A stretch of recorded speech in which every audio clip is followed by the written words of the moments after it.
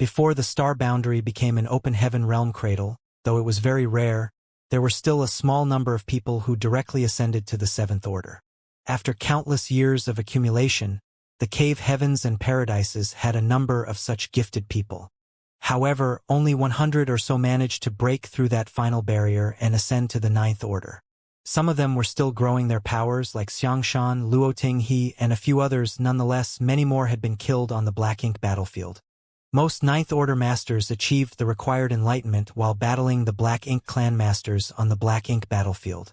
Only by killing the enemies would they stand a chance to achieve a breakthrough. Xianxia didn't know any of this, for he didn't come from one of the cave heavens or paradises.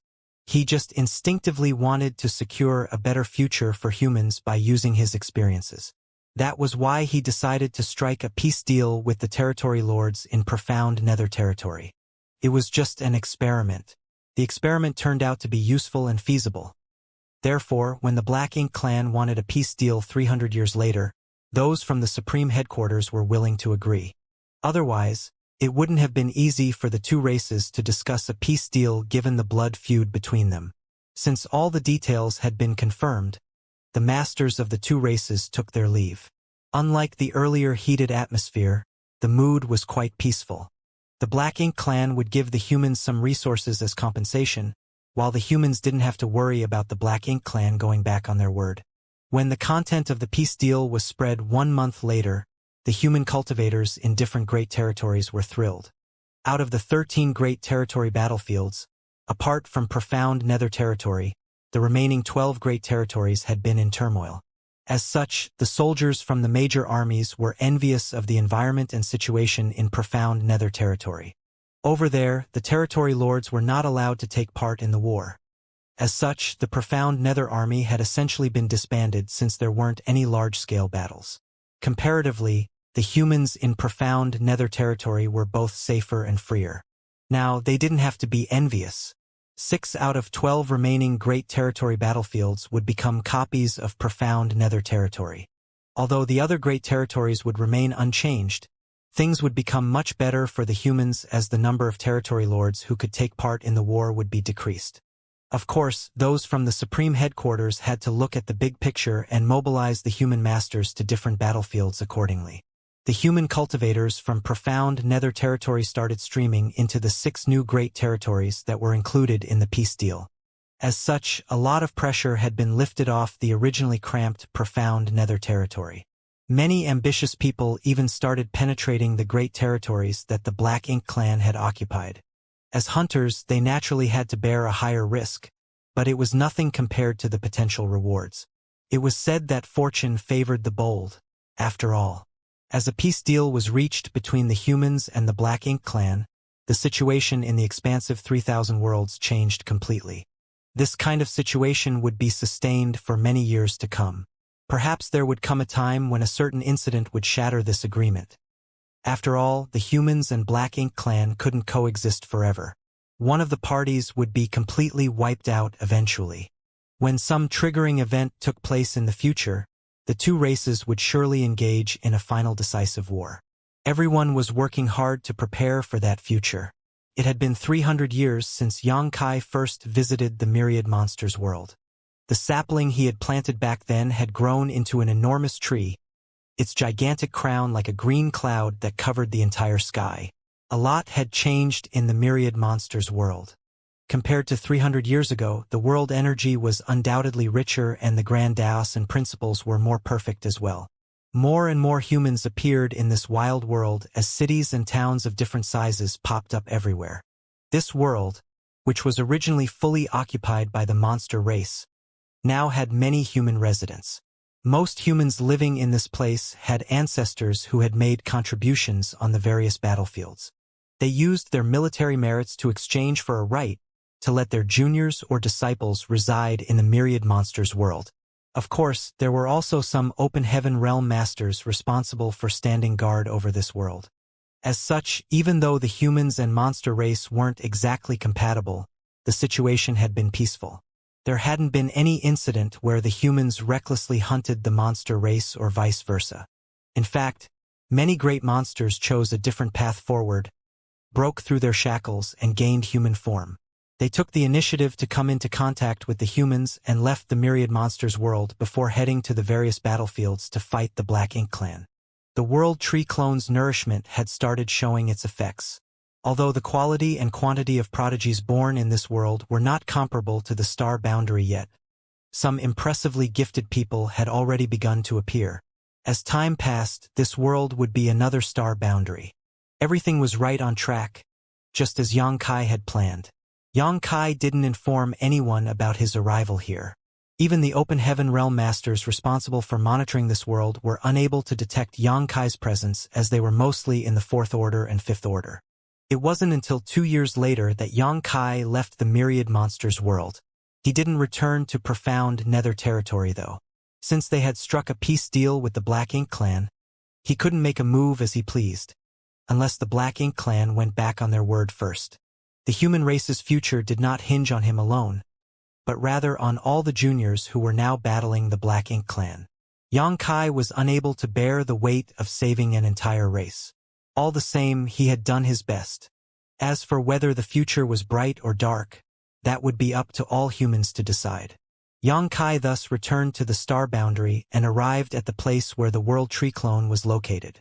After giving it some thought, he landed on a branch and directly opened a tree cave in its trunk before sitting down inside. The noise he made naturally alerted the Open Heaven Realm Masters who were recuperating or cultivating in this place.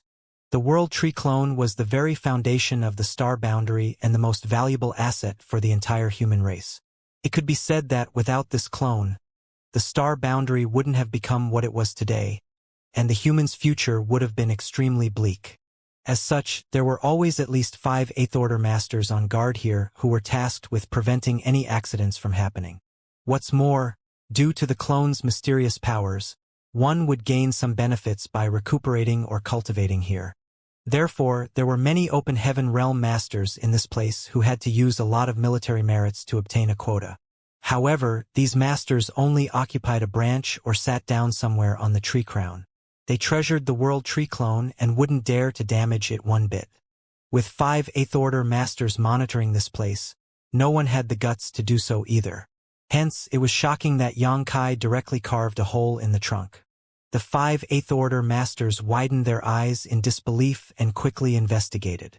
If anyone else had done this, they would have dealt with him like he was a Black Ink disciple. However, when they realized the responsible party was Xianxia, they all turned a blind eye to his behavior. This couldn't be helped. Although the World Tree clone was said to be a treasure of all humanity, it was Xianxia who actually brought it out from the Grand Ancient Ruins boundary and planted it here. Even if he wanted to uproot the entire clone, the humans could only try to dissuade him from doing so, not to mention that he only opened a tree cave for himself. There was no way they could forcefully stop him. Furthermore, they were probably no match for Xianxia to begin with. These Eighth Order Masters exchanged glances and communicated with each other using their divine senses. It seems that junior brother Yang is injured. His aura is quite weak. Since a peace deal has been struck, he can't make a move as he pleases. So how did he get injured? Did he go to the no-return pass and pick a fight with the Royal Lord? Since he knows he isn't a match for the Royal Lord, why would he invite trouble to himself? Moreover, I think he just returned from the new Great Territory. These Eighth Order Masters were puzzled as they had no idea what happened to Xianxia that caused his aura to plunge and made him look so frail. Nonetheless, it was apparent that Xianxia had made a cave mansion in the trunk to recuperate. As such, they didn't dare to say anything or disturb him. Xianxia used to be a little brat who had to call them seniors, but now he was significantly more powerful than they were. At the thought of this, these old Eighth Order Masters couldn't help feeling dejected. However, it was thanks to these talented young people that they had a chance to oppose the Black Ink clan. If the next generation was weaker than the previous one, there wouldn't be a future for humans. Inside the clone, Xianxia bore the excruciating pain in his soul and looked around, feeling pleased with this simple tree cave. He then began cultivating in seclusion in this place. He figured he had to cultivate for many years this time and only hoped he had the patience for it. At any rate, he knew that he had to grow strong so that he would have the power to protect himself when war broke out in the future. Now, he was one of the most formidable masters in the human race. But when a new batch of Ninth Order masters and royal lords appeared in the future, he would become far less useful. It would be best if he could make it to the Ninth Order, but even if he failed to do so, the peak of the Eighth Order would have to do. As he sat down with his legs crossed, Xianxia refined sets of materials as he stimulated the soul-warming lotus to repair his soul. The three selves source reconstitution art was indeed savage. Although Xianxia had already used it once 300 years ago, he still almost couldn't bear the pain of doing so again. The pain of literally tearing his soul in half was several times more intense than using soul-rending thorns. Wu Kuang knew that Xianxia had the soul-warming lotus, which was why he taught him this secret technique. If Xianxia didn't have the soul-warming lotus, it would have been pointless for him to acquire this technique, for he would have perished the first time he tried to use it. Just like the soul-rending thorns, only Xianxia could fully utilize this secret technique. Xianxia was glad that he had acquired this supreme treasure when he was still a budding cultivator. Without the soul-warming lotus, he wouldn't have become who he was today. As a cool sensation spread across his mind, the pain gradually subsided. Time went by slowly. Several years later, a man got to his feet in a secret room in High Heaven Palace. His aura was restrained, and he appeared calm and collected. Fang Tianxi waved the jade in his hand and opened the secret room's restrictions before exiting. It took him 10 years of retreat before he finished stabilizing his Sixth Order Open Heaven Realm cultivation. The bright light made him squint as he felt as though a very long time had passed. Suddenly, he realized that he was no longer in the void world. He was in the 3,000 worlds, which was far more expansive. A disciple from High Heaven Palace had been waiting for him, and hearing the door open, he turned around and saluted Fang Tianxi. "Greetings, senior. The head manager has ordered that once you come out of your retreat, you have to immediately go and see her," the disciple from High Heaven Palace said. The head manager. A woman's image flashed across Fang Tianxi's mind. If he remembered correctly, the head manager was standing beside the Tao Lord at that time. It seemed that the Tao Lord valued her. Understanding this, Fang Tianxi wouldn't dare to be negligent as he extended his hand. "Please lead the way." Soon, they arrived at a grand hall where Fang Tianxi saw the head manager of High Heaven Palace, Hua Qingxi. This woman was fairly powerful. Just like him, she was in the Sixth Order Open Heaven realm. Nonetheless, it must have been quite a long time since she achieved her ascension, for she had an ample heritage and robust aura. Fang Tianxi saluted her. "Greetings, head manager." Hua Qingxi responded with a smile and caringly asked him about his retreat. When she learned that he had stabilized his cultivation, she set her mind at ease. Over the years, when the Open Heaven Realm Masters who came from the Void World ended their retreat, they would be led to this place to meet her. Then, she would assign them to different Great Territory battlefields. After all, it was Xianxia's order, so she had to meticulously execute the task. However, because these Open Heaven Realm Masters, who came from the Void Tao Temple, were not familiar with the outside world, Hua Qingxi had compiled some information to be given to them before they set off. Palace Master has ordered that once all of you are done stabilizing your cultivation, you are to deploy to the Great Territory battlefields for training. This is the information about those great territories. Take a look at it. If there's any particular place you want to go, you can tell me about it. As Hua Qingxi spoke, she fished out a jade slip. Although she had the right to send them to any place she wanted, she would always discuss the matter with these people first. Xianxia only told them to get some training, but he didn't specify where they had to go. As such, Hua Qingxi's action was reasonable. Fang Tianxi took the jade slip and thanked her. As he infused his divine sense into it and went through the information, he soon had a better understanding of the 3,000 worlds and the situation that the humans were in. The information he saw astounded him. Back then in the Void Tao Temple, he had heard Lu Jingshan mention that in the world where the Tao Lord lived, the humans were fighting the Black Ink Clan, a powerful and malicious enemy. However, he had never expected that the human race was in such a perilous situation. Suddenly, a sense of urgency rose within him. The human race had been forced to retreat to a mere 15 great territories. Once the Black Ink clan occupied these great territories, the humans would no longer have a place they could call their own in this expansive universe. Nevertheless, when he read that the Black Ink clan had taken the initiative to strike a peace deal with the humans after the Tao Lord applied pressure on them, which helped alleviate the human situation, he couldn't help admiring the Tao Lord, who seemed able to achieve anything. Although there were many Eighth Order masters, the Tao Lord was still in a league of his own. At that moment, Feng Tianxia felt honored and secretly decided that when he ventured into the outside world, he must not tarnish the Tao Lord's name. After all, they came from the Tao Lord's small universe, so they were different from the other Open Heaven Realm masters. When Hua Qingxi saw him lowering the jade slip, she asked softly, "Is there any place you'd like to go?" Feng Tianxia replied, "I'll let you make the decision, head manager." He didn't have a particular place in mind as he felt that it made no difference where he went. After all, wherever he went, he would be fighting the Black Ink clan. After spending 2,000 years to build his current heritage, he had the confidence that even if he came across a feudal lord, even if he couldn't win, he would be able to escape. He was confident but not conceited. Although he had never exchanged moves with the Black Ink clan before, he was different from the newly promoted Sixth Order Open Heaven Realm Masters who were impulsive in their youth. Before that, I'd like to see the Tao Lord. I have some doubts that I'd like to consult with him about. You mean Palace Master? Hua Qingxi appeared to be in a tight spot.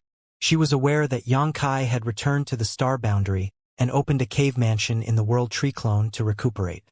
As such, they shouldn't disturb him at this point.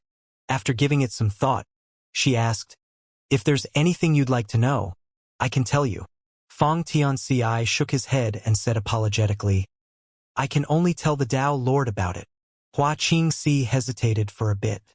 Since this man appeared serious, she knew that it must be something important. As such, she rose from the chair and said, "Come with me, however, I can't guarantee that the Tao Lord will see you. If the Palace Master is recuperating, he might not respond to us." "Many thanks, head manager." They then left the grand hall and shot into the sky. A moment later, Feng Tianxi looked at the gargantuan tree in the distance and fell into a dazed state. In fact, when he ascended to the Open Heaven Realm 10 years ago, he had seen this tree while following Hua Qingxi back to the star boundary.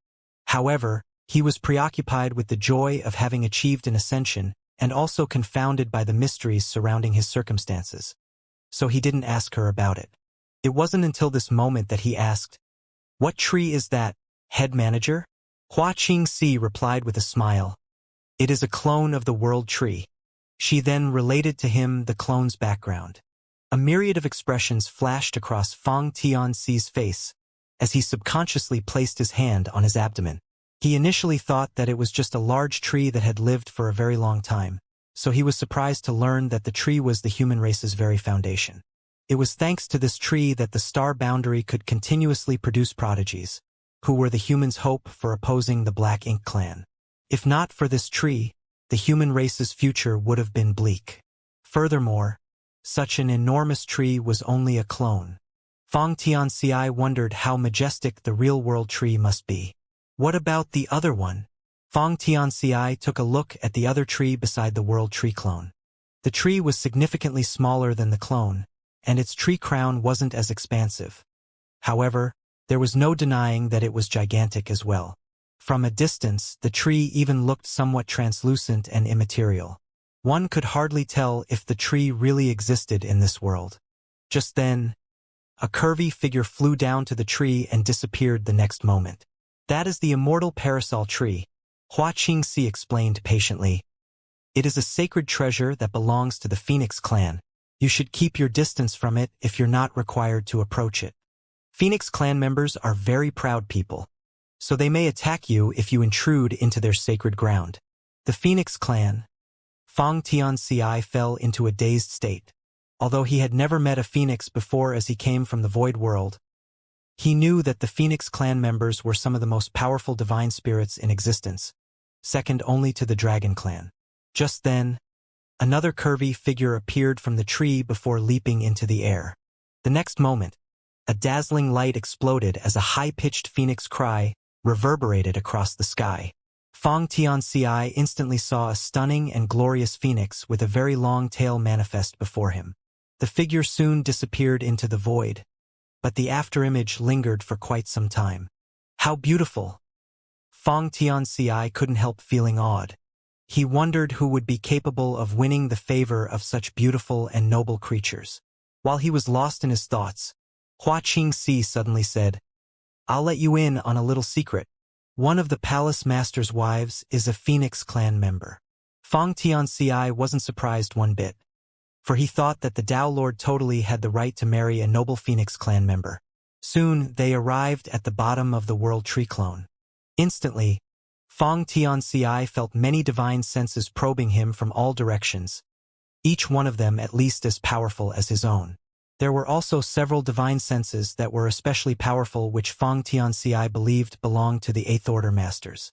After giving it some thought, he realized it was only natural that some formidable masters were protecting such an important place. Hua Qingxi looked up at a particular spot on the clone and turned to Fang Tianxia before sending him a divine sense transmission.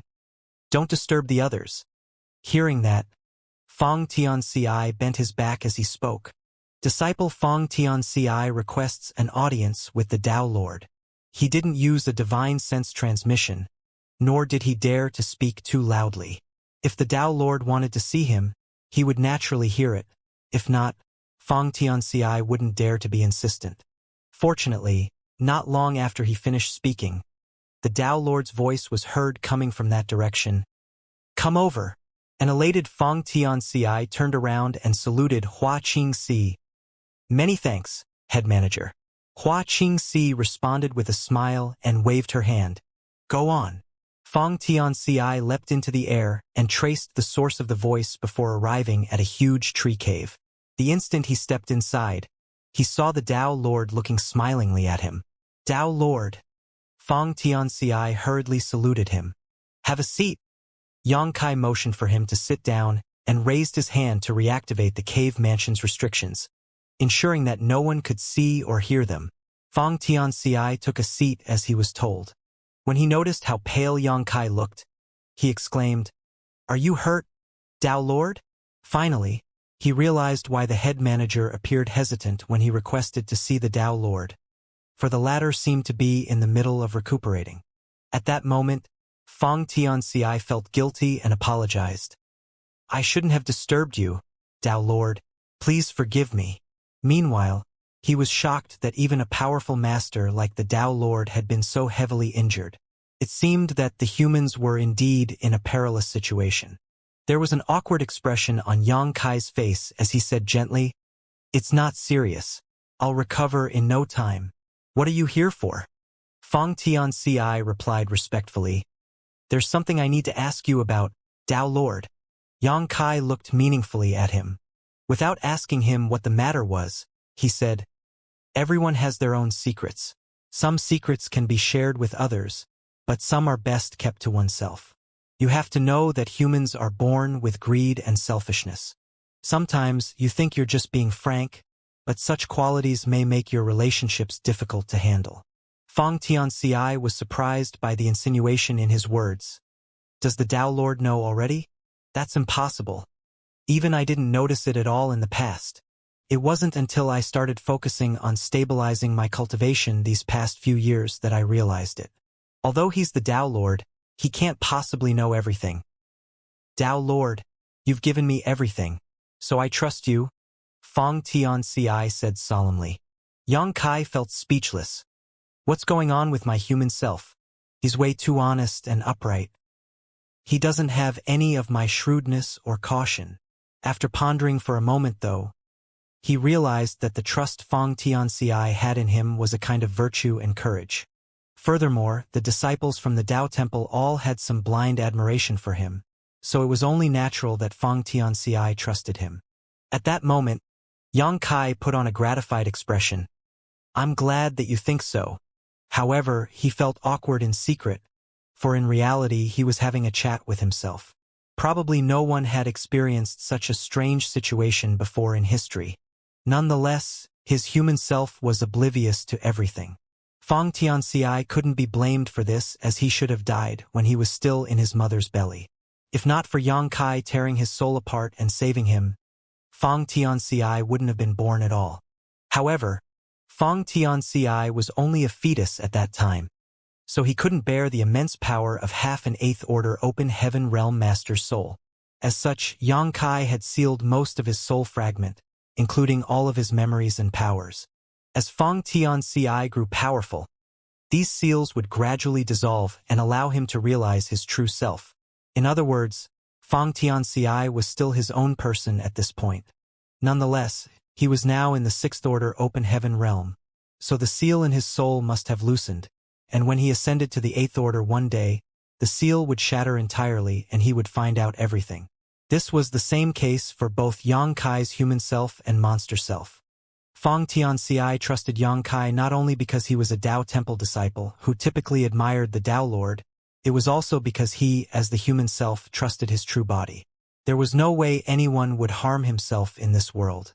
Feng Tianxia of course hadn't noticed this yet, but he instinctually understood that the man before him only had the best of intentions for him. Tao Lord, do you remember I told you before that my small universe had materialized? Feng Tianxia asked. Yang Kai snapped back to reality and nodded. Yes, I remember. Feng Tianxia went on to say, you told me that perhaps it has something to do with the fact that I've cultivated the Tao of space. However, I feel that might not be the case. Why do you think so? Yang Kai pretended that he knew nothing.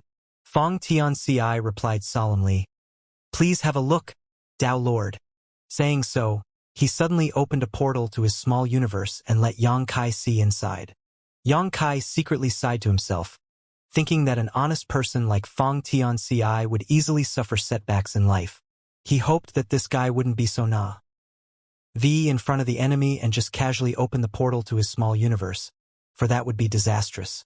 As he looked into the small universe with his divine sense, Yang Kai feigned surprise. There was no doubt his human self had a solid heritage. Although Feng Tianxia was a newly promoted sixth order master, the world force in his small universe was only slightly weaker than that of a seventh order open heaven realm master. After giving it some thought, Yang Kai realized it wasn't so surprising. His human self had the right to directly ascend to the seventh order, and in fact, he had succeeded in just that, but due to the true body's restrictions, Feng Tianxia was forced to regress to the sixth order. Despite that, his heritage didn't decrease much. The human self was destined to be a master who would be able to fight enemies much stronger than his realm would suggest was possible.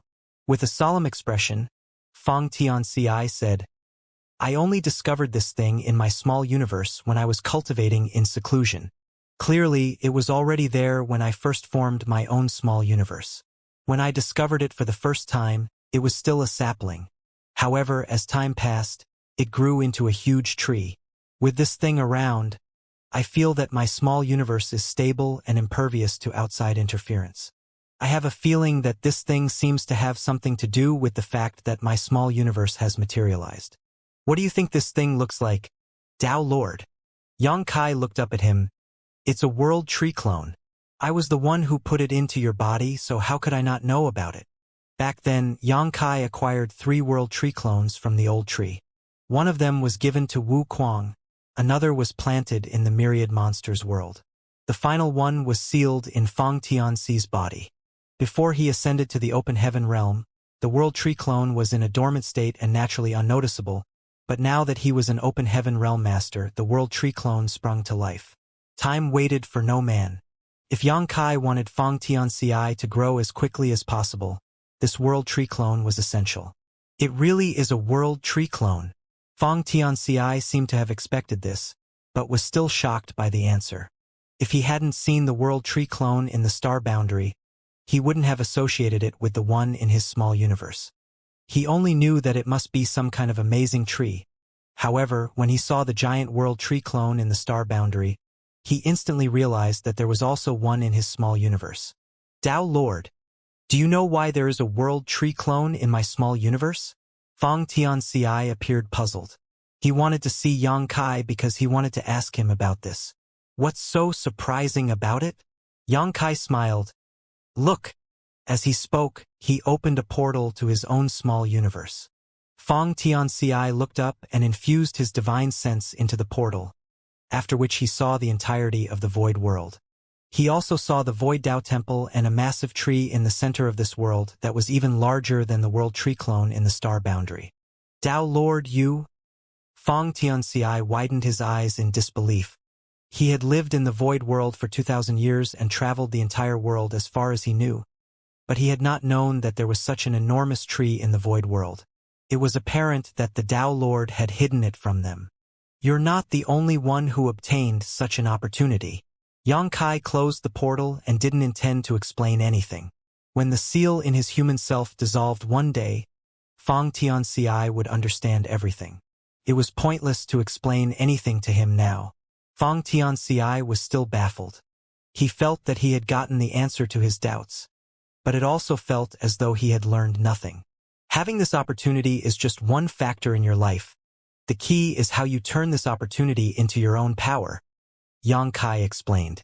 The human self appeared to be straightforward and honest, so Xianxia decided to be a little more direct. Do you know why I've become who I am today and why I'm more powerful than other 8th Order Open Heaven Realm Masters? Fang Tianxia shook his head. It's because I've had many opportunities in life, Xianxia stated bluntly. There's no use only doing things step by step when it comes to cultivation. Only by seizing opportunities will you grow stronger quickly. It's only been around 2,000 years since I started cultivating, but I'm now an 8th Order Master. Moreover, I started as a 5th Order Master. Anyone else would have been considered lucky if he could ascend to the next order in 2,000 years. After a moment of silence, he continued, the world tree clone contains a mysterious power that seals and stabilizes one's small universe. With the clone in your possession, your small universe is naturally shielded from any external forces. More importantly, you do not have to fear black ink strength.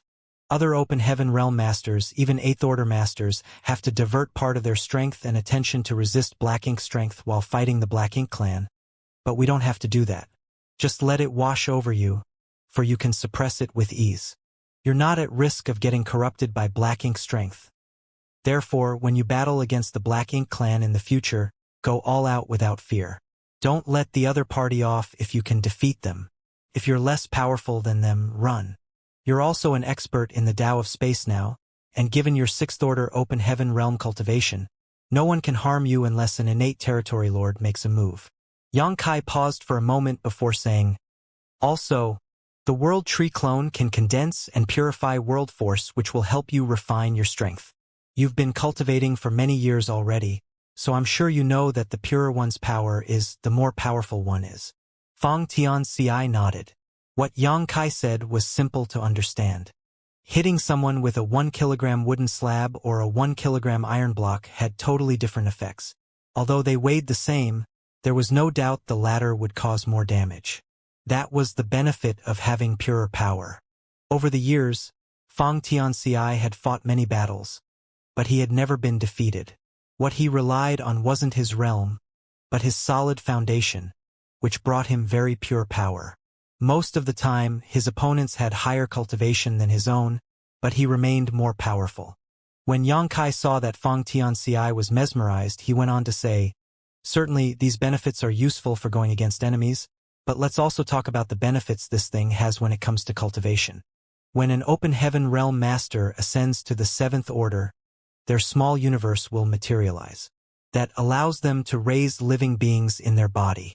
However, if you ask around, you'll realize that no Open Heaven Realm Master, not even the 9th Order Old Ancestors, keeps living beings in their small universes. Do you know why? Fang Tianxia shook his head as he appeared eager to find out more. Certainly, Xianxia was pleased with his reaction.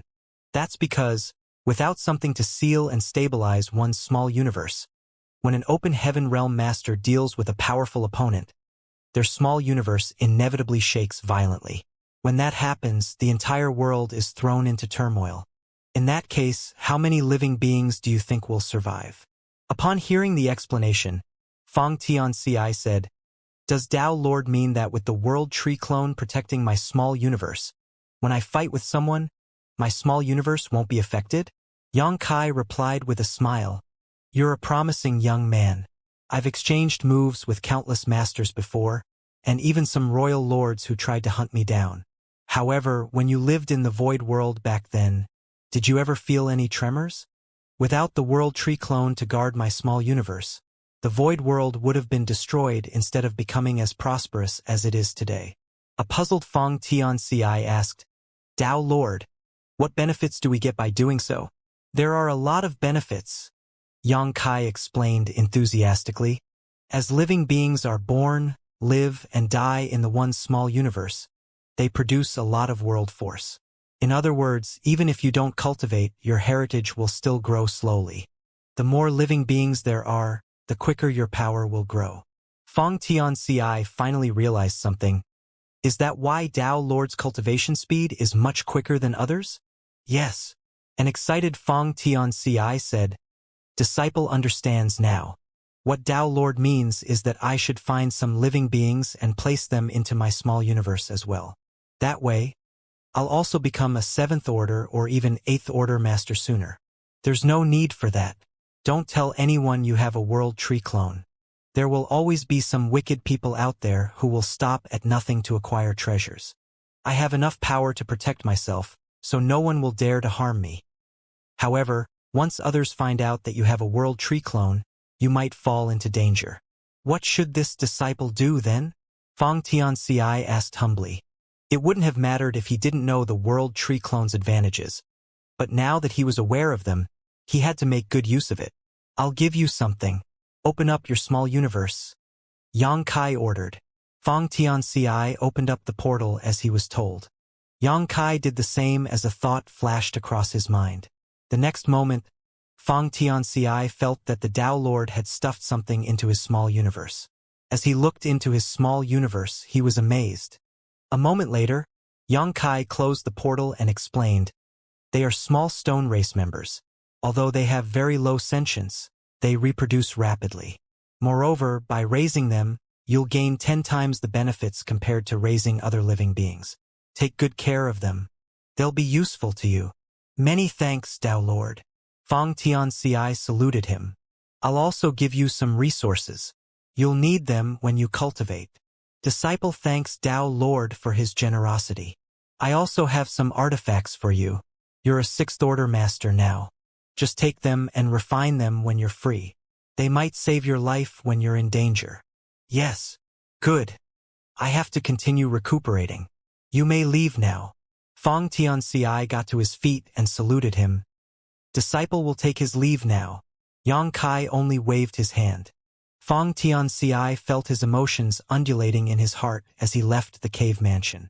After cultivating for 2,000 years, he finally had the chance to fight against the Black Ink clan. He decided that he must not disappoint the Tao Lord or tarnish the Tao Temple's name. Suddenly, he realized that the Tao Lord hadn't actually answered his question. He still had no idea whether the fact that his small universe had materialized had something to do with the world tree clone or not. Soon, he shook his head with a smile, for it was no longer necessary to harp on this issue. After his chat with the Tao Lord, he now knew what he had to do for his future. Just by heading in that direction, he would grow stronger quickly.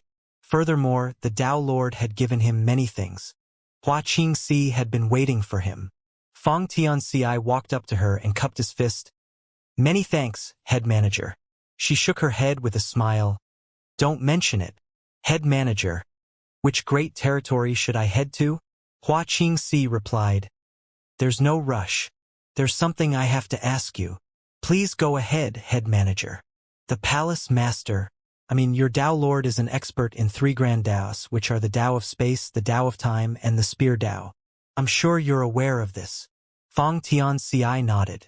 Every cultivator in the void world knew this, for the Tao essences of these 3 grand Taos were the richest in the atmosphere. Have you cultivated one of these 3 grand Taos? Hua Qingxi asked. Feng Tianxia replied. I've cultivated all of them. Hua Qingxi was startled. Really? She had come into contact with many disciples from the Void Tao Temple before, and it could be said that 1 out of 10 had a certain mastery of one of these 3 grand Taos. A much smaller number of them had dabbled in 2 of these grand Taos. However, She had never met anyone who had cultivated all three grand Daos before. Fang Tianxia was the first. It was no wonder that the palace master was willing to see him even though he was recuperating. It seemed that he valued Fang Tianxia highly. Then, do you know your level of mastery over these three grand Daos? Fang Tianxia appeared hesitant as he had no idea how to reply to her. Hua Qingxi smiled. It's fine. Come with me. She knew that it wasn't easy to answer this question. Saying so, she led the way for him while Fang Tianxia followed her. Soon, they arrived at a secret place at the back of High Heaven Palace. There were 3 palaces in front of them. Fang Tianxia looked intently and felt that some mysterious powers were undulating from those 3 palaces. Hua Qingxi explained, "These are the sealed worlds that the palace master has left behind for the disciples of the Void Tao Temple. They correspond to the Tao of Space, the Tao of Time, and the Spear Tao. If anyone has inherited part of his legacy into one of these grand Taos, they can enter and get some training. It's also a place to test your mastery over these grand Taos." Fang Tianxi's eyes brightened when he heard that. Since the Tao Lord had left behind these sealed worlds, they must be amazing. If he could go in and cultivate, he would benefit from it. Test our mastery over these grand Taos? Hua Qingxi nodded. There is no end to the cultivation of the grand Tao.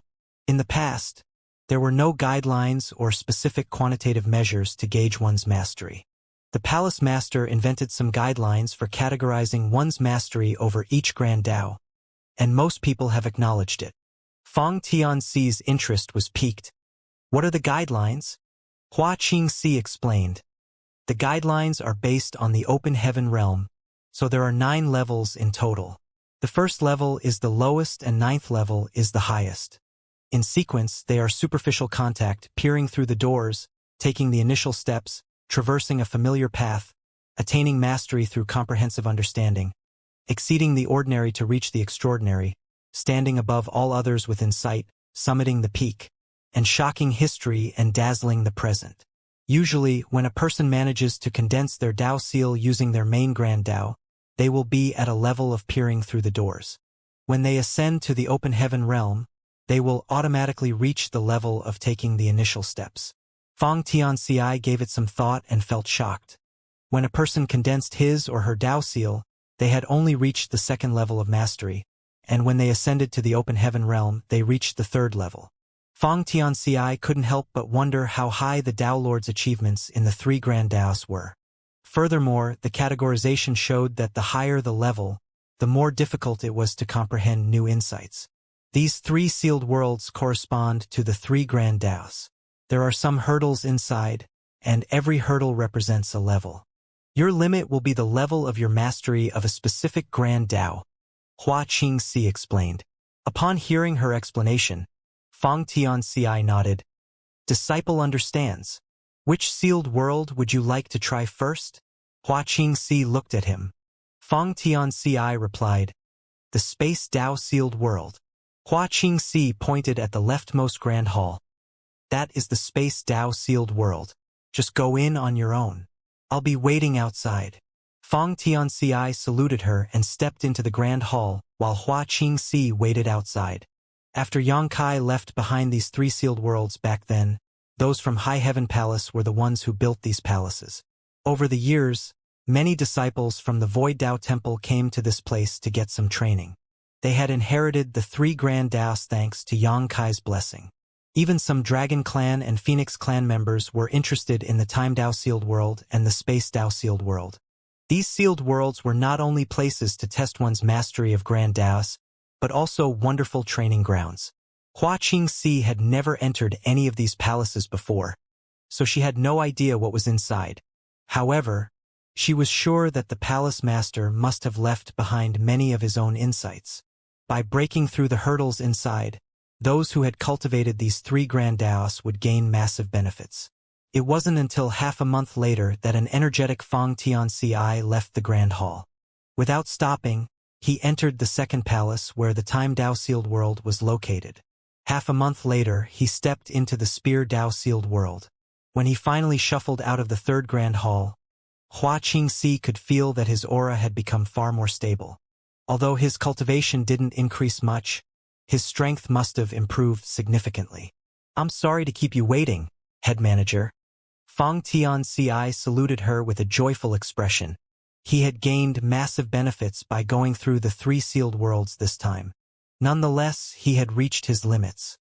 He reckoned that when he cultivated for a longer time and gained a deeper understanding of the Grand Daos, he would be able to cross even more hurdles. Hua Qingxi shook her head to show that it was fine. "How many hurdles have you passed in the Space Dao sealed world?" Fang Tianci replied, "It's embarrassing, but I was stuck at the 6th hurdle." Hua Qingxi was slightly surprised. Fang Tianci had just ascended to the open heaven realm, but he had managed to overcome 5 hurdles. Such an achievement had never happened before. Many disciples had left the Dao Temple over the years, and some of them had cultivated the Dao of space. However, the best result achieved so far was the 4th hurdle. In other words, they were on the level of traversing a familiar path. Nonetheless, Fang Tianci had achieved the level of attaining mastery through a comprehensive understanding of the Dao of space. One must not underestimate the difference of one level, for it meant a vast disparity between achievements. The difference was akin to the differences in order in the open heaven realm. The palace master's first disciple, Zhao Yibai, had only achieved the 6th level when his mastery was tested. Hua Qingxi thought that it was such a shame. There was no doubt Fang Tianci was a talented person, but unfortunately, he had only ascended to the 6th order. Had he directly ascended to the 7th order, he could have attained amazing achievements like the palace master's 3 disciples. The mastery of a grand Dao was different from cultivation. As long as one hadn't reached their innate limit, they could improve their cultivation by putting in the effort and resources. However, comprehension and enlightenment were required to master Grand Daos. Without enough wits, one couldn't advance far in any Grand Dao regardless of how powerful their cultivation was. Hua Qingxi was also a veteran 6th Order Open Heaven Realm Master, so she naturally understood this. She initially only wanted to find out Fang Tianci's mastery over the Dao of space, but she couldn't suppress her curiosity as she asked, "What about your results in the Time Dao sealed world and the Spear Dao sealed world?" A bashful Fang Tianci replied, "I only overcame the 5th hurdle in the Time Dao sealed world. It's worse in the Spear Dao sealed world. I only passed the 4th hurdle." He looked embarrassed, as though he had disappointed the Dao Lord. On the other hand, Hua Qingxi was lost for words. When she heard Fang Tianci say that he had cultivated all 3 Grand Daos, she thought that he had only majored in one and perhaps dabbled a bit in the other 2. Now, that didn't seem to be the case. This Fang Tianci had attained a high level of mastery in all 3 Grand Daos. One had to know that Fang Tianci had just made it to the 6th Order Open Heaven realm, but he had already attained such achievements. There was no doubt he had a bright future ahead of him. Although the Spear Dao was his worst Grand Dao, he had still passed the 4th hurdle, which was already something most Dao Temple disciples were unable to achieve. Given this man's amazing comprehension skills and achievements, Hua Qingxi even suspected that he might be the palace master's illegitimate child. Otherwise, he wouldn't have been so gifted even though he came from the void world. After examining his face though, Hua Qingxi shook her head. For Fang Tianci looked nothing like Yang Kai. Finding her thoughts ridiculous, she smiled helplessly. The palace master had many beautiful wives, so if he wanted to have a child, he didn't have to do it furtively. Since the palace master still didn't have any descendants after so many years, he apparently didn't want to distract himself by having to look after his offspring yet. Nonetheless, she didn't know that this seemingly preposterous idea was actually quite close to the truth. Fang Tianci wasn't an illegitimate child. Instead, he had an even closer relationship with Yang Kai, for he was the latter's human self. "Head manager?" Fang Tianci called out to her. For some reason, he felt there was something off about the head manager's gaze when she looked at him. Hua Qingxi came to her senses and cast away her wild ideas before saying, "Is there any great territory you'd like to go to?" Fang Tianci shook his head with a smile. "No, I'm fine with any assignment given to me." After pondering for a moment, Hua Qingxi said, "In that case, you should probably head to profound nether territory. The palace master is in charge of that place on paper. However, since there's an agreement in place, he can't make a move as he pleases. As such, he decided to return here to cultivate. Fang Tianxia didn't understand when she mentioned the agreement. But when he learned that Yang Kai was in charge of profound nether territory, he nodded joyfully. I'll go to profound nether territory. Then, certainly, he had to take a look at the great territory where the Tao Lord was in charge. Good. If you are interested, once you arrive at profound nether territory, you can look for a little bra young man named Xianxia. His squad is recruiting members who are experts in the Tao of space. You can make your own decision, of course, and this is by no means an order. In fact, no one in profound nether territory will give you any orders. You'll be free to do as you see fit there, Hua Qingxi explained with a smile. Stinking brat, I've done my best to help you. As for whether you'll be able to keep him, that depends on your own capabilities. A few years ago, Yang Xiao had sent a message to Hua Qingxi and asked her to look out for disciples from the Void Tao Temple who had cultivated the Tao of space. Although quite a number of disciples had left the Void Tao Temple over the years, there still weren't a lot of them. As such, there were even fewer people who were skilled in the Tao of space. Hua Qingxi had recommended 2 people so far, but unfortunately, their mastery over the Tao of space was not up to Yang Zhao's standards. Fang Tianxia, on the other hand, was a suitable candidate. Nevertheless, it wasn't like she could force Fang Tianxia to do anything. She had only given him a suggestion. As for whether he would look for Yang Xiao, that was his decision to make. Disciple understands. Fang Tianxia nodded. Then Hua Qingxi gave him a universe chart. Head to profound nether territory on your own. Then, don't forget to check in at the army headquarters and register your name when you arrive. Yes, Fang Tianxia replied and put away the universe chart before leaping into the air. He only had to pass through one great territory to go from high heaven territory to profound nether territory. It was also the great territory where the supreme headquarters was located, so it was safe. In fact, as long as the 13 great territory battlefields on the front lines were not broken through, the defense at the back would remain impenetrable. Fang Tianxia kept checking the universe chart to verify his location while sometimes using space principles to hasten his pace. A month later, he passed through the great territory where the supreme headquarters was located and arrived at profound nether territory. Then, he intercepted a squad of people, who seemed like they were heading back from the battlefield to get some rest, and asked them for directions. Following that, he headed straight to the universe fragment where the army headquarters of profound nether territory was located. Upon his arrival, he reported his name and background. After his information was registered, he received an identity token. The person handling this matter for him was a beautiful woman who was only a third-order master. Due to her weak cultivation, she could not contribute much in terms of war potential, so she dealt with administrative matters as part of the support staff. The woman was very patient, and upon learning that it was Fang Tianxi's first time in profound nether territory and that he had never fought with the Black Ink Clan before, she explained many things to him, which Fang Tianxi was grateful for. Then, Fang Tianxi asked, "Do you know Yang Xiao?" The woman's eyes brightened when she heard that. "Sir Yang Xiao? I know him, of course. Are you looking for him?" Fang Tianxi was startled. Hua Qingxi only told him to come to profound nether territory and look for Yang Xiao if he was interested, but she never gave him any details. He initially thought that it would be hard to look for one person on this vast battlefield, but it now seemed that it wasn't so difficult. Since a cultivator dealing with administrative tasks in the rear was aware of Yang Zhao's name, it seemed that he was pretty famous. However, when Fang Tianxi realized that the woman was blushing, he knew that Yang Xiao was not just famous for his battle record. Just as he expected, when the woman realized that he was looking for Yang Xiao, she appeared more enthusiastic. "Why are you looking for Sir Yang Xiao, senior brother?" Fang Tianxi explained. "I just came from High Heaven Palace where the head manager told me to look for him." The woman's eyes became even brighter. "You're from High Heaven Palace?" Yang Kai was in charge of profound nether territory on paper, and he was the palace master of High Heaven Palace. Many of the cultivators in this place also came from High Heaven Palace. There was no doubt that High Heaven Palace was the most famous great force in the entire profound nether territory.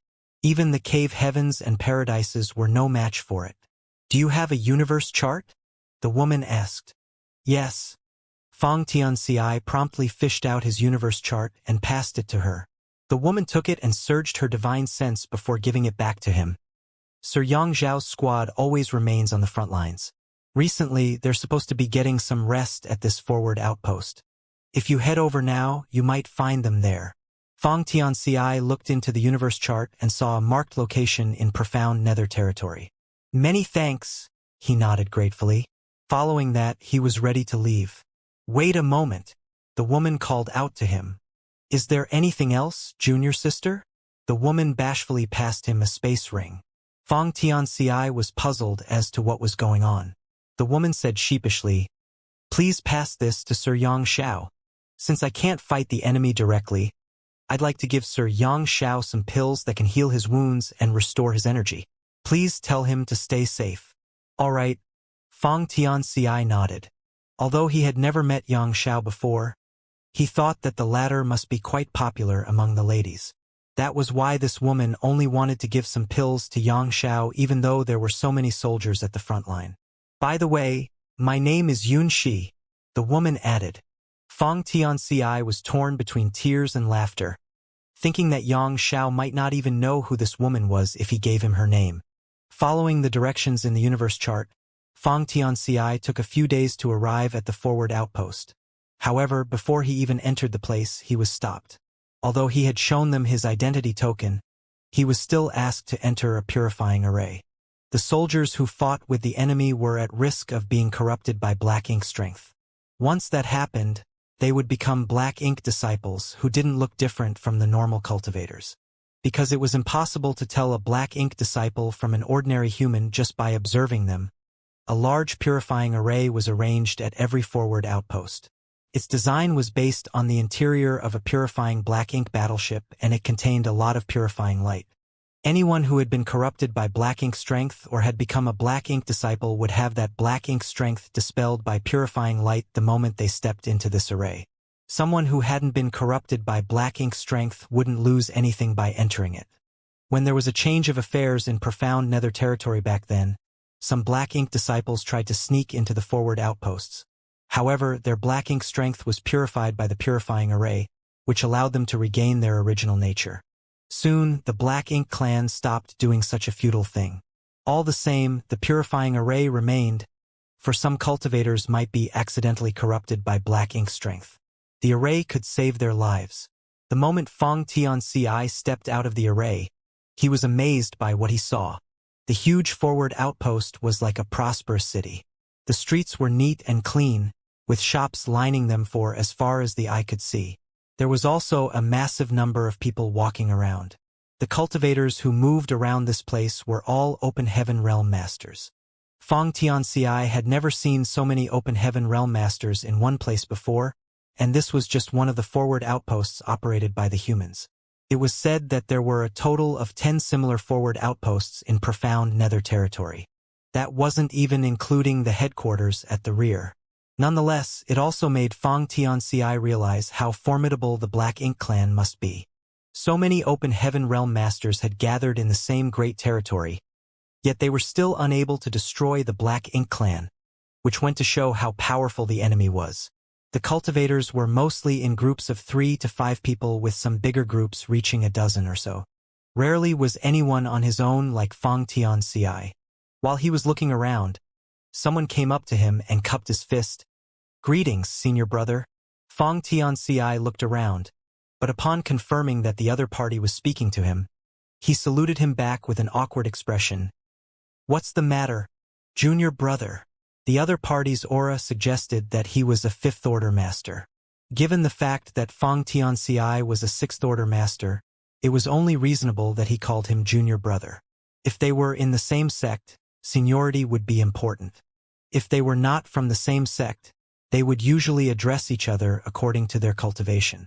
"Is it your first time here, senior brother? If so, please come with me." Saying so, the person passionately took his sleeve and tried to drag him away. Fang Tianxia found it strange. Is it so obvious that it's my first time here? Unbeknownst to him, his reaction was indeed conspicuous to the others. Only a cultivator who arrived at this place for the first time would be curious about his surroundings. Just then, another person leaped forward and intercepted them before politely greeting Fang Tianci. Well met, senior brother. Then, he looked at the Fifth Order Master, who was holding Fang Tianci's sleeve, and said, Brother Zhou, it's Fei Yun Squad's turn this time. You've crossed the line by snatching him like this. Brother Zhou shook his head. There are only a few people in the Fei Yun Squad. I told you to merge yours with another squad, but you just wouldn't listen to me. So what if you manage to persuade him to join your squad? You won't keep him for long. The cultivator from Fei Yun Squad snapped. Nonsense. All four of us in the Fei Yun Squad are above the Fifth Order. In fact, Squad Leader Chai is a Sixth Order Master. All of us are powerful, so how could you compare us to the other squads? It's not like our squad leader isn't a Sixth Order Master. Senior brother, we have one Sixth Order Master and two Fifth Order Masters in the Thousand Mountain Squad. There are 6 people in total. Given our collective power, we're even able to deal with a feudal lord if we come across one. Don't listen to his nonsense, senior brother. If his Thousand Mountain Squad ran into a feudal lord, they'd immediately run away instead of fighting. The Fei Yun Squad is different. We accidentally bumped into a feudal lord the other day, and under Squad Leader Chai's leadership, not only did we manage to withdraw safely, but we also dealt that feudal lord a painful blow. Fang Tianci was perplexed as he listened to these two, but after giving it some thought, he soon realized what was going on. Apart from the 6 great territories where things remained unchanged, the other great territories didn't have any Eighth Order Masters and territory lords involved directly in the war. As such, both the humans and the Black Ink clan had scattered their soldiers around. The humans relied heavily on squads as they hunted the Black Ink clansmen down. Apparently, when these two people saw that Fang Tianci was new to this place, and as such wasn't part of any squad, they decided to recruit him into theirs. Nonetheless, Hua Qingxi had already given him a suggestion regarding this matter. Even if she hadn't, Fang Tianci wasn't ready to join any squad in a hurry. At the very least, he had to figure out the current state of affairs in profound nether territory first. One had to sharpen his tools before starting to work. It was crucial to collect more information first. Fang Tianci raised his hand to stop them from arguing and cupped his fist with a smile. Many thanks for inviting this Fang to your squads, but I'm afraid I must decline. Before coming to profound nether territory, head manager Hua told me to look for a certain senior brother. Both of the recruiters instantly fell silent while Brother Zhou smiled helplessly. You already have somewhere to go? In that case, please forgive our rudeness. Then, he asked curiously, who are you looking for, senior brother? Fang Tianci had the intention of asking them about Xianxia. After all, they seemed to be stationed at this forward outpost, so they should be familiar with the goings-on in this place. He then told them he was looking for Xianxia. Instantly, they wore respectful looks. Are you from High Heaven Palace, senior brother? Yes. I see. If you're looking for senior brother Yang, you just have to wait here for a few days.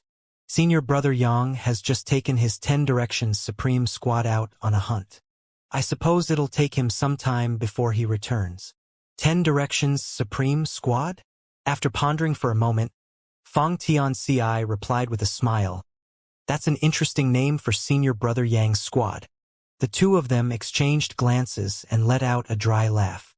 The squad's name was more than just being interesting, for its full name was My Adoptive Father in All 10 Directions Reigns Supreme, but I am second to him.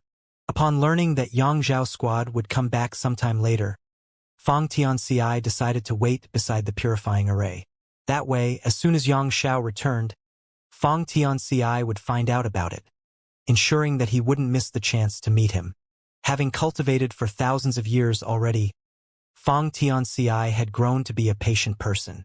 He could wait for years at a time, let alone a few days. No one came up to him again. As such, he was able to sit down and cultivate with peace of mind. Some 10 days later, Fang Tianci heard some shouts of excitement while he was cultivating. The 10 Directions Supreme Squad has returned. They've done something big this time by destroying a Black Ink clan army of 30,000. For real. It's true. I heard that they've even killed 8 feudal lords this time. He's just as formidable as his father. Well, that's nothing. We could do the same if our squad had so many powerful members. What nonsense are you saying? It's extremely difficult to destroy a Black Ink clan army of 30,000. No one would dare to challenge so many Black Ink clansmen if they weren't capable enough. Usually, it'll take more than 10 squads and at least the same number of 7th Order Masters to deal with so many Black Ink clansmen. The 10 Directions Supreme Squad hadn't sought any external help this time. Furthermore, it seems that they've returned unscathed. As Fang Tianxia listened to the noise around him, he realized something and opened his eyes, only to see the cultivators around him staring fixedly at the purifying array. There was a look of reverence on their faces, as though they were waiting for a heroic general who had just won a great war to return.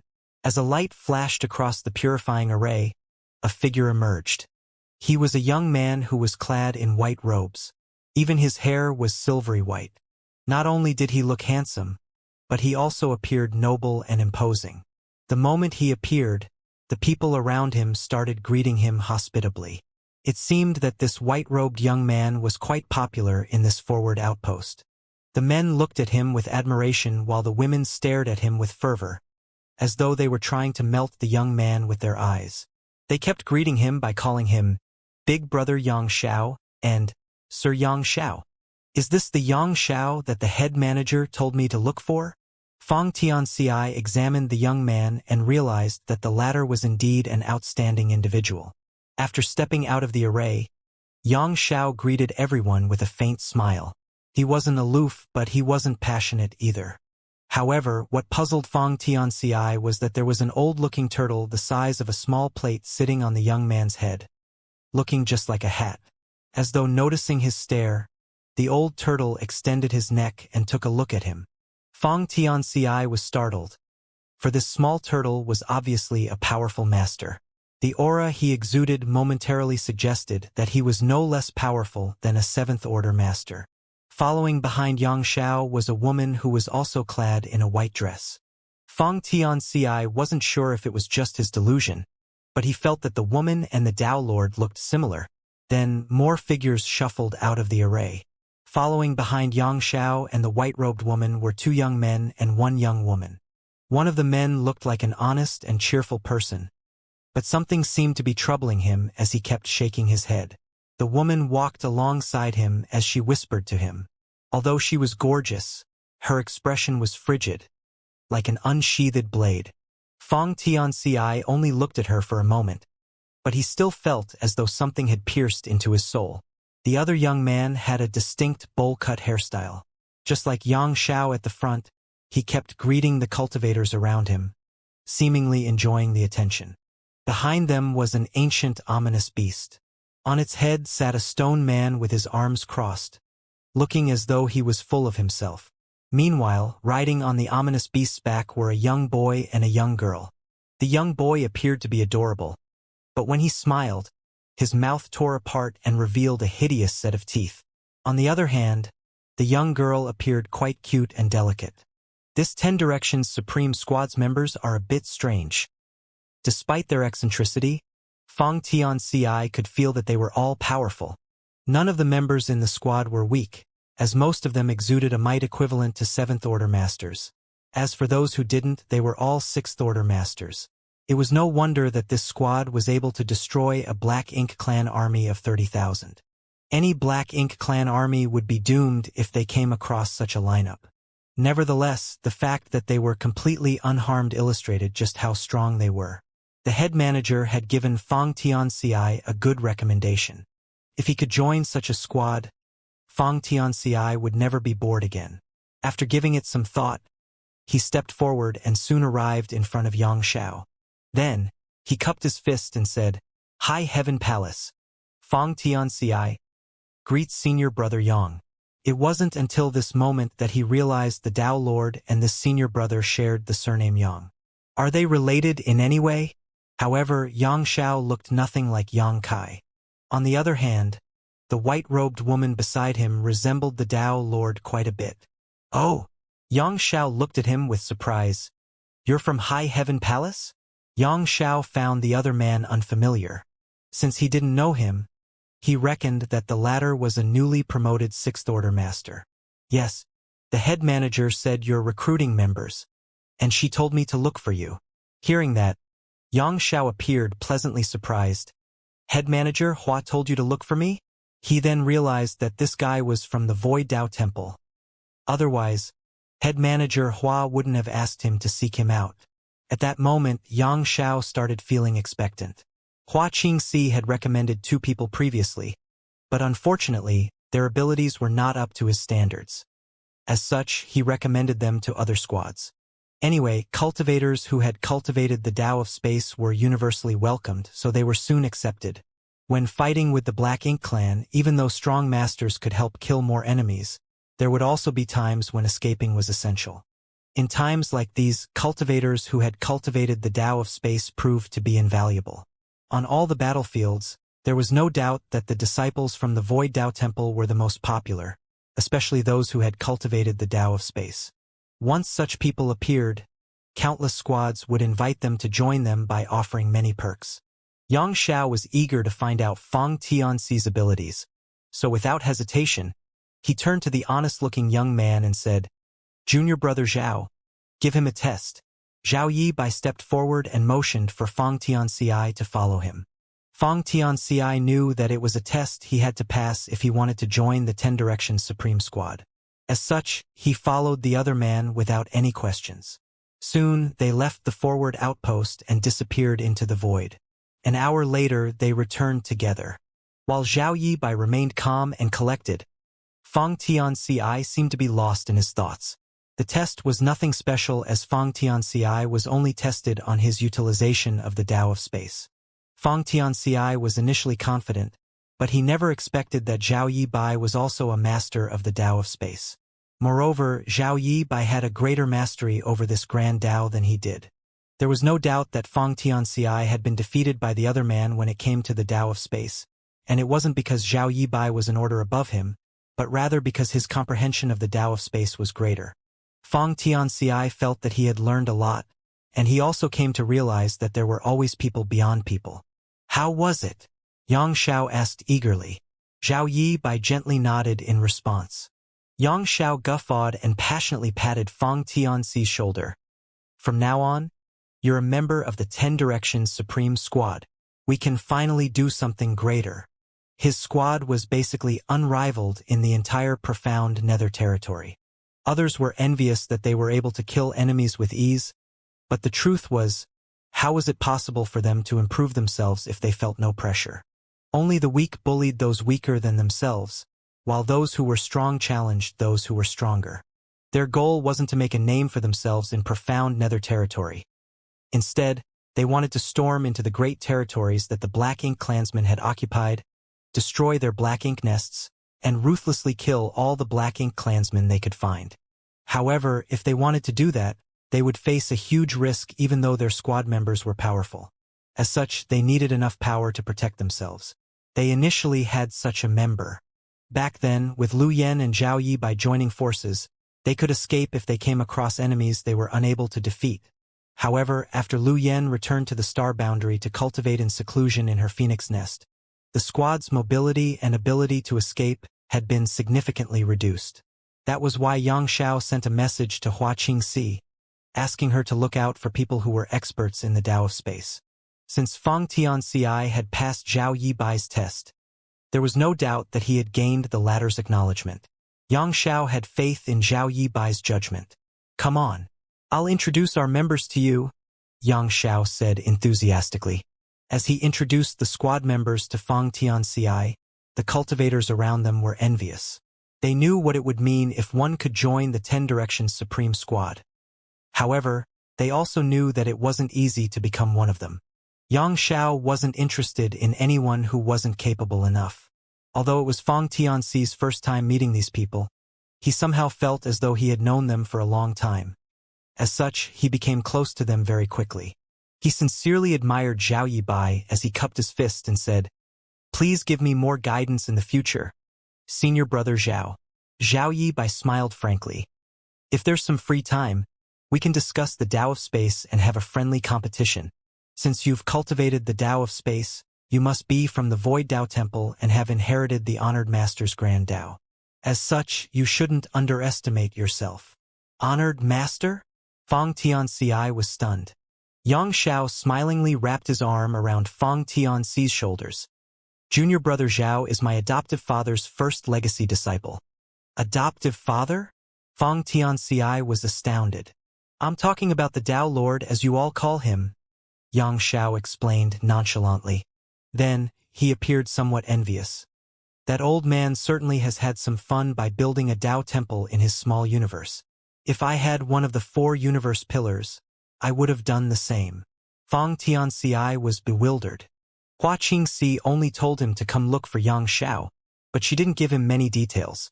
It wasn't until this moment that he realized many members of this squad were closely related to the Tao Lord. The Tao Lord's adoptive son, little sister, and 3 legacy disciples were all members. Certainly, Fang Tianxi was aware of Zhao Yi Bai and the other 2 legacy disciples. When he was cultivating in the Tao Temple back then, he was informed that the Tao Lord had taken on 3 disciples in the Void World. They were all legendary figures, but they were now standing right in front of him. Upon that realization, Fang Tianxi felt relieved. It was no wonder that Zhao Yi Bai had a better grasp of the Tao of Space. He was the Tao Lord's first disciple who inherited his Tao of Space. It wasn't surprising that he was more skillful in this grand Tao. It was only reasonable that Fang Tianxi was defeated. Fang Tianxi felt that the head manager had found him a wonderful squad to be a part of. Initially, he only decided to take a look at Yang Xiao in profound nether territory after getting a suggestion from the head manager. But he hadn't made up his mind yet to join his squad. After all, he had been cultivating in seclusion in the star boundary since he left the Void World. As such, he knew little about the 3,000 worlds. He had his own ideas, but he would also accept kind recommendations. He had passed Zhao Yi Bai's test, and he acknowledged that the latter had a better grasp of the Tao of Space. By cultivating alongside such a powerful person, he would gain immense benefits. However, he soon realized that the 10 Directions Supreme Squad did not only have senior brother Zhao, but also senior sister Zhao and senior brother Su. The Tao Lord's 3 disciples had respectively inherited his 3 primary grand Taos. By joining the 10 Directions Supreme Squad, it would mean that Fang Tianxi had a chance to frequently exchange insights on these grand Taos with them. It was a good reason for him to join the squad. An energetic Yang Xiao declared, "Since that is settled, we should go and get some resources first. Then, we'll throw a welcome party for junior brother Fang. When we're done getting prepared, we'll set off."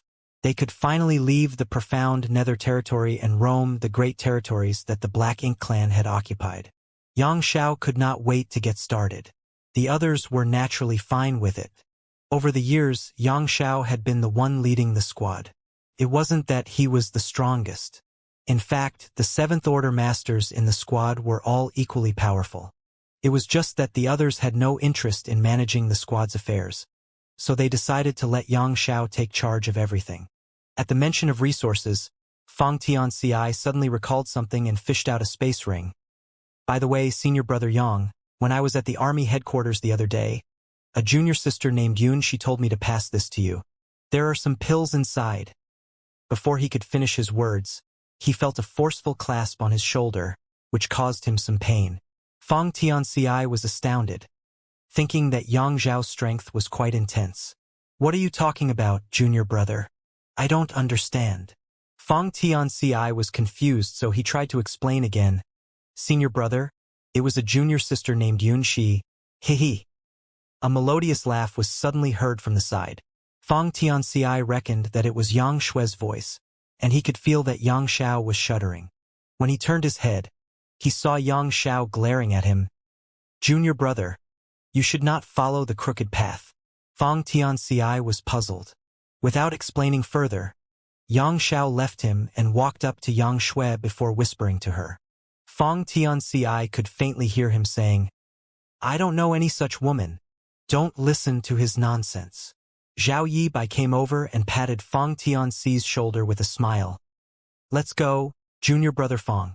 A worried Fang Tianxi said, "Senior brother Yang." He had it coming. Zhao Yi walked past them and snorted. "Oh." In a dense forest, the sprawling branches seemed to be connected. All the trees were gigantic, and their crowns were so vast that when one looked down at the continent from above, it was as though it was a sea of green. Although many humans lived in the myriad monsters world now, the environment hadn't changed much. Such wilderness had been sustained for uncountable years, so not much change would happen in a short time.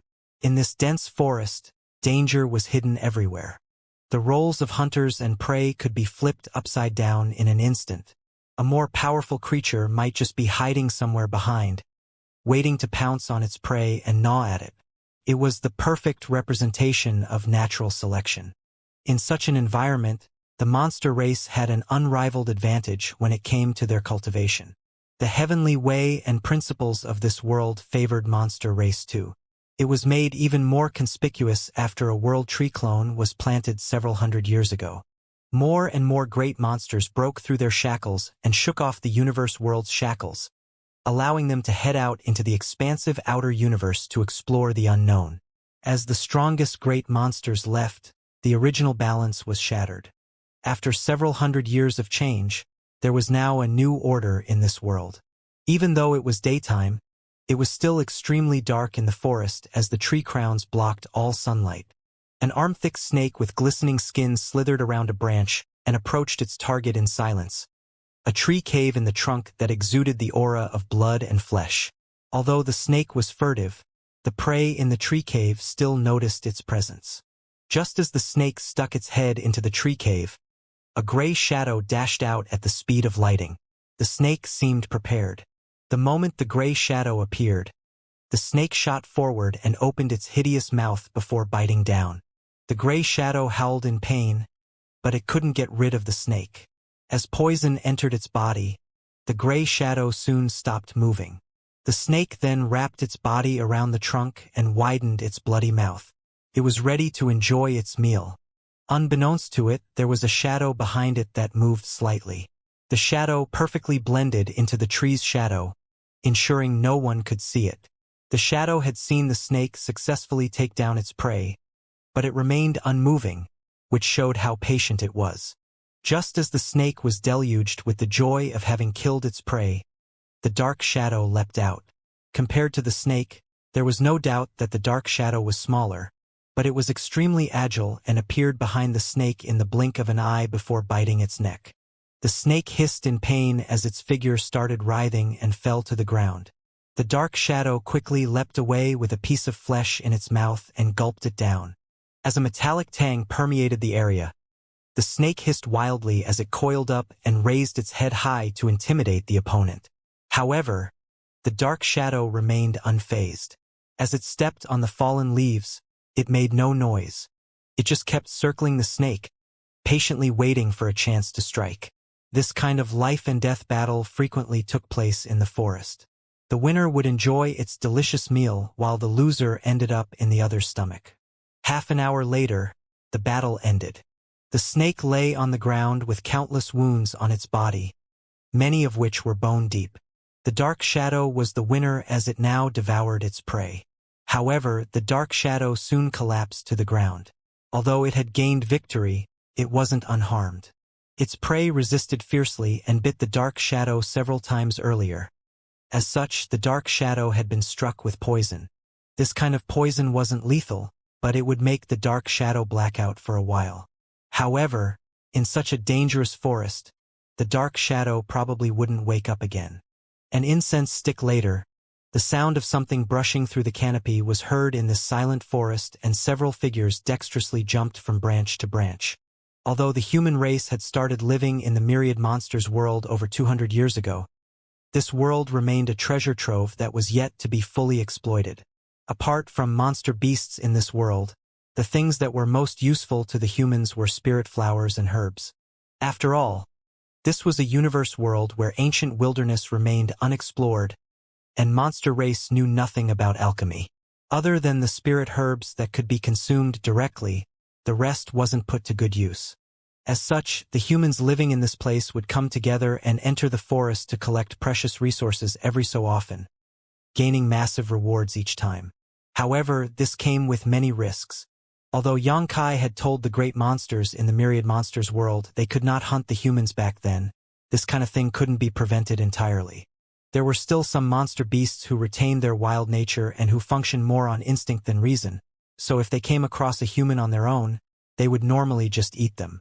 Under most circumstances, the humans and monster race got along fairly well in the myriad monsters world.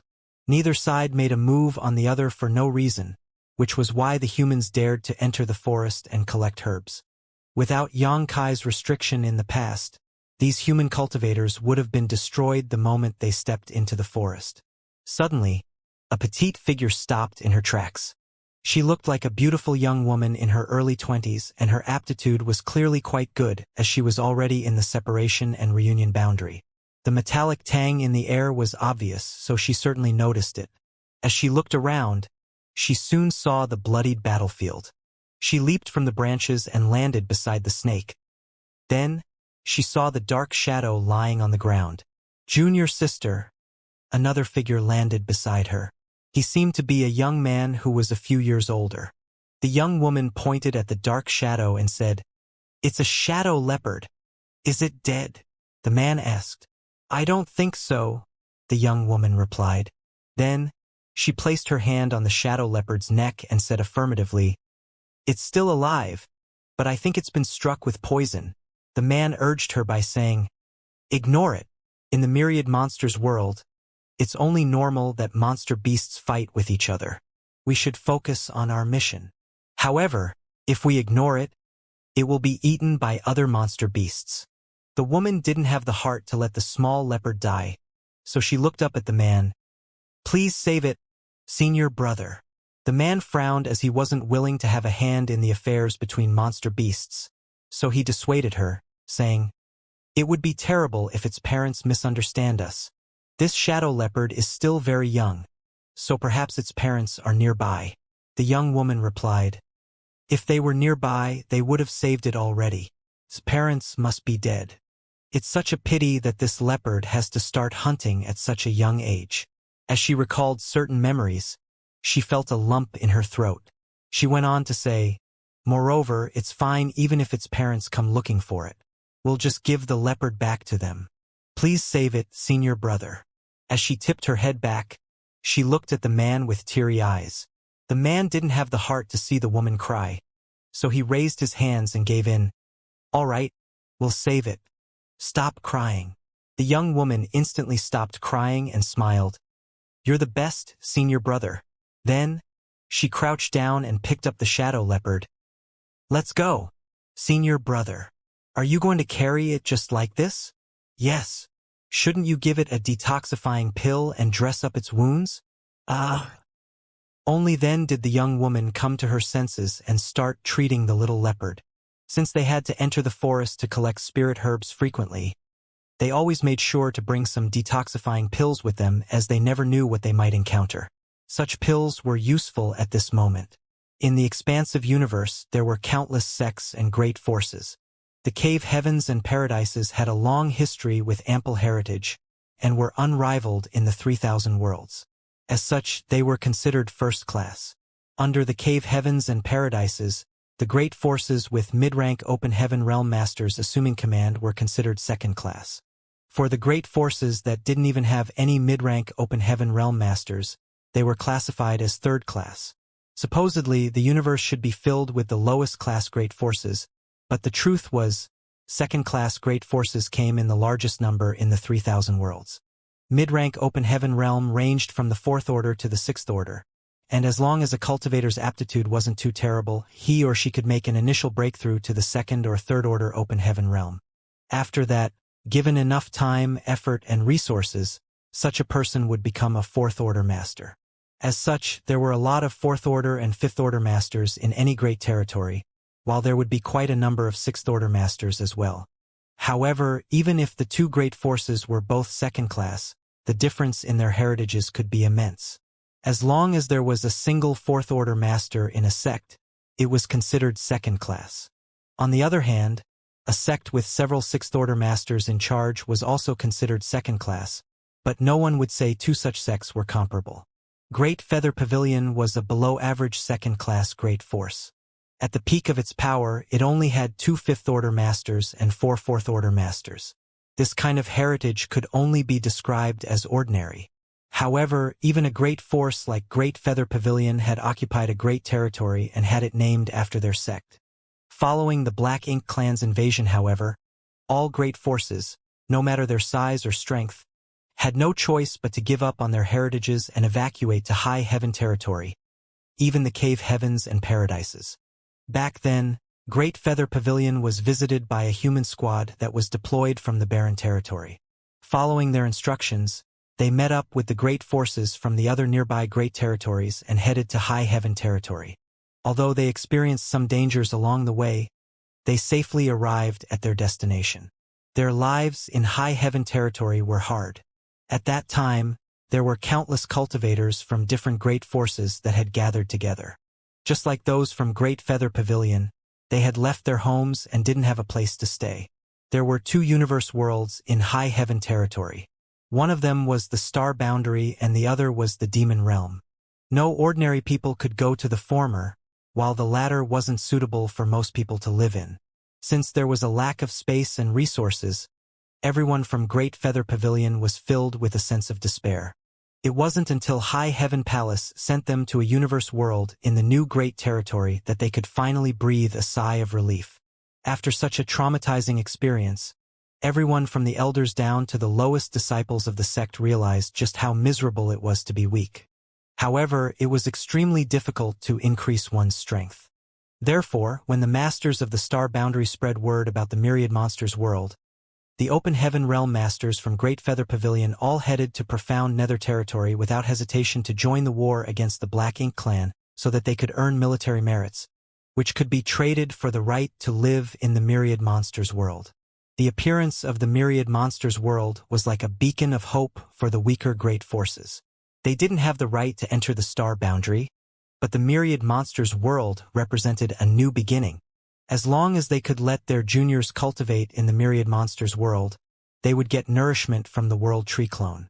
Perhaps there would be a prodigy who could directly ascend to the 6th order or 7th order in the future. Just one such person would be enough to help them overcome their destitute destiny.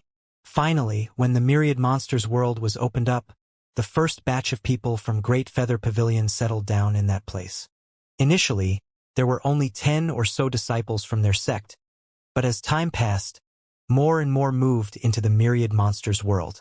They occupied a small spirit peak and rebuilt Great Feather Pavilion. Although the beginning was tough, they were no longer in the position like that of several hundred years ago where they were unable to even imagine a future for themselves. Now, there were 8,000 to 10,000 great forces that had settled down in the myriad monsters world, and there would surely be even more in the future. Fortunately, the myriad monsters world was vast.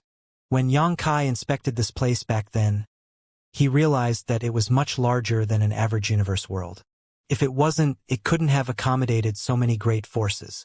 Presently, the open heaven realm masters above the 3rd order from Great Feather Pavilion had headed to the battlefields to battle the enemy. Only several old and frail 2nd order masters stayed behind in the sect to teach the younger disciples. Fortunately, there wasn't much danger in the myriad monsters world. Otherwise, these 2nd order masters couldn't have ensured everyone's safety. Several young kids stood outside the sect's entrance and appeared expectant. Suddenly, one of them exclaimed, "Senior brothers and senior sisters are back!" Following the cheers, many agile figures passed through the forest and approached them in the blink of an eye. There were fewer than 100 people, and they were all young people in their teens and 20s. The effectiveness of the world tree clone's nourishment had a lot to do with cultivation and age. A young person with low cultivation would get the most benefits, while an old 3rd order Emperor Realm Master might not gain any benefits at all. Every quota to live in the myriad monsters world was valuable. As such, those from Great Feather Pavilion wouldn't dare to waste them, sending those young disciples who had excellent aptitudes to this place with the bare minimum of elders to look after them. Chatters and laughter were heard in front of the entrance. Soon, the young kids were attracted to a particular anomaly. It was a little beast with black and smooth fur. The little beast seemed to be injured as it was asleep in a senior sister's arms. Blood had seeped through the bandages around its body. The young kids surrounded the senior sister and chirped. It appeared they had instantly become fond of this little beast. A young disciple asked, "Senior sister Qin Shui, is this a monster beast?" Qin Shui smiled and nodded. It's a shadow leopard." The disciple extended his hand in an attempt to touch the shadow leopard. But he soon retracted it as he was worried that the shadow leopard would wake up suddenly and bite him. A second-order master asked, "What's going on?" Qin Shui then briefly relayed to him what happened to the snow leopard and asked, "Elder, can I raise it?" The elder replied, "I don't mind you raising it, but how do you intend to feed it?" "I can bring it out and do some hunting." The elder shook his head. When that sir planted the world tree clone in this place 300 years ago, he made an agreement with the great monsters that both races should coexist harmoniously and that we couldn't harm each other for no reason. Although there have been incidents of monster beasts hunting humans over the years, that was mostly related to beasts who had retained their wild nature. As such, we couldn't settle the score with them. If you make a move on the monster race, though, it will be a breach of the agreement between that sir and the monster race. If the monster race members flare up, no one can protect you. It was the first time Qin Shui heard about this, so she was caught in a dilemma. After pondering for a moment, she asked, "Will it be all right if we hunt some normal beasts?" The elder nodded. "That should be fine." Normal beasts were not part of the agreement. After all, some weaker cultivators still needed to eat to survive. An elated Qin Shui said, "I'll keep it for now then. Now that it's hurt, it won't survive if we release it back to the forest. When it recovers, I'll let it go if it doesn't want to stay." "Good," the elder nodded. As such, the little shadow leopard was kept in the Great Feather Pavilion. Qin Shui was initially worried that the shadow leopard wouldn't be able to adapt to the new environment, but she soon realized that her concerns were unnecessary. Although the shadow leopard was still very young, it seemed to have some sentience as it knew who saved it. After it awakened, it didn't show any hostility towards Qin Shui, as Qin Shui took good care of the shadow leopard and it recovered quickly. When she went to visit the shadow leopard a month later, she realized that it was nowhere to be seen. She searched everywhere in Great Feather Pavilion but still couldn't find it. It seemed that the shadow leopard had left without a word. This made the young woman sad. However, after giving it some thought, she realized that a monster beast like the shadow leopard was supposed to live in the wild. By keeping it in the Great Feather Pavilion, it might wear away the leopard's instincts, which would inevitably weaken it. As such, she soon accepted this reality. It wasn't until half a year later that she came across the shadow leopard again. As though they were destined to meet again, Qin Shui bumped into the dark shadow when she was collecting spirit herbs in the forest. The shadow leopard walked up to her with obvious affection, which pleasantly surprised Qin Shui. They hadn't met for half a year, and the shadow leopard had grown much larger. She managed to collect more resources this time. As with the shadow leopard leading the way, she easily found a lot of precious herbs. Since then, collecting spirit herbs was the activity that she looked forward to the most. As time passed, both Qin Shui and the shadow leopard both grew stronger. The young woman had grown up to be a beautiful lady like a blooming flower. She had married her beloved senior brother and given birth to children. She lived a full and happy life. On the other hand, the shadow leopard had grown from a monster beast to a monster general, then a monster commander, and eventually an intimidating monster king. The great forces nearby knew that there was a monster king that was equivalent to an emperor realm master protecting the Great Feather Pavilion's territory. As such, the disciples from the Great Feather Pavilion were safe whenever they headed out to collect herbs or wander around. All this was because a young woman took the initiative to save a shadow leopard in the past. Others couldn't help feeling envious. Although they wanted to do the same, they didn't know where to start. Several hundred years later, heavy rain poured down from the sky as lightning struck through the night. Qin Shui heard a familiar growl when she was cultivating. Her expression changed as she immediately stopped. Then, she pressed her ear against the door and listened for a while. Following that, she dashed out of the Great Feather Pavilion and charged forward in the rain. Now, she was an Emperor Realm Master who had condensed her Dao seal. As long as she refined the 7 elements, she would be able to ascend to the open heaven realm. Her aptitude was fairly good, though not the best, so she had been refining 5th-order materials over the years. As such, she could most likely directly ascend to the 5th-order open heaven realm. One had to know that just a few hundred years ago, the strongest master in Great Feather Pavilion was only in the 5th-order open heaven realm, and he had worked his way up to that level from the 3rd order. No one in Great Feather Pavilion's history had ever directly ascended to the 5th order in the past. All this was thanks to the World Tree Clone's nourishment. Now, several people in the Great Feather Pavilion also had the potential to directly ascend to the 5th order. Although no one had yet shown the aptitude to reach the 6th order directly, there was no doubt Great Feather Pavilion was on the rise. Qin Shui's Emperor Qi blocked out the pouring rain for her as she dexterously ran forward and soon stood above a tall tree crown. When she looked up, she felt her chest tightening. On a peak that was several hundred meters above the ground, lightning struck and illuminated the entire world. She saw the well-built shadow leopard, who had been her friend for hundreds of years, standing on the peak and howling at the sky, no trace of fear in its voice. "It's going to attempt to break through." Qin Shui couldn't help but feel worried at this sight. Now, Qin Shui was no longer an inexperienced 20-year-old woman. At the very least, she was an Emperor Realm Master who had been living in the myriad monsters world for hundreds of years, so she was aware of many secrets that commoners did not know. This expansive universe had gone through 3 very long eras, which were the Primordial Era, the Early Ancient Era, and the Late Ancient Era. They were respectively ruled by the divine spirits, monster beasts, and finally the humans. In every era, the heavenly way favored these different rulers. In the early ancient era, the heavenly way favored the monster race, and as such it was easier for the monster race to cultivate. Following the fall of the early ancient era and the arrival of the late ancient era, humans rose to prominence. Therefore, the preference was shifted from the monster race to the humans. In other words, the humans were the current favorites in this universe. Perhaps it had something to do with the humans' influence on the heavenly way due to their rise in power. However, even though Qin Shui was an Emperor Realm Master, she couldn't form judgments of her own as she had only heard about such things from others. The only thing she was certain of was that the current era wasn't friendly to the monster race, making it more difficult for them to cultivate than the humans. The ancient cultivation techniques of the monster race had been lost to time, so most relied on the humans' open heaven realm method to achieve an ascension. In other words, they had to assume human forms to shatter their shackles. However, the myriad monsters world was a place which somehow preserved the aura of the early ancient era quite well.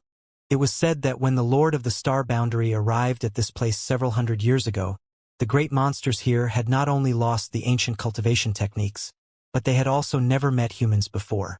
As such, how were they supposed to assume human forms and make use of the humans' open heaven realm cultivation method to break their innate shackles? Therefore, in the past, the great monsters were unable to get rid of the world's restrictions. Once they became monster kings, they were unable to improve any further. The Lord of the Star Boundary did not only plant a world tree clone here though, he had also taught the great monsters the primal art. It was thanks to him that the great monsters were able to continue cultivating. Therefore, in the myriad monsters world now, there were 2 methods the monster race could use to cultivate. One was to use the primal art left behind by the Lord of the Star Boundary, and the other was the human's open heaven realm method. There were pros and cons to both, so neither could be said to be superior. The monster race members had to make their own decisions. Many monster beasts became close to humans when they were still very young, and were subsequently raised by them. Since these monster beasts quickly learned how to assume human form, they naturally chose the human's cultivation method. However, a monster race member like the shadow leopard, who had always remained a beast, chose the primal art. It had been over 10 years since Qin Shui last met the shadow leopard, and at that time, she already felt that the beast was on the brink of achieving a breakthrough. Nevertheless, she hadn't heard any news from it since then. Much to her surprise, she heard the noise of its breakthrough on this stormy night. She had read a lot of ancient books and found out that monster race members who chose to achieve a breakthrough by using the primal art had to face a much greater risk than those who relied on the open heaven realm method. That was because monster race members cultivated the primal art by refining their monster cores, which were their very foundation. The stronger the monster core, the more powerful the monster race member was, but there were also a lot of uncertainties in this refining process. Qin Shui couldn't help feeling worried. She had spent the last few centuries with the shadow leopard, so she had already regarded it as her friend. In her heart, this monster race member was just as important as her husband and children. Now that the shadow leopard was at the most critical moment of its ascension, it was only natural that she was anxious. Just then, another roar reverberated across the sky. Following the roar, thick monster chi permeated the area as though it had materialized. In an instant, the peak was surrounded by a layer of fog. As though responding to the shadow leopard's roar, a bolt of lightning struck from the sky. Qin Shui could faintly see that on the peak. The shadow leopard spat out a round object that soon hovered above its head. It was the shadow leopard's monster core. A bolt of lightning struck down at the small monster core like it was a long whip. Qin Shui flinched as though she was the one being whipped. She widened her eyes and looked intently at the shadow leopard. The originally still monster core started rotating around after being hit by the lightning. Threads of lightning whirled around the dark monster core and formed some cracks in it. The shadow leopard growled as its monster chi surged to repair its monster core. Just like how the humans had to go through a world baptism when achieving an ascension, monster race members experienced a similar trial. However, the current situation was more dangerous than the trials humans had to face. After all, the heavenly way was in favor of the humans presently. If a monster race member relied on the open heaven method to achieve a breakthrough, they were essentially complying with the heavenly way. However, if they chose the primal art, they were defying the heavens. As such, the wrath of lightning wasn't just a trial, but a heavenly tribulation. It was thanks to the primitive environment in the myriad monsters world that the tribulation was less severe. If a monster race member attempted a breakthrough in such a way in any other universe world, it would face an even more ferocious attack. Everything seemed frail beneath the heavenly tribulation. If the shadow leopard couldn't persevere, it would be killed and its monster core would be destroyed. However, if it could survive, it would gain massive benefits. Another, even more powerful flash of lightning struck just then, causing monster core to spin even faster. Seeing this, Qin Shui set her mind at ease. She had known the shadow leopard for years, so she was aware of its capabilities. This kind of heavenly tribulation supposedly wouldn't cause the beast serious harm. She secretly prayed that her friend would not get too greedy. If she had known what would happen, she would have looked for the beast and discussed with it earlier. Nevertheless, given the shadow leopard's temperament, she reckoned that it was useless to talk to the beast about it. This fellow was obstinate. When it was still a little beast back then, it left Great Feather Pavilion without a word after it recovered. As the bolts of lightning continued to strike, the shadow leopard remained unmoving. It only kept howling in response, as though it was trying to shatter the sky. Who goes there? Qin Shui's expression turned cold abruptly as she charged forward in a particular direction. While in mid-air, a sword appeared in her hand. Jade Moon sword arts, 3,000 sword lights. A rain of sword lights poured down like a storm as countless trees were instantly leveled. However, a momentary glint from within the chaos made Qin Shui's heart sink. Violent monster chi surged from below. The sword lights struck monster chi and disappeared, as though the latter was a mire. Certainly, Qin Shui hadn't fully unleashed her power, but it also showed how powerful the other party was. Finally, Qin Shui realized who had been acting furtively in this nearby place. It was a monster king, not a human. A series of hisses were heard. From the thick monster chi, a snake head that was as large as a house emerged. The snake head was angular, as though it was carved from a rock, and its scales looked extremely robust. The snake glowered at Qin Shui, who was standing on a nearby branch. There seemed to be a sense of ruthlessness behind those eyes. Rock Snake King. Qin Shui's pupils dilated, but she soon calmed herself down. "Snake King, please withdraw," she secretly cursed, thinking that it indeed wouldn't be easy for the shadow leopard to achieve an ascension. Following the agreement between the Lord of the Star Boundary and the great monsters back then, the human race and monster race had been living together harmoniously in the myriad monsters world. However, the monster race still fought amongst themselves quite fiercely. Every living monster king made a name for itself by killing many other monster race members. The shadow leopard was no exception to this. When Xianxia saw the shadow leopard for the first time, she felt that it was cute and adorable, but the truth was he was the most ferocious monster race member she was aware of. Moreover, it was quite arrogant. This kind of monster race member naturally had a lot of enemies. Xianxia had saved the shadow leopard's life before. As such, a grateful shadow leopard never showed its wild side in front of her over the years. The Rock Snake King was one of the shadow leopard's enemies as their territories were next to each other. The shadow leopard was bullied by the snake when it was weak, so when it grew stronger, it was determined to get its revenge. Certainly, the Rock Snake King wouldn't allow its enemy to grow in power.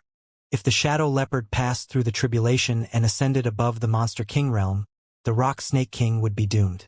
Therefore, the moment it realized that the shadow leopard was attempting a breakthrough, it slithered over and approached the shadow leopard in secret, waiting for a chance to deal a fatal blow to its enemy. Nonetheless, Xianxia managed to detect its presence. The Rock Snake King was extremely powerful. Furthermore, its skin was as hard as steel. The shadow leopard had exchanged moves with it several times but could never defeat it outright. Although Xianxia was an Emperor Realm Master, she didn't have the confidence to defeat the Snake King either. In fact, she might not even be able to protect herself. Even though it was difficult for monster race members to cultivate, they were innately more powerful than the humans when in the same realm. That was because they had robust physiques and spent much longer accumulating heritage. "You dare make a move against me, human?" The Rock Snake King glared at Xianxia as it hissed and spoke human language. Xianxia frowned and cupped her fist. "Please forgive my earlier offense, Snake King." They had to comply with the agreement between the Lord of the Star Boundary and the great monsters, which was the very foundation of the human race's survival in the myriad monsters world. Without this agreement, the humans would find it hard to live in such a world. The Rock Snake King snorted, "Scram. I don't want to waste any time on you." Following that, its burly figure zigzagged towards the shadow leopard. Certainly, Xianxia couldn't back down. Otherwise, the shadow leopard's ascension would be interrupted. Let alone break through to a higher realm, it might even lose its life. A hint of hesitation flashed across Xianxia's eyes, but she soon brought down her sword and sent a sword wave slashing across the route where the Snake King was heading, forming a crack on the ground. "Please retreat, Snake King." Rain poured down from the dark sky as the small woman stood steadfastly on the tree branch in front of the Rock Snake King. The eyes on the snake head beamed with an insidious glow as it hissed rapidly. Soon, a human-like smile appeared on its face. "Good. This king has never eaten a human before. I'll devour you before dealing with that stupid leopard." The moment it finished speaking, its snake head appeared in front of Xianxia all of a sudden and opened its hideous mouth, emanating a pungent breath. It was as though the snake wanted to swallow Xianxia in one fell swoop. A terrible stink exuded from the snake's gruesome mouth. Xianxia's petite figure was stuck inside the mouth as though she would be devoured at any moment. At the most critical moment, she resisted the snake's teeth with her sword. Following a violent impact, she was sent flying away, thus widening her gap with the Rock Snake King. Although the snake was heavy, it zigzagged forward at an incredible speed. As its monster chi surged, the trees along the way cracked and fell to the ground as though they were just straws. The moment Xianxia stabilized herself, she felt an immense force coming from behind. She swung her sword and infused her Emperor Chi into it to protect her back. With a boom, the huge snake tail struck, almost shattering her protective Emperor Chi. Xianxia staggered forward, but before she could regain her footing, she saw a green fog coming at her. She was astounded. Although she knew that it wasn't easy to deal with a monster king, it wasn't until she exchanged moves with the Rock Snake King that she realized how powerful the other party was. Initially, she just wanted to stop the Rock Snake King from harming the Shadow Leopard, but she soon realized that she couldn't deter the other party without going all out. Snake King, forgive my disrespect. She wielded her sword and cast the fog away with a flash of sword lights that soon formed a light screen and covered the snake. She had used the most powerful method she possessed to strike back. Good. The Rock Snake King was enraged. It let the sword lights rain on it and cut across its robust skin. As its blood streamed down from the wounds, it roared. Since the agreement has been nullified, what are you all waiting for? Qin Shui's expression changed drastically. Snake King you? The Rock Snake King smiled wickedly. You're the one who broke the agreement first, so it is not our monster race's fault if your sect is destroyed. Several hundred years ago, that master who taught the monster race the primal art agreed with the strongest great monsters of the time, which stated that the two races must not harm each other for no reason. As such, both races had been living together harmoniously for the past few hundred years. However, the myriad monsters world originally belonged to monster race. More and more humans appeared in this place with each passing day, and although their existence posed no threat to the monster race, many of these humans had ample vitality in their bodies. Therefore, monster race members coveted them. If they could devour these cultivators, it would be beneficial to their growth. Many monster kings intended to eat these humans as food. However, they were unable to do so since there was an agreement in place. Nonetheless, several hundred years had passed, so the initial fear which enforced the agreement was less oppressive now. The monster race only needed a chance to nullify the agreement. Only now did Qin Shui figure out that the Rock Snake King did not only want to get its revenge, but was also plotting against the humans when it decided to interrupt the Shadow Leopard's ascension. Streams of monster chi started surging from all directions suddenly. They were all monster kings who were just as powerful as the Rock Snake King. These monster kings approached in the rain. Qin Shui was naturally flustered. Many figures emerged from Great Feather Pavilion and looked into the distance. The Shadow Leopard's ascension, the fight between Qin Shui and the Snake King, and the Snake King's roar were by no means quiet, so there was no way those from Great Feather Pavilion didn't hear them. Among the crowd, a young woman, who resembled Qin Shui, exclaimed with a flustered expression, "Mother is over there!" Several second-order open heaven realm masters, who were in charge of the Great Feather Pavilion, sported solemn expressions. Given their strength, they were not afraid of those monster kings. Regardless of how powerful monster kings were, they hadn't broken free from the world's restrictions. On the other hand, even though their order was low, they were still open heaven realm masters. These monster kings were not comparable to them at all. However, these humans couldn't make a move. Otherwise, the peace that had been sustained for hundreds of years in the myriad monsters world would be shattered. When that happened, the entire myriad monsters world would descend into chaos. They couldn't possibly bear the responsibility. How could Qin Shui be so foolish to make a move on a monster king? One second-order master snapped. As he spoke, he took a step forward. "I'll bring her back." The humans were not supposed to meddle in the monster race's affairs. Nevertheless, after the second-order master took 2 steps forward, a figure stood in his way. She was the young woman who resembled Qin Shui, and although her cultivation was low, she still spread her arms and stood steadfastly there. "You can't go, Elder. Leopard King is achieving an ascension, and the Snake King is its enemy. If you bring Mother back, Leopard King will be killed. If I don't bring your mother back, she will die. If she's killed by a monster king, we won't even be able to avenge her death." The second-order elder stared at the young woman, who appeared hesitant. "Step aside," the elder ordered. Tears welled up in the young woman's eyes as she didn't know what to do. After a sigh, a middle-aged man emerged from the crowd. "I'll go over." He was also an Emperor Realm Master. The young woman called out in pleasant surprise, "Father!" The middle-aged man lovingly stroked the young woman's head and looked at the second-order master. "Please look after Xianxia, Elder." The elder frowned and said solemnly, "You mustn't act on a whim." The middle-aged man smiled. "Don't worry. The next moment, he turned into a ray of light and charged forward. Meanwhile, a large area of the forest where Qin Shui and the Rock Snake King were fighting had been leveled, covered with a thick green fog. Inside the poisonous fog, sword lights could faintly be seen flickering. The fight between them had reached a climax.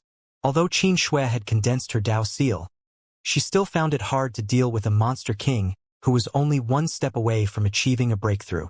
Moreover, her Emperor Qi was draining quickly as she needed to defend herself from the poisonous fog and fight at the same time. There was no doubt she was in a perilous situation. Just then, a figure boldly charged into the fog with a sword in hand and joined the fight. As he and Qin Shui joined forces, they were able to fend off the Rock Snake King's violent attacks. There's one more here. Very good. The Rock Snake King guffawed at how foolish these humans were. Since one more human had joined the fight, things would be simpler for Monster Race. It had made the right decision to persuade the other Monster Kings to take action together. The middle-aged man wrapped his arm around Qin Shui's waist and flew backwards for several hundred meters. The moment they left the fog, the man shouted, "Snake King, why don't we stop things here?" "In your dreams." The Rock Snake King shot out of the fog. Although its figure was huge, it was extremely agile. The snake opened its mouth and hissed, "Since you dare make a move, don't even think about leaving this place alive. So be it." The middle-aged man put on a bitter smile. He knew that they couldn't settle the problem easily, but he still wanted to give it a try. As such, he wasn't disappointed when he failed. Then, he lifted his sword and surged his Emperor Qi before shouting, "I, Ho Qinghai, and my wife will take responsibility for today's matter. It has nothing to do with anyone else. Please abide by the agreement, Monster Kings. Don't be fooled by any unscrupulous villain and risk ruining your futures." His voice traveled for quite a distance, and the Monster Kings, who were crossing the borders and approaching them, were startled for a moment, but they soon shrugged it off. Inside Great Feather Pavilion, the Second Order Elder sighed. He had already expected this kind of outcome when Ho Qinghai offered to go, but he was unable to stop him. The young woman cried, "Father! Mother!" Just as she was about to dash forward, the Second Order Elder tapped his hand on her head, and the young woman collapsed. "Take her inside," the Elder ordered. Some senior sisters who were close to her carried her and entered the pavilion. Several Second Order Elders looked in the battlefield's direction and sighed. "I'm afraid this issue will be hard to settle. Since we're here, Great Feather Pavilion will be safe. The Monster Kings won't have the guts to attack us. I'm worried today's incident will affect the current affairs in the Myriad Monsters world. If the monster race members turn hostile against the humans as a whole, we will be held responsible. We have to inform the High Heaven Palace about this and ask them to help settle this issue. Do we just let Qinghai and Qin Shui fight on their own? There are monster emperors in the Myriad Monsters world. If we make a move, those monster emperors won't stay silent and do nothing. Unless we're ready to fight the entire monster race, we mustn't act rashly." Someone let out a long sigh. They were powerless to solve this crisis.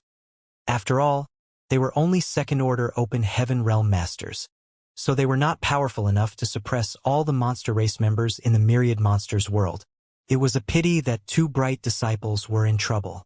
Both Ho Qinghai and Qin Shui had the potential to directly ascend to the Fifth Order. They had already condensed their Dao seals and just had to keep cultivating for another century or two before making that final breakthrough. Although the elders were frustrated, they were unable to stop it. They were aware of Qin Shui's relationship with the Leopard King. Since the Leopard King was attempting a breakthrough, it was only natural that Qin Shui would stand up for it. On the battlefield, Ho Qinghai and Qin Shui joined forces and finally suppressed the Rock Snake King. However, they were not one bit pleased, for they could feel the streams of powerful monster qi approaching. "I'm sorry for dragging you into this, husband." Qin Shui sent a divine sense transmission apologetically. Ho Qinghai chuckled as he replied, "What are you saying? Since we're married, we will live and die together. There's nothing for you to apologize about. Moreover, this matter is not irresolvable." "Husband, you mean Ho Qinghai shifted his attention to the shadow leopard. If Leopard King successfully breaks through, it will be able to protect us. Qin Shui's eyes brightened. Earlier, she was too anxious to realize this. Upon her husband's reminder, though, she finally understood they were not in a hopeless situation. Indeed, if the shadow leopard could achieve a breakthrough and become a monster emperor, it would be able to save them. Following a flash of lightning, a gigantic figure appeared in the sky and let out a high-pitched caw. Thick monster Qi was approaching fast from the sky. Ho Qinghai's expression changed as he looked up and saw a huge figure descending. Iron Wing Eagle King. It would take most monster kings some time to arrive, but the Iron Wing Eagle King could move swiftly, so it naturally appeared sooner than the others. Seeing that the Rock Snake King was besieged, the eagle swooped down to lend its aid. The two Emperor Realm Masters had lost their advantage since they had to deal with two monster kings now. The Rock Snake King sneered, "You've come at the right time, Eagle King. We'll eat these two humans together, then kill that stupid leopard." Without responding to it, the Eagle King fiercely attacked the humans. Immediately, Qin Shui and her husband fell into a dangerous situation. During the intense battle, Qin Shui took a look at the shadow leopard and instantly felt a chill run up her spine. Since the heavenly tribulation started, bolts of lightning had never stopped striking down mercilessly at the spinning monster core. The flashes of lightning were the manifestation of the heaven's might, and they were horrifyingly destructive. Whenever lightning struck, it would form a new crack in the monster core. The shadow leopard continuously activated its power to repair its monster core, and as long as it could do so faster than the lightning could damage it, the beast would successfully achieve an ascension. Moreover, this kind of uninterrupted destruction and repair would purify and strengthen the monster core while it absorbed part of the power of the lightning. Usually, it wasn't too risky for a monster king to attempt a breakthrough, only a bit more than an Emperor Realm Master trying to make it to the open heaven realm. As long as he had accumulated enough heritage, it wouldn't be hard for a monster king to succeed. Since the Lord of the Star Boundary left behind the primal art in the myriad monsters world back then, no monster king had failed to break through their limits. However, their strengths varied greatly after their breakthroughs. Nevertheless, the shadow leopard was different. Compared to the long years of accumulation the older generation monster kings possessed, it had only cultivated for a relatively short time. The shadow leopard managed to become a monster king after just several hundred years because it had devoured many other monster beasts. In doing so, it had offended many monster kings. Half of the Rock Snake King's offspring had been eaten by the shadow leopard. Therefore, it was only natural that it hated the shadow leopard to its core. In just several hundred years, the shadow leopard grew from a little cub to a powerful monster king by devouring many others, which naturally resulted in its power being mixed with many others. The heavenly tribulation was a crisis, but also an opportunity. The flashes of lightning could dispel any impurities from its monster core, greatly strengthening its foundation and heritage. Any other monster king would have successfully achieved a breakthrough after such a long time. However, the shadow leopard was still making use of the heaven's power to purify its strength. It already had a high level of sentience, so it knew that this was a rare opportunity. If it didn't seize the chance to temper its monster core fully, its future would be limited even if it became a monster emperor. Bolts of lightning continued to strike and form even more cracks in the monster core, indicating that it had already reached its limit. But limits were meant to be broken through. The shadow leopard was ambitious, so it wasn't content with only becoming a weak monster emperor in the myriad monsters world. Perhaps it had something to do with the fact that it had been friends with Qin Shui for years, but it had learned from her that there were extremely powerful humans. Even the current monster emperors were no match for those 7th Order, 8th Order, and 9th Order human masters. The moment Qin Shui turned her head, she saw the monster core was full of cracks, and that some lightning whirled around it. It seemed to her that the monster core would shatter at any moment, which was why she was anxious. More importantly, the shadow leopard appeared to be running out of power. Unlike how upstanding its figure was when the heavenly tribulation started, it had now crouched down. Under heaven's power, even the hardest backbone would shatter eventually. "That's enough, Leopard King," Qin Shui exclaimed. If the shadow leopard forcibly attempted a breakthrough at this moment, it would most likely succeed. However, if this dragged on, the situation would get worse. You should worry about yourself first, the Rock Snake King said insidiously as a glint flashed across its hideous teeth. The storm seemed to have intensified. Another flash of lightning struck just then. The shadow leopard seemed unable to persevere any longer as its knees came into contact with the ground. Blood streamed out of its wounds. The monster core above its head appeared ruined as lightning flashed out through the cracks. "Got you!" A yell was heard all of a sudden as a gigantic figure shot out from the side of the peak and attempted to assault the shadow leopard with its huge hand. A flash of lightning revealed that this gigantic figure was a white-haired ape. More importantly, before it flared up, no one had detected its aura. It seemed to possess a method to conceal its aura. Monster chi undulated wildly around the huge hand. Even if the shadow leopard was at the peak of its power, it would be instantly killed after getting struck by such an attack, not to mention in its current powerless state. "White Hair Ape King!" Xianxia exclaimed as her heart sank. Just like the Rock Snake King, the White Hair Ape King's territory was adjacent to the shadow leopards. Since they were neighbors, conflicts were inevitable. While a lot of the Rock Snake King's offspring had been eaten by the shadow leopard, the same thing had happened to the White Hair Ape King. Since the Snake King had appeared, there was no way the White Hair Ape King would stay put. However, the Ape King had been hiding in the dark and waiting for a suitable chance, so it was even more insidious than the Rock Snake King. Following the bolt of lightning earlier, the shadow leopard's aura plunged. As such, the White Hair Ape King instantly appeared as it felt it was the best chance to make a move. Its strong hand struck the shadow leopard dead on, but the latter's skull was not shattered, nor was there any blood at all. The huge hand simply slipped through the shadow leopard's skull directly. At that moment, the shadow leopard seemed to be just an illusory figure. "Ha!" The White Hair Ape King's human-like face appeared doubtful, but before it could figure out what happened, it met the shadow leopard's amber eyes, which were tinged with mockery. A trap! The White Hair Ape King's heart was filled with trepidation. Although he had no idea what kind of divine ability the shadow leopard had used just now, the latter must have hidden it for such a moment. Both monster kings were so close they could feel each other's breath. The shadow leopard's aura appeared weak just moments ago, but now it surged all of a sudden. Its sharp claws accurately ripped open the White Hair Ape King's abdomen, causing blood to splash out wildly. Under normal circumstances, it wouldn't have been possible for the shadow leopard to kill the White Hair Ape King in such a way, not to mention that it was exhausted.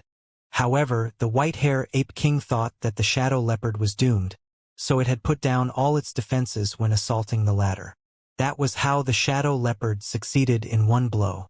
A single moment was long enough to determine the White Hair Ape King's fate. The instant the shadow leopard retracted its claws, a fist-sized monster core was pulled out. Without hesitation, the shadow leopard stuffed the monster core into its mouth and gulped it down. The White Hair Ape King wasn't dead yet, but since its monster core was lost, around 90% of its cultivation was gone for good. Nonetheless, it was a monster race member, so it had intrepid vitality. If it could escape and spend some time recuperating, it might just survive. However, it would take a very long time for it to become a monster king again, if that was even possible. Another bolt of lightning struck. The White Hair Ape King's face filled with terror.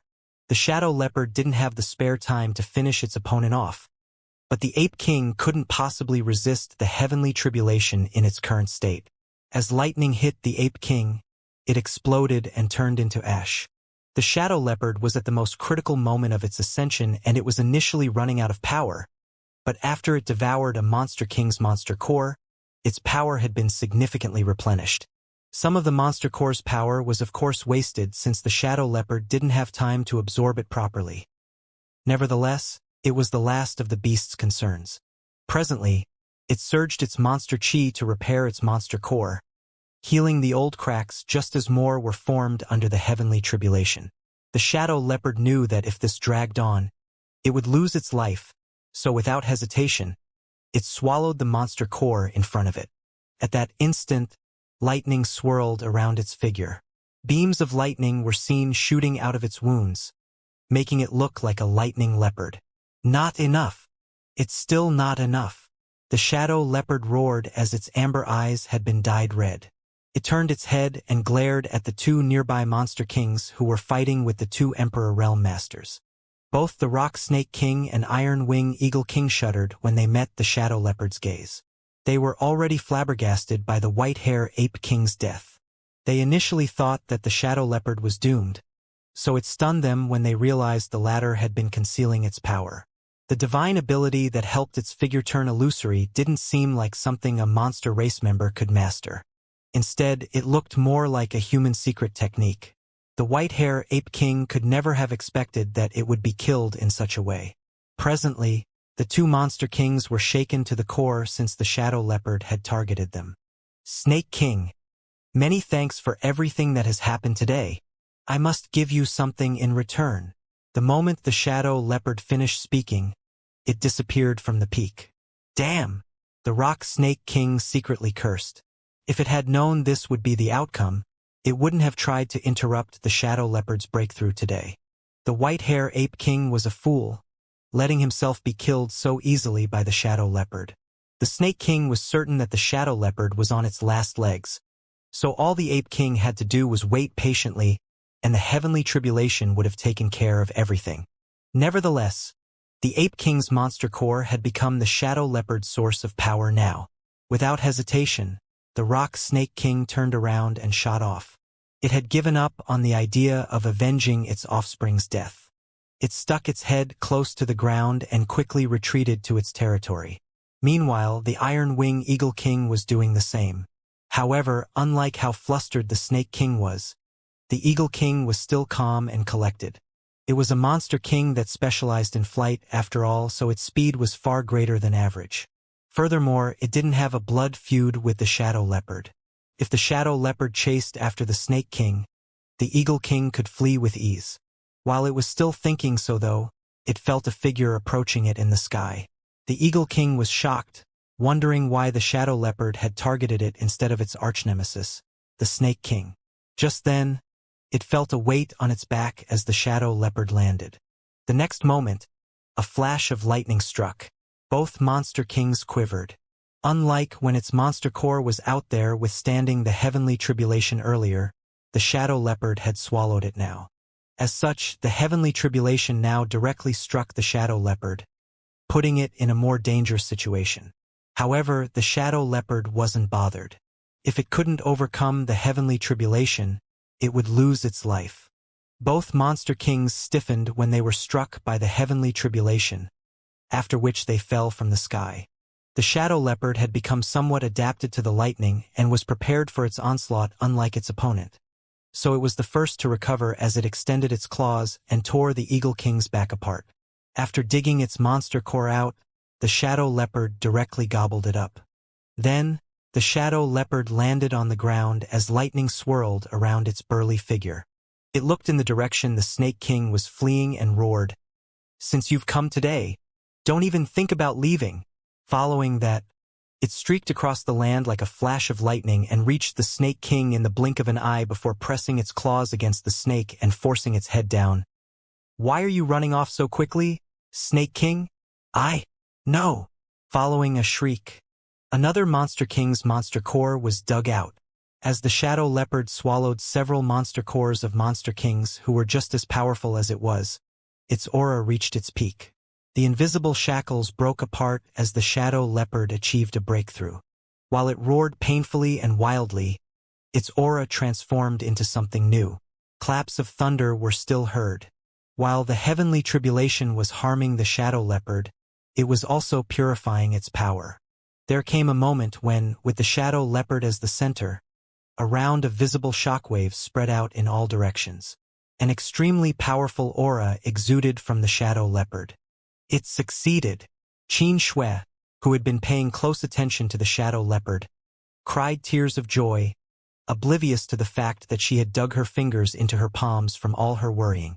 She initially thought that the Shadow Leopard was doomed, so it surprised her when the latter overcame a seemingly impossible crisis and even achieved greater heights. Incredible! Ho Qinghai was standing beside her and was astounded by the Shadow Leopard's determination. If he were in the Shadow Leopard's situation, he reckoned that he wouldn't have survived. As he felt the shadow leopard's aura, he remarked, "It's now a third-order monster emperor." After a monster king achieved a breakthrough, it would become a monster emperor, and the orders were categorized based on the human's open heaven realm method. As such, the orders corresponded to those of the humans. In other words, the shadow leopard, who was now a third-order monster emperor, was equivalent to a third-order open heaven realm human master. This kind of cultivation was low compared to human standards, and if the shadow leopard had achieved an ascension through the open heaven realm method, its limit would be the fifth order. On the various great territory battlefields, there were innumerable fifth-order open heaven realm masters. However, the shadow leopard had achieved a breakthrough using the primal art, so its potential was limitless. As long as it continuously tempered its monster core and absorbed enough power, it would reach the ninth order one day. Certainly, it would take the beast a long time to achieve that. After all, the strongest monster emperors from the myriad monsters world were currently only in the fifth order. In the dense forest, many monster kings were initially making their way over from all directions, but following the deaths of the White-Hair Ape King, Iron Wing Eagle King, and Rock Snake King, these monster kings quickly hid themselves and retreated. They had wanted to hold the humans responsible using today's incident and invade several human sects to feast on them.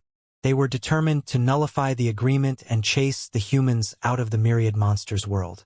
However, the monster kings who were the masterminds behind this plot were dead, so what was the point of the others staying there? Not enough.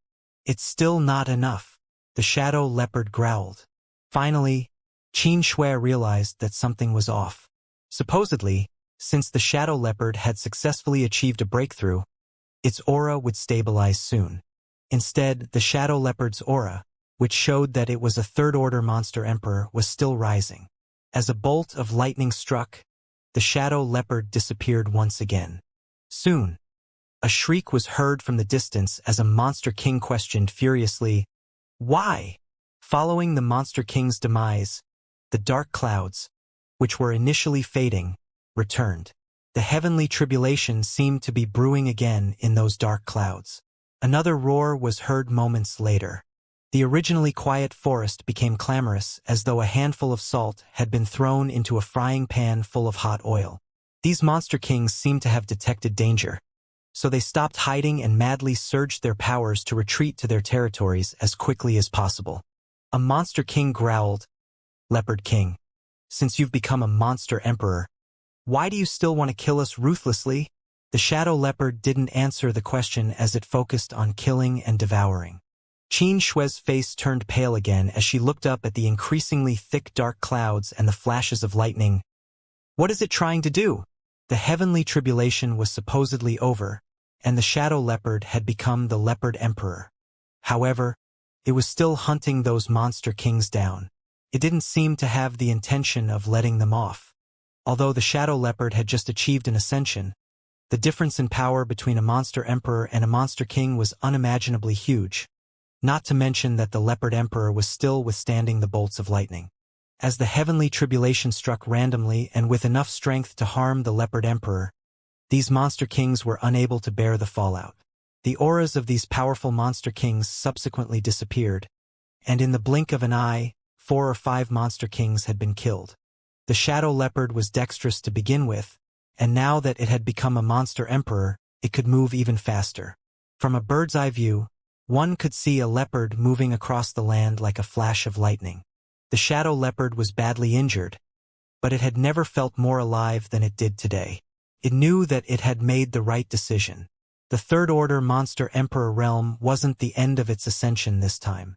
Ho Qinghai was dumbfounded, but he soon recalled something. "Great Emperor? What?" Xianxia was startled for a moment before coming to her senses.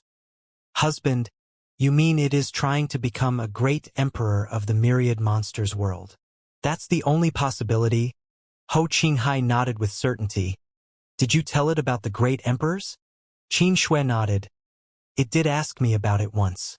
In fact, most monster kings are aware of the existence of great emperors.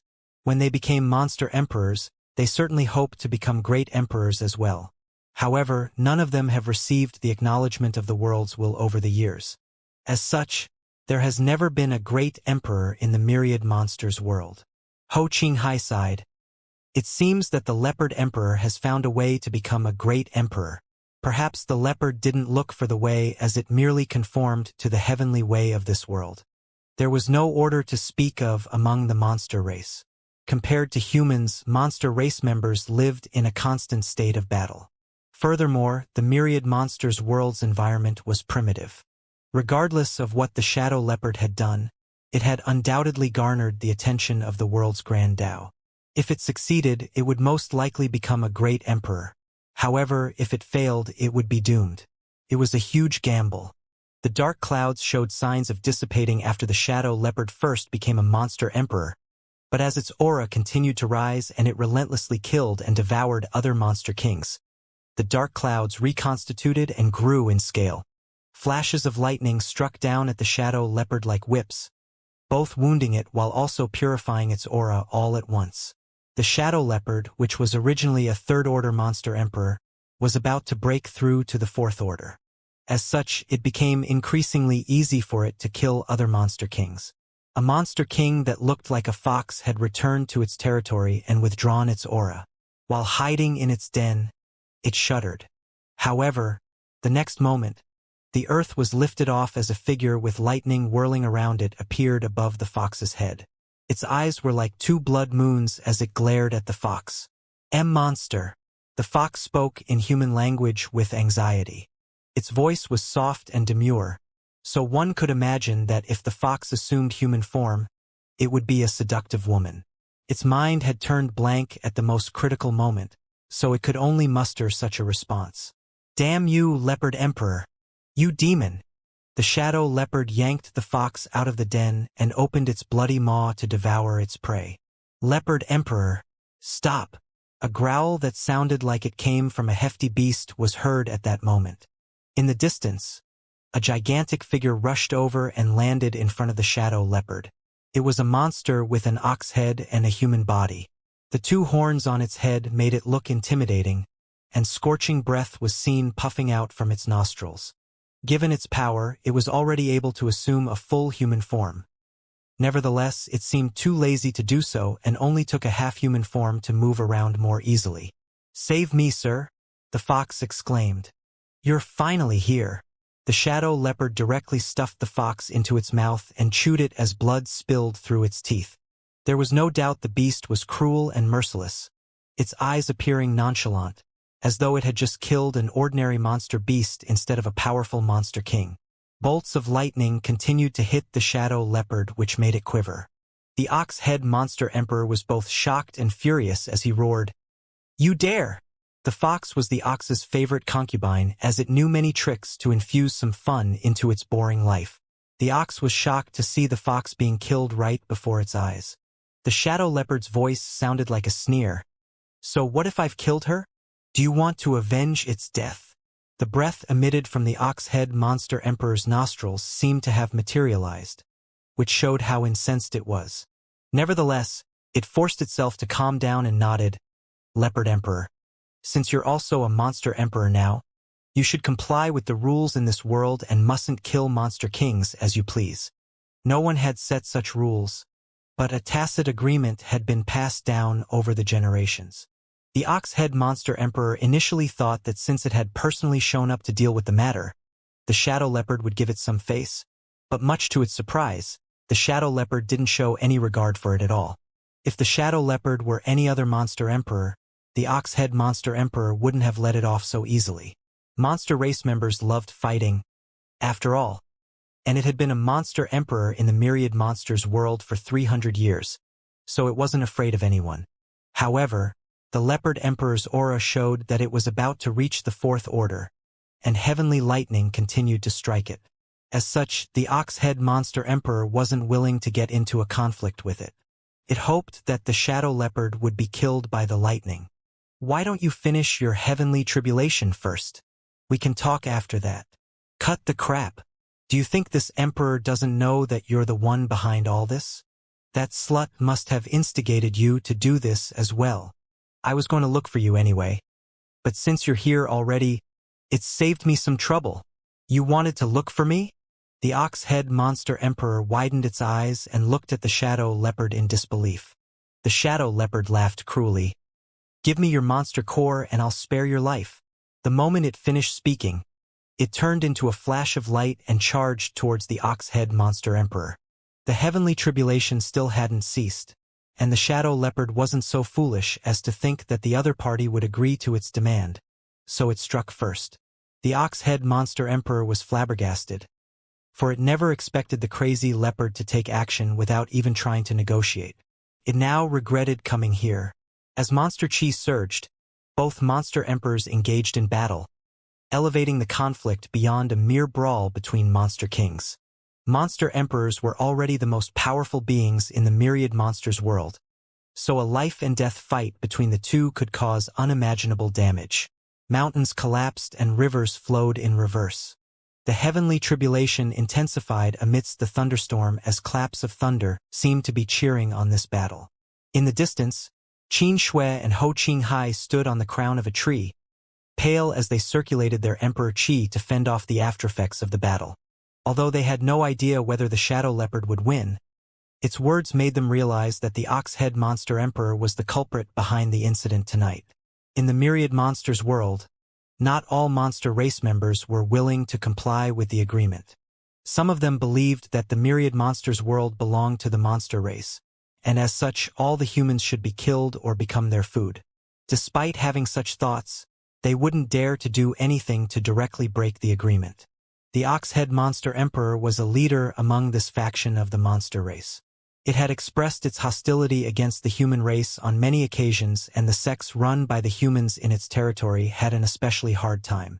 The disciples from these sects would even disappear from time to time. Although it didn't dare to brazenly target the humans, the disciples of those sects could never collect herbs from the forests as easily as those from Great Feather Pavilion. The disciples in its territory didn't have the guts to move far away from their sects as they were worried they wouldn't be able to return. Similarly, there were several monster emperors who shared the same sentiment as the ox-head monster emperor, but most never showed their intentions explicitly. Upon hearing Shadow Leopard's words, Qin Shui and her husband were certain that the ox-head monster emperor was the mastermind behind this incident. Qin Shui and Shadow Leopard had been close friends for hundreds of years, which was no secret.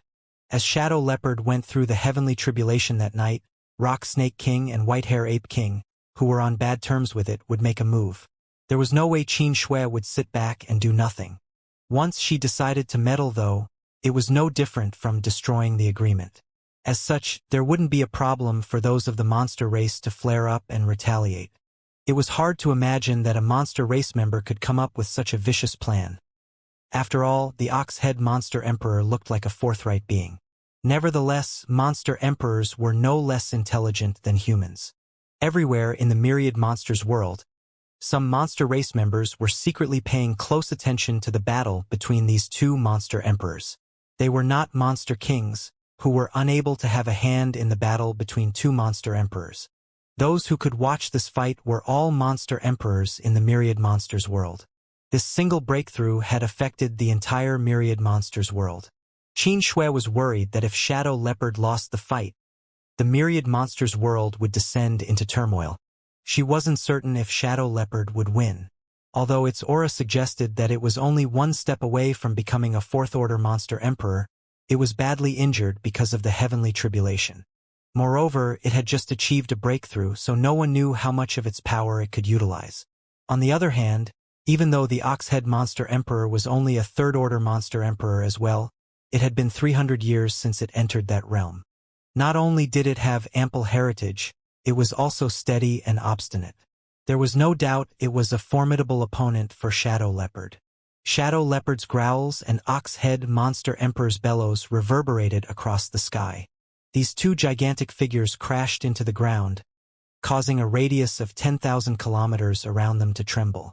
Lightning continued to strike Shadow Leopard, increasing its wounds. Presently, it was fighting against the heavens and a monster emperor, making this the greatest crisis it had ever faced. However, it was the ox-head monster emperor who felt increasingly terrified. Although the heavenly tribulation mainly struck Shadow Leopard, its fallout was giving the ox-head monster emperor a hard time. Although it was a third-order monster emperor, such fallout was still deadly to it, and as more time passed, the impact would only become more pronounced. The ox-head monster emperor was also astonished that instead of plummeting, Shadow Leopard's aura continued to rise. "Just die already," Shadow Leopard roared. The ox-head monster emperor was both terrified and furious. It had already regretted making use of the Shadow Leopard's ascension to deal with the humans.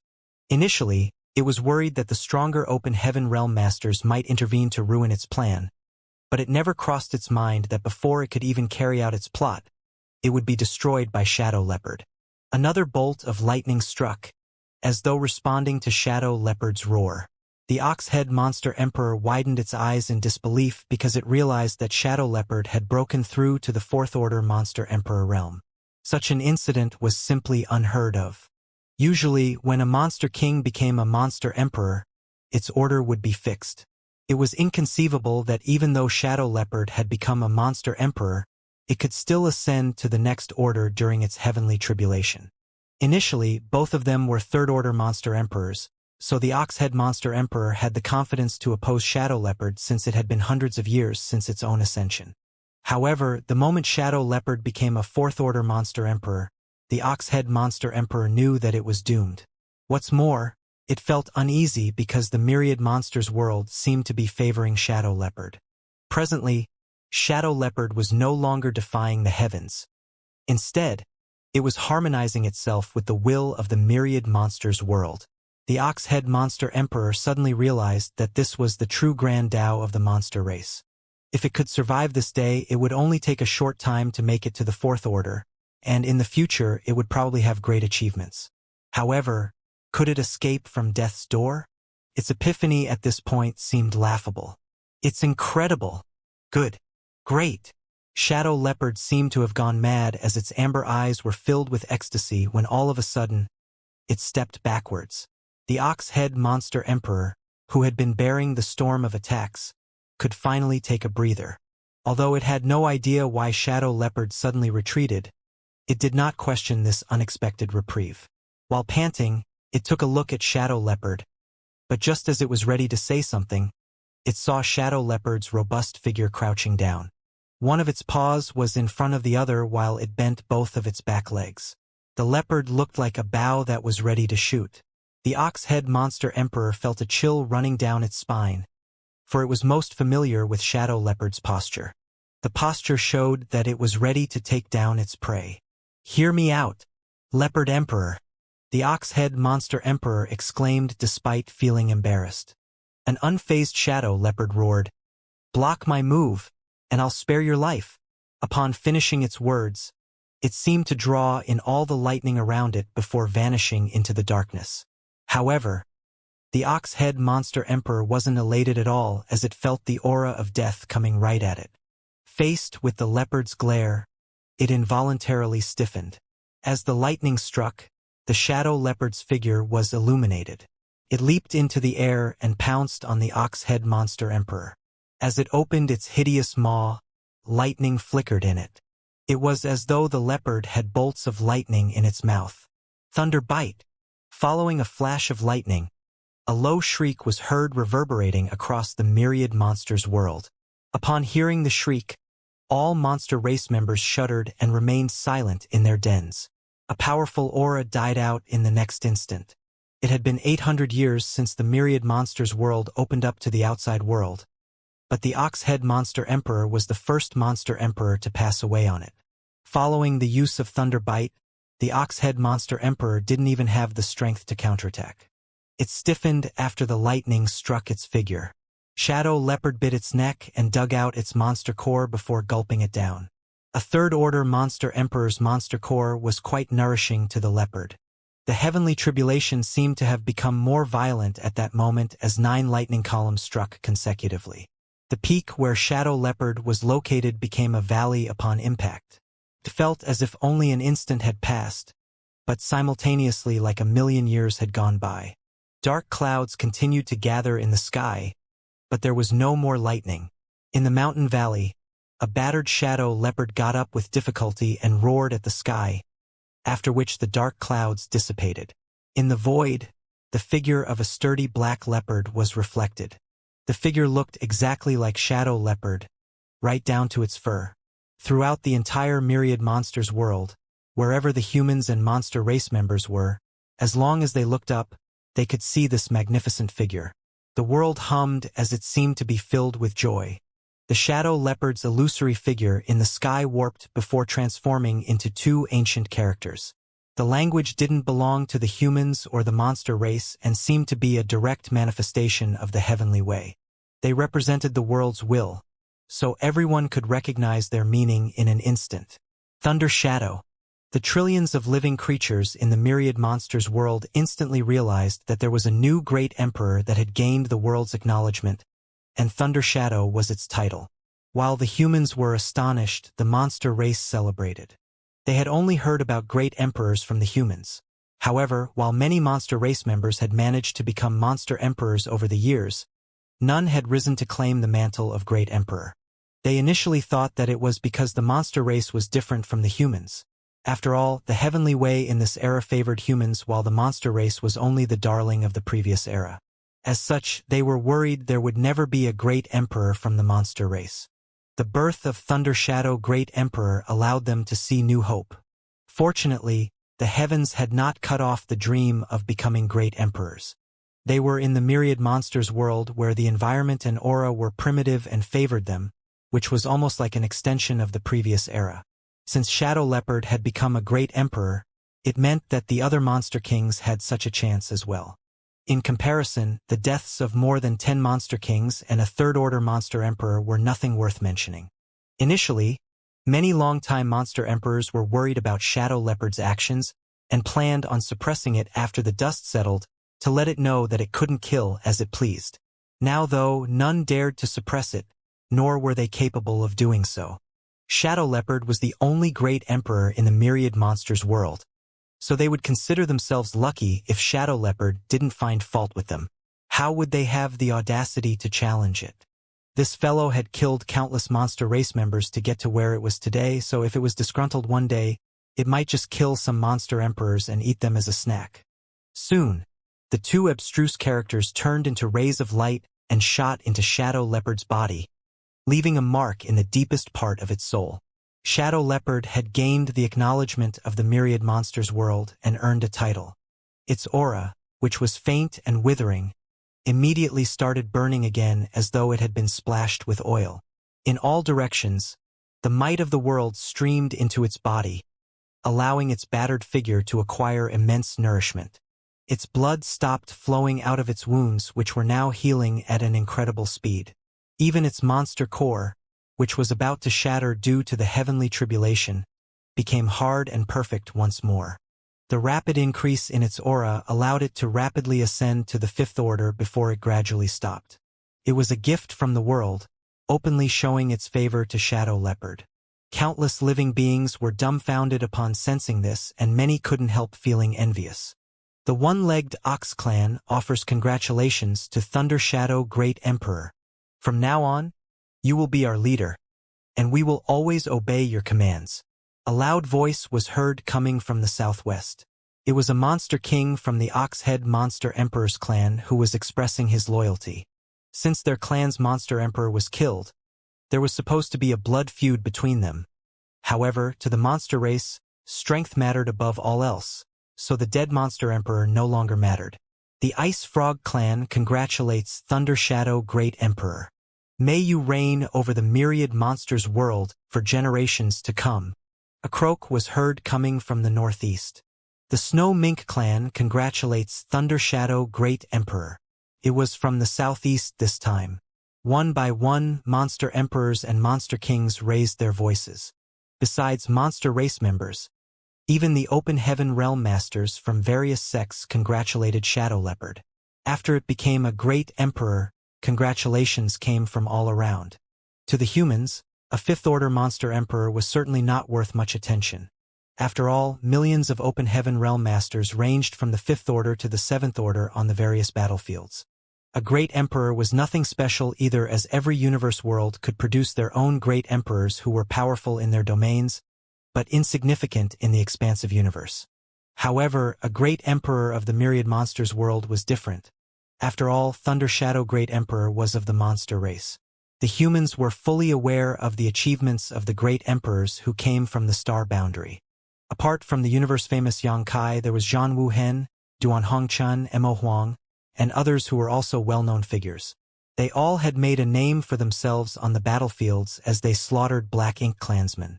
These great emperors only directly ascended to the Sixth Order when they made it to the open heaven realm in the past, but now most of them were already in the Eighth Order. 2 or 3 of them were still in the Seventh Order, but it wouldn't be long before they made it to the next order. The key was that it had only been about 2,000 years since they first ascended to the open heaven realm. It would take the average person 2,000 or more years just to ascend from the Sixth Order to the Seventh Order, while it should be impossible to make it to the Eighth Order no matter how many resources they had available. After all, it took time to refine resources too. However, by relying on their identities as great emperors or the star boundary, they were able to take advantage of the abundant world force drawn in and purified by the world tree clone to shorten the time they needed to cultivate, allowing them to create countless miracles. Unfortunately, every universe world had its limit. The world's bottle in the star boundary was already full, and all the positions had been occupied. Unless a great emperor fell, there wouldn't be new ones rising up. Hence, no one else could enjoy this advantage. Perhaps the capacity in the star boundary would increase in the future, but that would take a long time, and there would surely be fierce competition for any newly opened spot. In the beginning, the world's bottle of the star boundary could only accommodate 10 great emperors, but that number had expanded to 12 now. Apart from the star boundary, though, there was also the myriad monsters world. The first great emperor from the monster race was born in the myriad monsters world today. Although it was currently only a fifth-order monster emperor, everyone knew the monster emperor titled Thunder Shadow would be able to grow in power at an unimaginable pace. If the Shadow Leopard had used the Open Heaven Realm method to achieve its ascension, its limit would be the 7th Order since it was now in the 5th Order. However, it had achieved a breakthrough by relying on the primal art.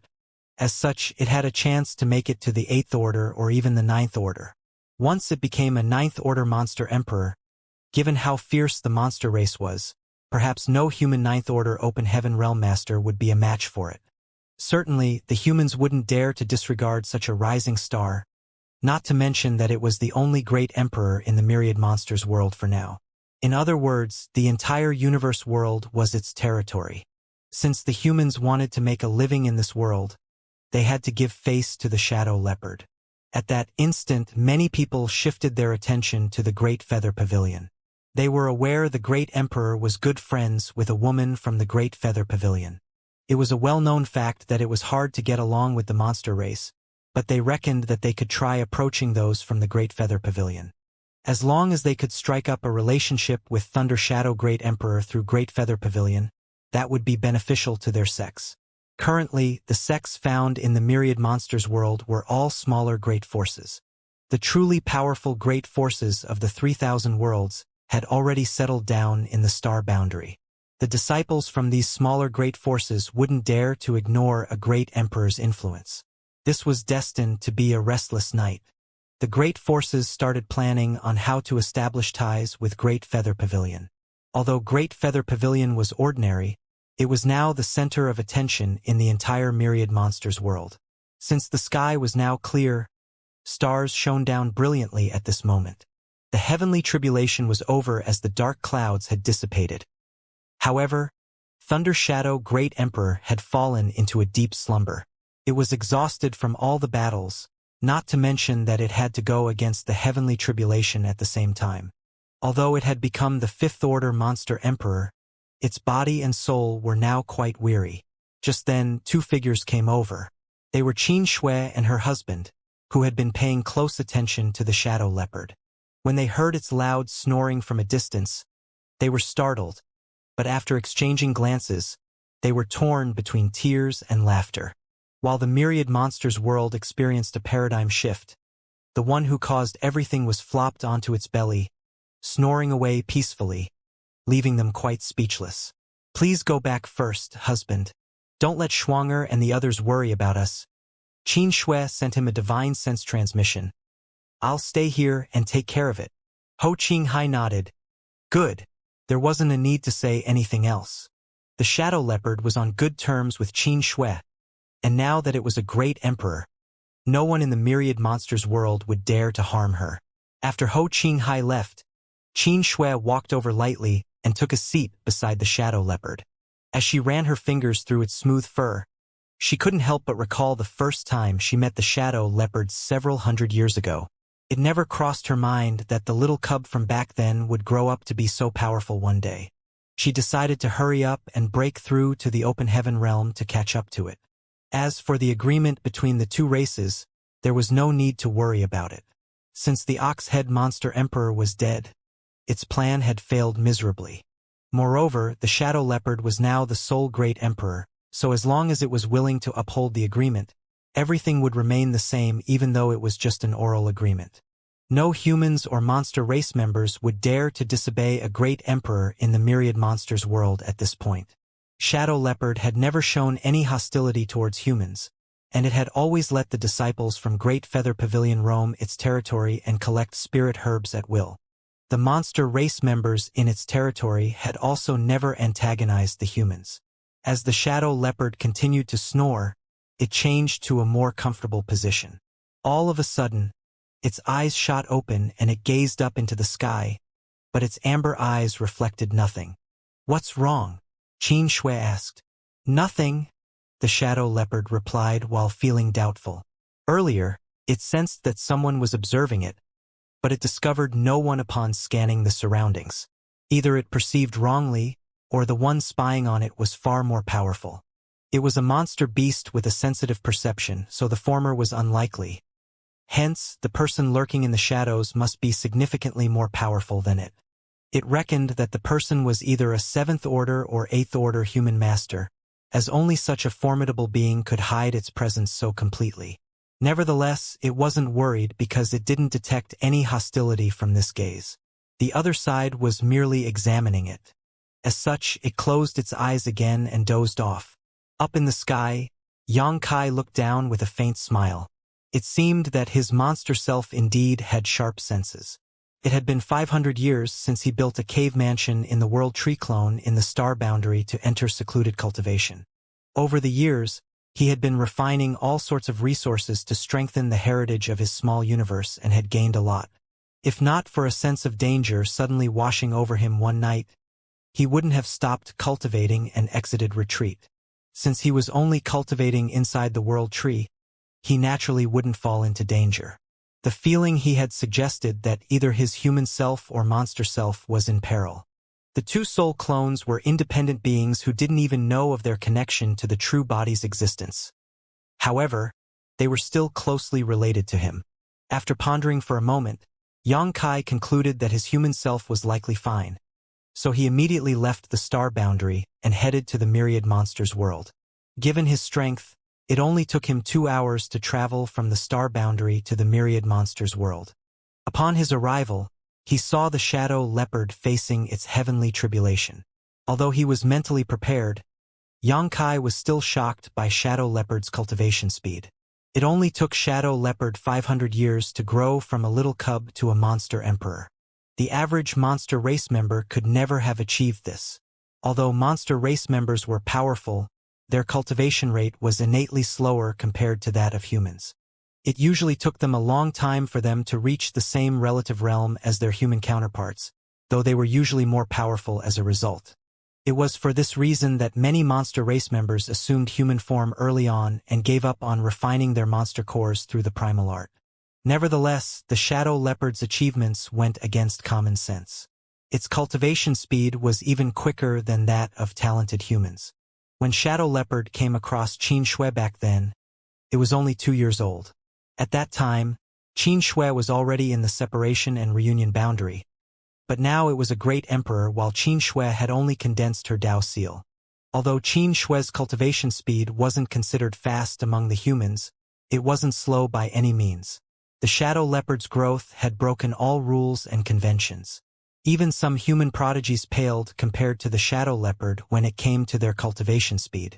Certainly, this wasn't solely due to the shadow leopard's capabilities.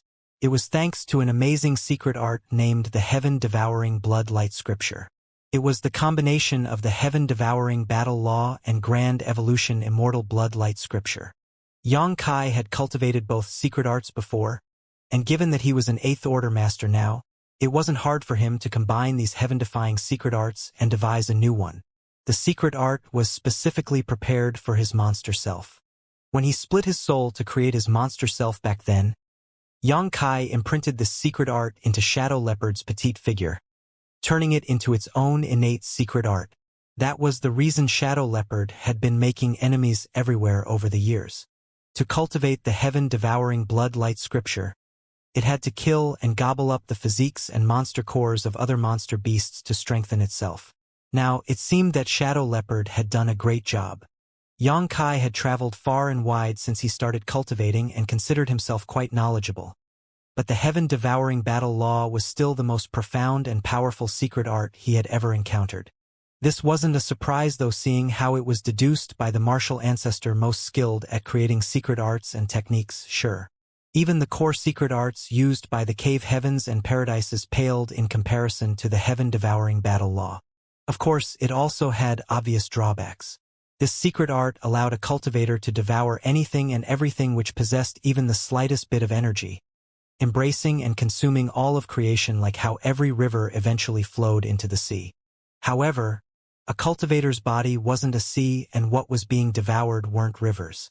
Unbridled devouring of external power for oneself could help a cultivator gain a large amount of strength quickly, but having too many kinds of strength gathered in one's body was akin to drinking impurities which would affect one's mentality. Hence, this secret act could easily cause dissonance in one's cultivation. Since Wukong had the flawless purifying golden lotus, which kept one's physical body completely free of all impurities, he could safely practice the heaven-devouring battle law while others couldn't. Only one heaven-devouring great emperor had ever existed since ancient times for this exact reason.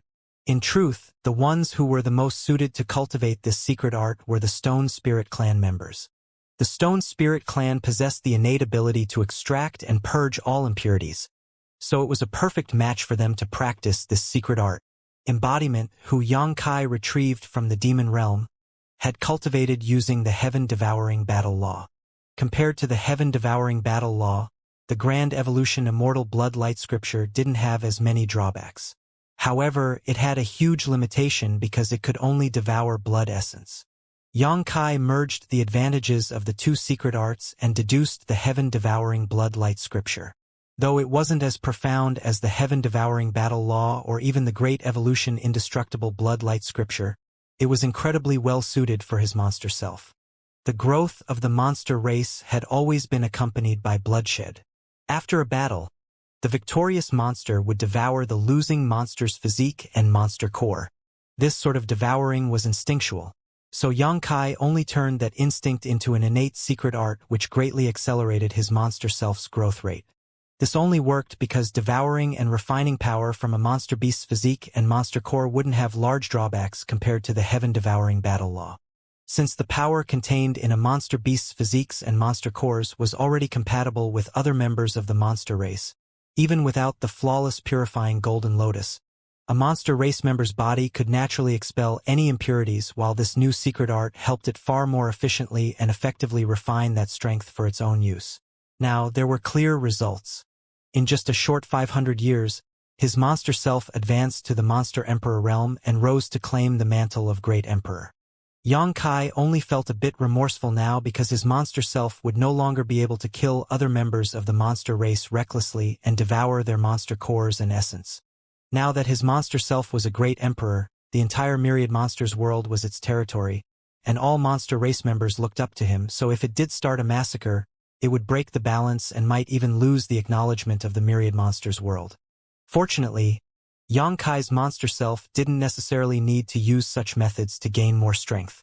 Moreover, there weren't many monster emperors in the Myriad Monsters world in the first place, so even if it killed them all, it wouldn't gain much growth. His monster self was now the Myriad Monsters world's only great emperor, and could follow the example set by Zhan Wu Hen and the others by absorbing world force directly from the world itself to cultivate. In that sense, it could use the entire Myriad Monsters world's power without having to share it with any others. Unless a second great emperor rose up, Xianxia's monster self could easily break through to the 6th Order, 7th Order, or even the 8th Order Monster Emperor realm extremely quickly. In this way, its growth rate would greatly surpass even Zhan Wu Hen and the other star boundary great emperors. His human self had a world tree clone inside his small universe, while the title of Great Emperor gained by his monster self allowed it to cultivate the power of the world tree clone in the myriad monsters world. Both his soul clones had promising futures. Currently, the humans and Black Ink clan were maintaining a delicate balance. The agreement between the two races stated that besides the 6 great territories where any form of war was permitted, the Eighth Order masters and territory lords were not allowed to interfere in the ongoing battles. However, no one could be sure when this balance would be broken.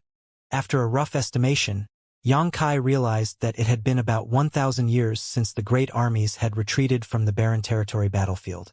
During this millennium, the human race had seen the rise of many talented individuals, but so had the Black Ink clan. Even though Xianxia was in retreat inside the world tree, it didn't mean he didn't know what was happening outside. He was a great emperor of the star boundary, so nothing that happened in the star boundary escaped his senses. There were also reports coming in from the 13 battlefields, so Xianxia knew the humans had gained several rising stars that shone brightly in each of the great territories. Of course, many highly regarded and aspiring youths had also died in battle. On the other hand, the Black Ink clan had successfully nurtured a new batch of territory lords. Though these territory lords weren't as strong as innate territory lords, they symbolized infinite possibilities as they could one day become royal lords. With how much territory and resources the Black Ink clan had conquered, they could nurture quite a lot of royal lords if they were willing to dedicate all their resources to this pursuit. Both races were gathering their strength for the future, so the relative calm they were maintaining was just an illusion. Once one of the clans gained enough of an advantage to wipe the other out, the final battle would commence. How long would that take? 2,000 years? 3,000? No one could say for certain. However, Xianxia knew that there wasn't much time left. Judging by the situation on the battlefields, the human race didn't have much of an advantage. Many aspiring individuals had directly broken through to the 6th Order and 7th Order open heaven realm, saving them a lot of cultivation time. However, these individuals still needed a long time to enhance their heritages before advancing to the 8th and 9th Order open heaven realms. On the other hand, with their Black Ink nests, though the Black Ink clan had to steadily rise up from the very weakest as well, they could still advance quicker than the humans. Therefore, it could be estimated that when a new 9th Order open heaven realm master appeared among the humans, the Black Ink clan would also see the birth of new royal lords. After returning to the star boundary, Xianxia threw himself into his secluded cave mansion and started another round of cultivation. Years went by. Xianxia had completely lost track of time, and his secluded cave mansion had slowly been covered in a thick layer of green leaves.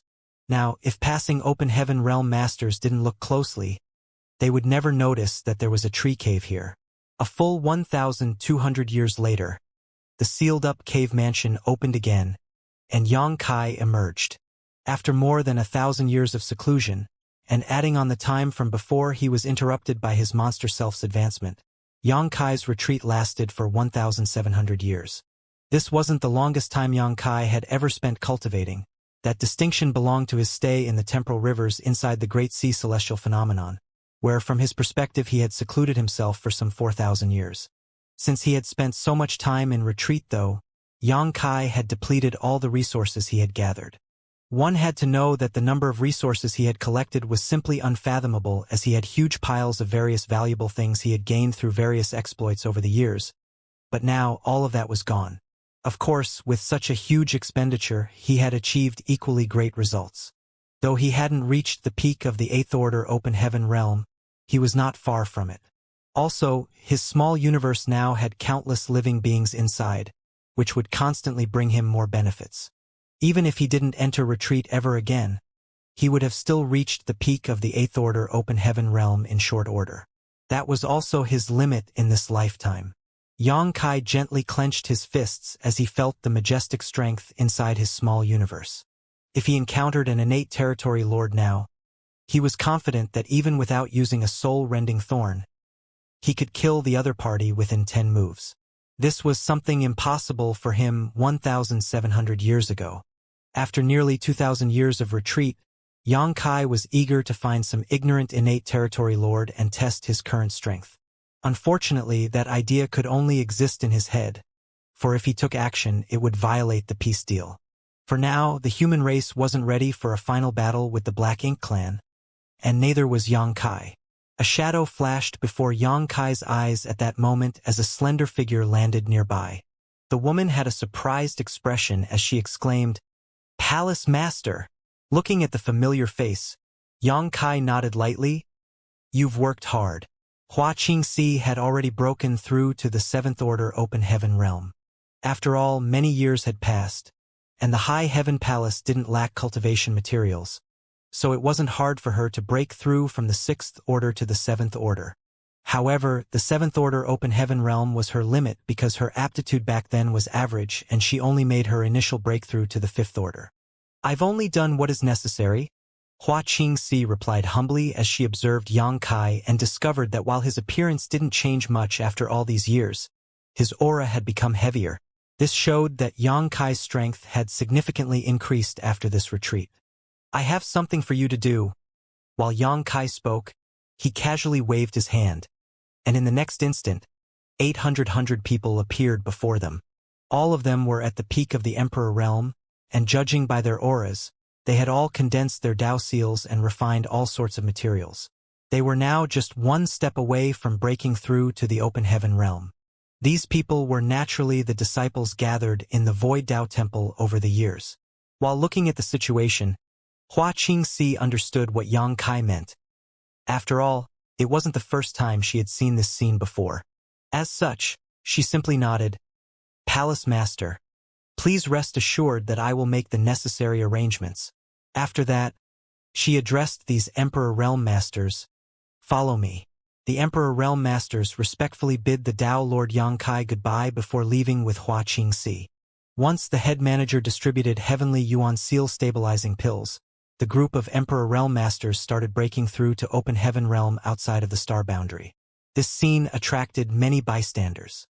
Meanwhile, Yang Kai stood in place and used his divine sense to cover the entire star boundary.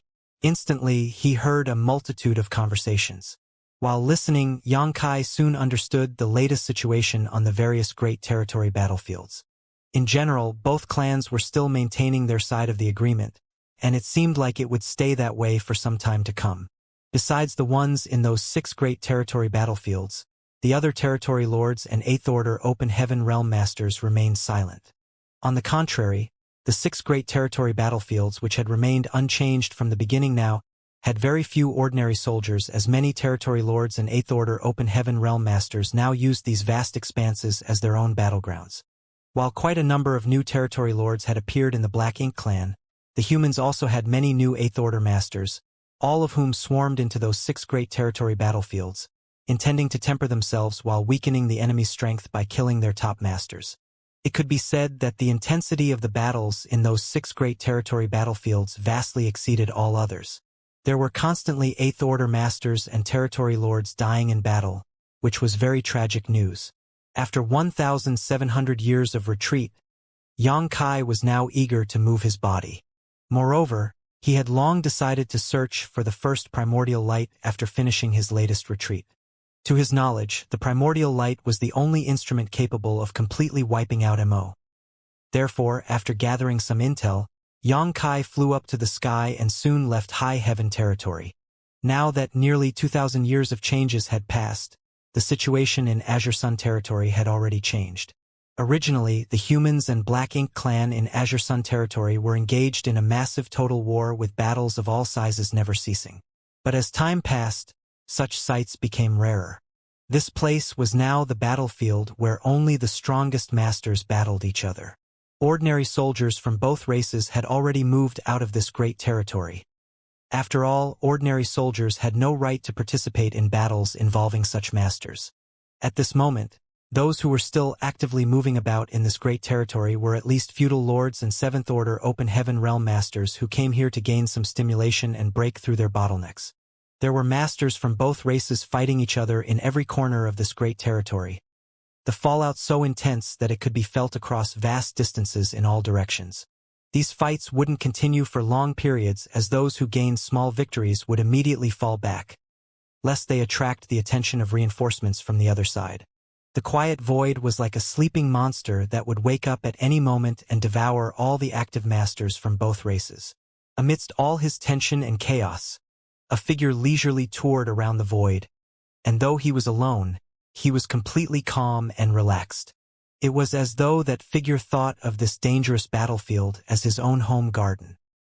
His divine sense carefully swept through the entire void, as if he was looking for something but couldn't find it, causing a disappointed expression to fill his face. At some point in time, 3 large black ink clouds rushed over from 3 different directions, coincidentally surrounding him. However, this person didn't seem to notice them at all and just continued searching his surroundings. When this person arrived at the center of the 3 black ink clouds, 3 figures appeared from within the 3 black ink clouds. Those 3 had strong auras and were clearly territory lords. In the front was a burly territory lord with a single horn. He had a vicious expression as his black ink strength surged, and he fiercely slammed his palm towards that human while roaring, "Die!" Behind him was a slender female territory lord that charged towards the human at breakneck speed. Then, she reached out her hand, which was equipped with nails that were as sharp as knives, aiming at her target's heart from behind. Finally, the 3rd territory lord launched his own attack at that human. Though he wasn't as burly as the 1st territory lord, and he wasn't as fast as the female territory lord, a huge amount of black ink strength enveloped a large patch of the void at the shake of his arms. That dense black ink strength was like the astral wind from the 9 heavens, cutting through the void as it sliced towards the human. The 3 territory lords attacked together, creating a vortex of death that surrounded their lone target. Such a lethal momentum wasn't something any 8th Order master could resist. The territory lord in front was smiling wickedly, as if he could already see the terrified expression of his enemy. I wonder where this 8th Order human came from. How bold of him to wander around Azure Sun territory alone. He'll pay for his ignorance. However, what happened next stunned that territory lord. The 8th Order master, who should be terrified, was smiling at him with an expression that seemed excited and eager. Palming his fist, the human cracked his knuckles and joyously called out, "You guys did this to yourselves, so don't blame me for what happens next." The gleeful expression on the human's face looked like he had just received a huge gift and was celebrating his good fortune. Something's not right. However, it was too late to turn back. Since the 3 territory lords had already surrounded the human, they didn't care that something felt off and decided to kill first before figuring out anything else. Instantly, all 3 territory lords arrived before the lone 8th Order master, and the first burly territory lord threw a punch as a violent wave of black ink strength surged out. The next moment, however, his expression froze and the look of determination and resolve on his face quickly warped with confusion and doubt. It was because that 8th Order master had also thrown a punch. Even though this punch seemed small and weak, it shattered his own attack. The burly territory lord clearly saw how the other party's fist seemed to vaporize his arm as it advanced towards him, an overwhelming strength surging behind it. The next moment, this seemingly slow punch moved upwards unimpeded and landed on his head. Like an exploded watermelon, the burly territory lord was instantly turned into a headless corpse. The 8th Order human turned around abruptly, his bright eyes coincidentally meeting those of the female territory lord attacking him from behind. Both of them were so close their faces were practically touching. The female territory lord felt her body tremble as she suddenly felt as though she wasn't facing an 8th Order human, but some ancient ominous beast that had been caged for countless eons. The shocking and terrifying murderous intent that radiated from this human gave the female territory lord chills as her heart continuously sank. In desperation, she gathered all her black ink strength at her fingertips as her nails turned black before striking at the human. To her astonishment, though, rather than the feeling of her nails sinking into flesh, she felt a tight grip around her wrist, clearly indicating that the enemy had somehow caught her. A low whisper sounded from beside her ear, causing her heart to clench. "You're next." Suddenly, there was a sharp pain in her abdomen, followed by a violent energy that resembled a volcanic eruption exploding inside her. She felt like her enemy had punched through her body and completely broken her spine. The violent energy then surged out and attacked her strong body, and in less than a breath's time, the female territory lord exploded into a mist of blood. It was only after the death of the first two territory lords that the violent black ink strength wave created by the third territory lord reached its target. This was supposed to be a powerful secret technique that could create an optimum battleground for his two companions. But now it was what saved the third territory lord. Seeing his two companions being decapitated and exploded by a single attack each from the mysterious human before him, the third territory lord didn't dare to remain any longer. In a state of utter shock, the third territory lord instinctually tried to escape, but the space around him warped, instantly giving him an illusion that it was being stretched out infinitely. No matter how hard he tried, he couldn't move from the spot where he stood. At that moment, a figure shot out of the rolling black ink strength, splitting the black ink cloud apart before arriving in front of the third territory lord in the blink of an eye. Then, the human casually reached out and easily grabbed the territory lord's neck like he was picking up a chicken, tilting his head as he wondered aloud, "You guys are so weak. Weak." When the remaining territory lord heard that comment, he didn't know what to say. Are we weak? Since they were territory lords, of course they weren't weak.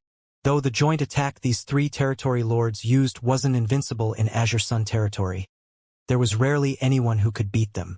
They had killed some human masters using this tactic and thought that since this human was alone, it would be impossible for him to do anything to them, no matter how strong he may be. However, it was only now that this territory lord understood the human expression, "There are always mountains beyond mountains." It wasn't that they were weak, it was just that their enemy was absurdly strong. How could there be such a strong Eighth Order master? Perhaps it was because the territory lord was near death that his memory was suddenly jogged, and he recalled a name that had disappeared for nearly 2,000 years. "You're... all right, time's up." Xianxia didn't let the territory lord finish his words as he simply exerted some strength with his hand before separating the latter's head from his body, causing a fountain of blood to spurt everywhere. Good.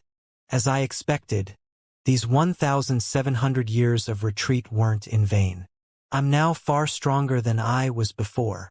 However, Xianxia immediately understood that he could kill these three territory lords so easily because they weren't innate territory lords but acquired territory lords. Back when they were on the Black Ink battlefield, it was common knowledge that under normal circumstances, a territory lord's strength would be weaker than an Eighth Order master's because humans acquired their strength through long-term accumulation. Xianxia had killed quite a few innate territory lords, so these acquired territory lords were nothing to him.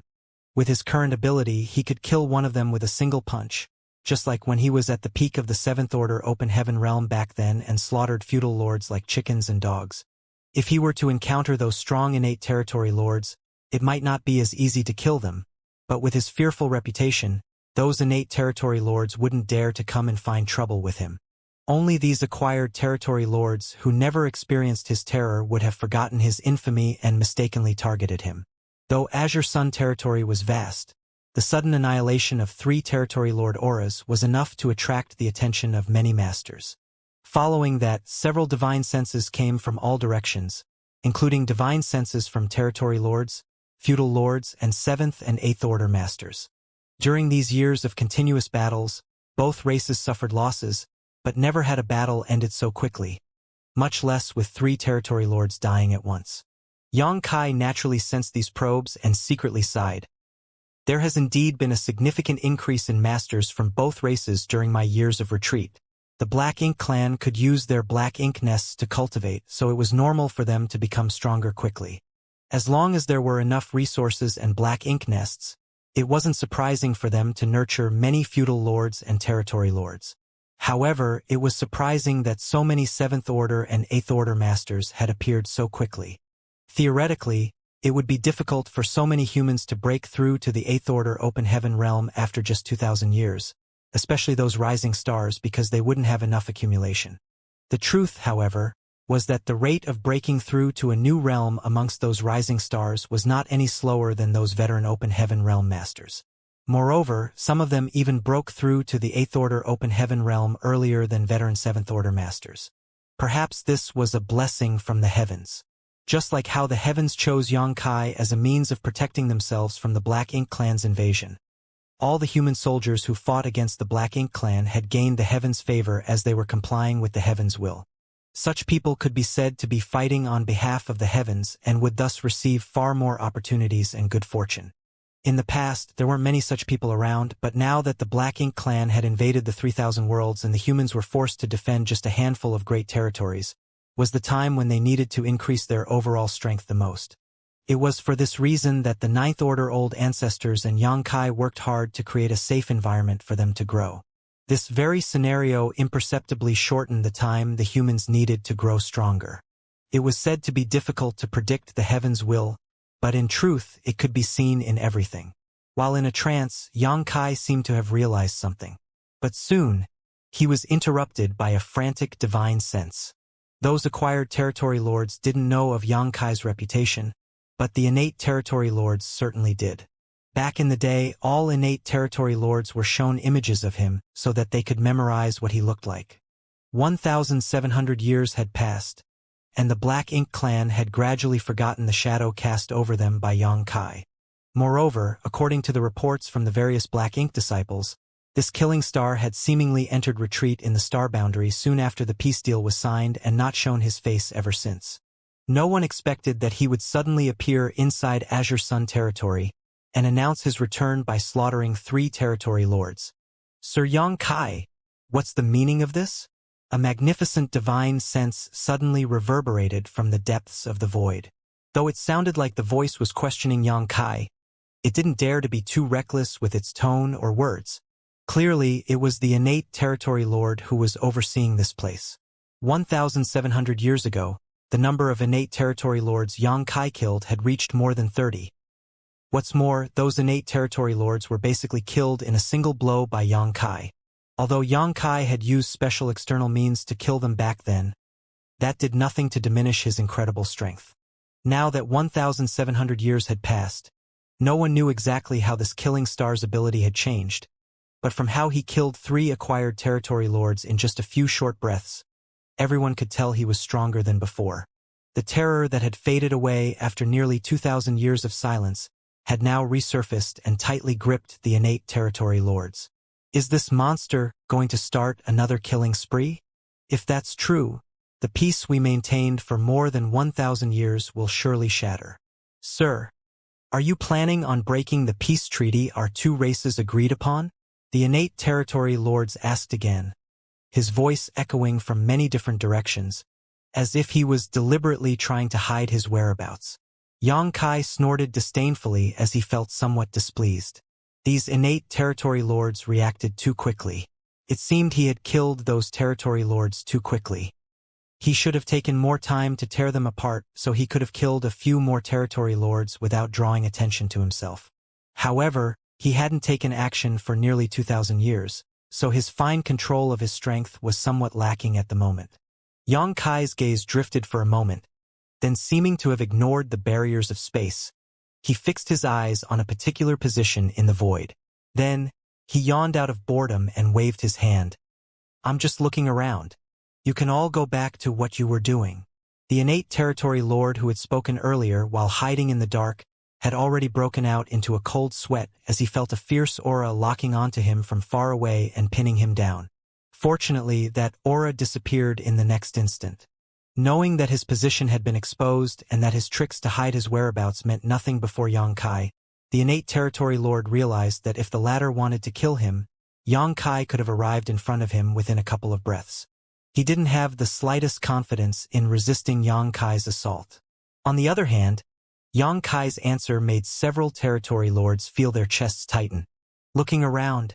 He's just looking around, yet he killed 3 acquired territory lords. However, they also knew that couldn't be helped because it was those 3 territory lords who attacked first. In other words, they were the ones who courted death themselves.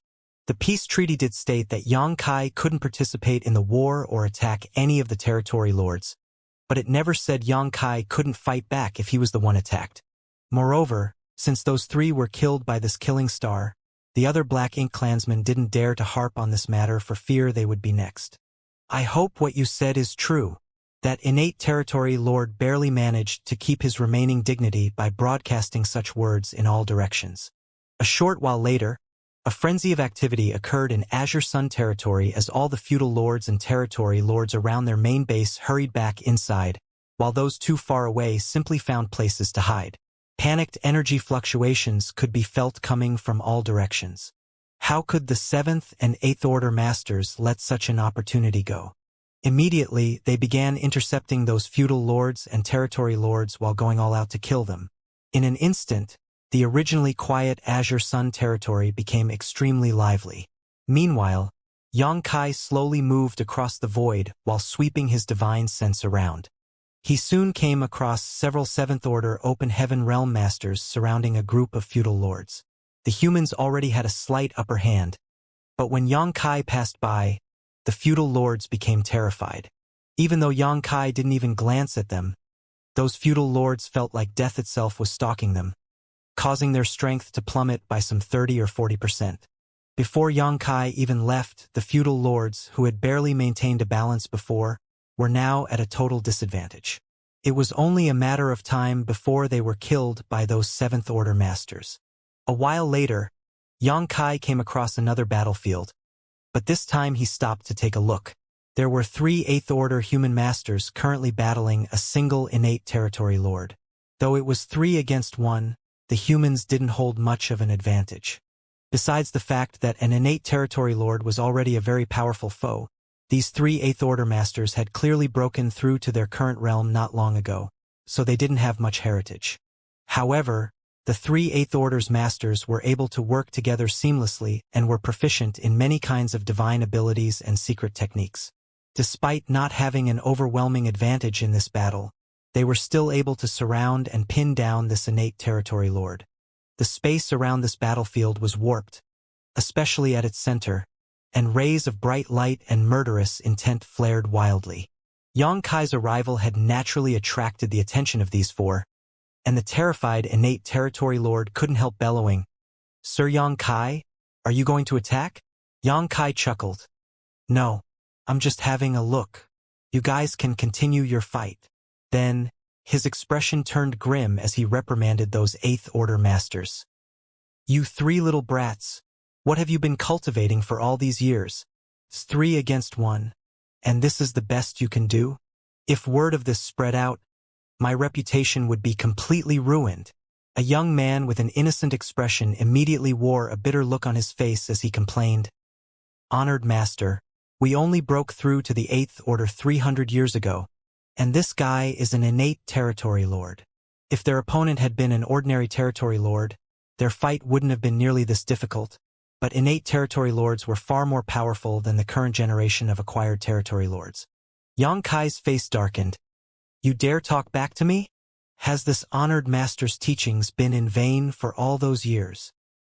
He then raised his head slightly and spoke in a sorrowful tone. "Didn't your honored master ever tell you that he killed a royal lord just after breaking through to the 8th Order Open Heaven realm?" Among those 3 8th Order Masters, the young man with a bowl cut pursed his lips. "Honored master, all you know is how to boast about your achievements." They would have believed Xianxia if he had said he killed an innate territory lord, as they had heard about how powerful he was for many years. However, killing a royal lord? Even they, Xianxia's legacy disciples, wouldn't believe him, let alone others. All 3 of them were silently complaining about how they never knew their honored master was so shameless. "How could you all get distracted during a battle? Do you want to die?" Xianxia scolded them. The only female 8th Order Master amongst them gripped her spear and swept it out fiercely with an angry roar. "Kill!" Xianxia applauded. "Yi Bai, you should learn more from your junior sister. How can a man not have any murderous intent? When fighting an enemy master, it's either you die or they do, so if you don't give it your all, you won't be the one to laugh in the end." "Yes." Zhao Yi Bai's expression became stern as his murderous intent surged. The innate territory lord was already afraid that Xianxia would suddenly make a move and kill him, but now he felt completely hopeless after listening to this conversation. "Honored master? Xianxia is these 3 8th Order Masters' honored master? What the hell am I supposed to do now?" If these 3 had been any other 8th Order Masters, it wouldn't have mattered if he killed them. But these were Xianxia's disciples.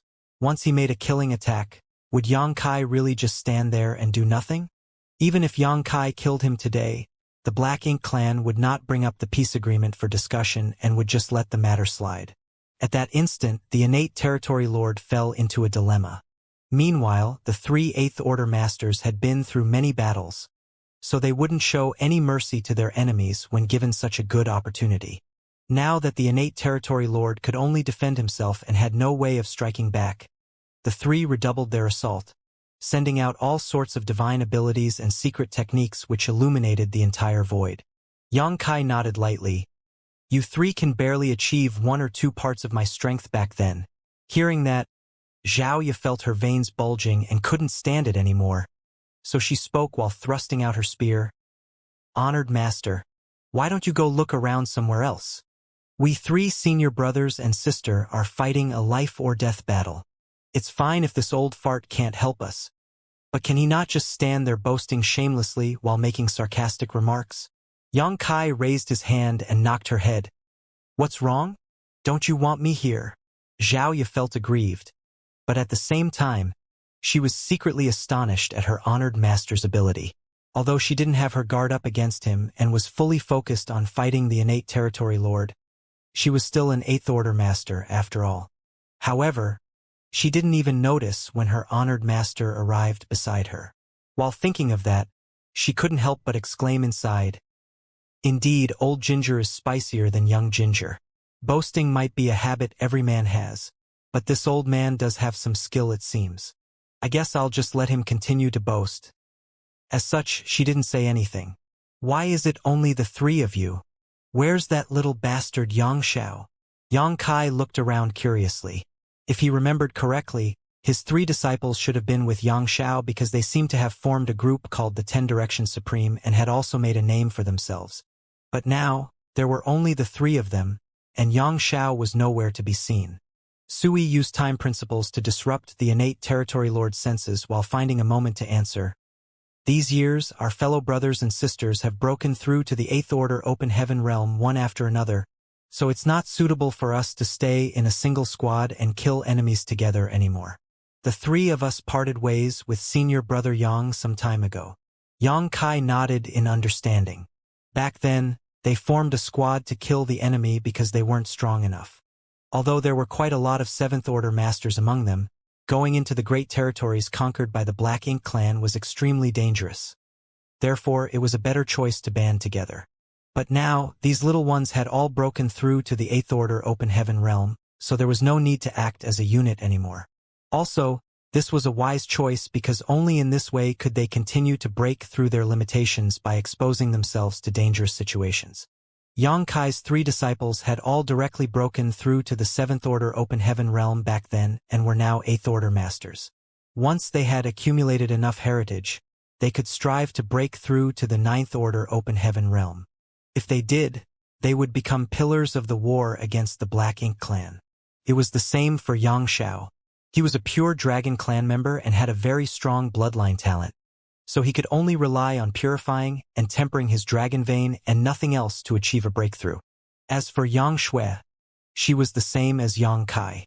The 8th Order open heaven realm was her limit. Die! A fierce roar suddenly sounded as Xiaoya pierced the innate territory lord's chest with her spear. Violent energy exploded, directly opening a huge hole in the enemy's chest. With her strength, she couldn't land such a blow on an innate territory lord so easily. The best outcome for today's battle would have been both sides suffering injuries or both sides retreating on their own. However, Yang Kai standing there talking non-stop forced the innate territory lord to divide some attention to guard against him. Also, the innate territory lord had to be mindful of Zhao Yibai and the others being Yang Kai's disciples, so he didn't dare to kill them. Since the innate territory lord couldn't escape or pay full attention to fighting his opponents, he naturally wouldn't have a good end. Senior brother, Sui bellowed. The 3 brothers and sister had been together for many years and had gone through countless battles together, so they knew each other incredibly well by now. When Xiaoya succeeded in attacking the enemy, Sui immediately seized the chance. Zhao Yibai roared, "Coming!" The 2 of them immediately pushed their time principles and space principles, intertwining their strength to create a mysterious energy. At that moment, the local space became a mess, and the entire battlefield was rendered into a patchwork of light. The innate territory lord had a surprised and frightened expression on his face as he watched a spear coming at him, swiftly moving about as it slashed him 18 times. During this critical life and death moment, the territory lord no longer cared about Xianxia. The black ink strength surrounding his body surged as it spread out in all directions like a tsunami. The chaotic space was disrupted and 3 figures were sent flying, all of them coughing up fresh blood. At the same time, the territory lord had 18 new injuries and was covered in fresh black blood, making him look incredibly haggard. Not intending to remain a moment longer, he turned around and transformed into a black ink cloud before making his escape. "In your dreams," Zhao Yibai roared. The trio had exerted a lot of effort to heavily injure their enemy. If they let their opponent escape, they would have spent their years of cultivation in vain. Moreover, their honored master was watching them from the side. Zhao Yibai had no expectations that his honored master would lend a helping hand, and Xianxia had no such intentions either. Instead, he just watched them with interest. While Zhao Yibai roared, his figure flickered. Then, with a slight step, a vague shadow remained in place while his true body appeared in front of the escaping innate territory lord. At some point, a mysterious object appeared in Zhao Yibai's hand. It seemed like a sword, but it also looked like a snake. The thing was squirming in his hand like an untamed animal that could bite back at him at any moment. Xianxia narrowed his eyes as he offered some silent praise. Though he did not pay much attention to his disciples, he didn't expect the dopiest little one to have grown so much.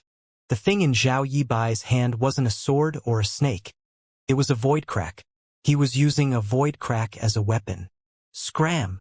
The territory lord yelled madly as a palm appeared from within the rolling black ink cloud and slammed towards Zhao Yibai.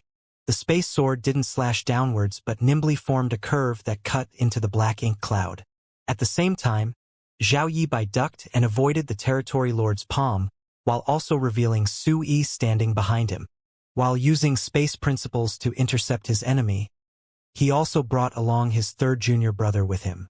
The innate territory lord had been completely focused on running away, and the 2 brothers had combined their auras, so he didn't notice that there were 2 humans before him rather than 1. Su Yi had a stern expression as he placed his palms together. Then, a dense layer of time principles surrounded his body, and with a gentle slap, time itself was sent flying. As this palm struck, the surrounding void seemed to pass through countless years in an instant. When the innate territory lord's attack reached Su Yi's palm, only half of its power remained. With a shake of Su Yi's body, the innate territory lord was sent flying, and Zhao Yibai's space sword slashed downwards. The huge black ink cloud roiled and split, revealing the territory lord's figure with a large wound at his waist that was gushing out blood. The wound didn't look like it was from a sharp object piercing him. Instead, it was as if some beast had ripped a chunk of his flesh out. Before the territory lord could steady himself, an intense murderous intent struck him from behind. Xiaoya had harnessed the essence of the supreme limitless spear art and transformed her weapon into a giant phantom image that swiftly enveloped the innate territory lord. At that moment, the innate territory lord could no longer escape. "Kill!" Sui called out and charged forward with his eldest senior brother. However, the trio didn't dare to be reckless, and the fight with the innate territory lord lasted another half an hour before they finally took him down with great difficulty. After Xiaoya used her spear to blast the innate territory lord's head off, she withdrew it while all 3 of them looked pale and panted heavily. However, they were feeling indescribably happy inside. This was the first innate territory lord they had killed. Even though they had fought innate territory lords before, it would always end with them suffering a loss and the 3 of them escaping under their eldest senior brother's lead.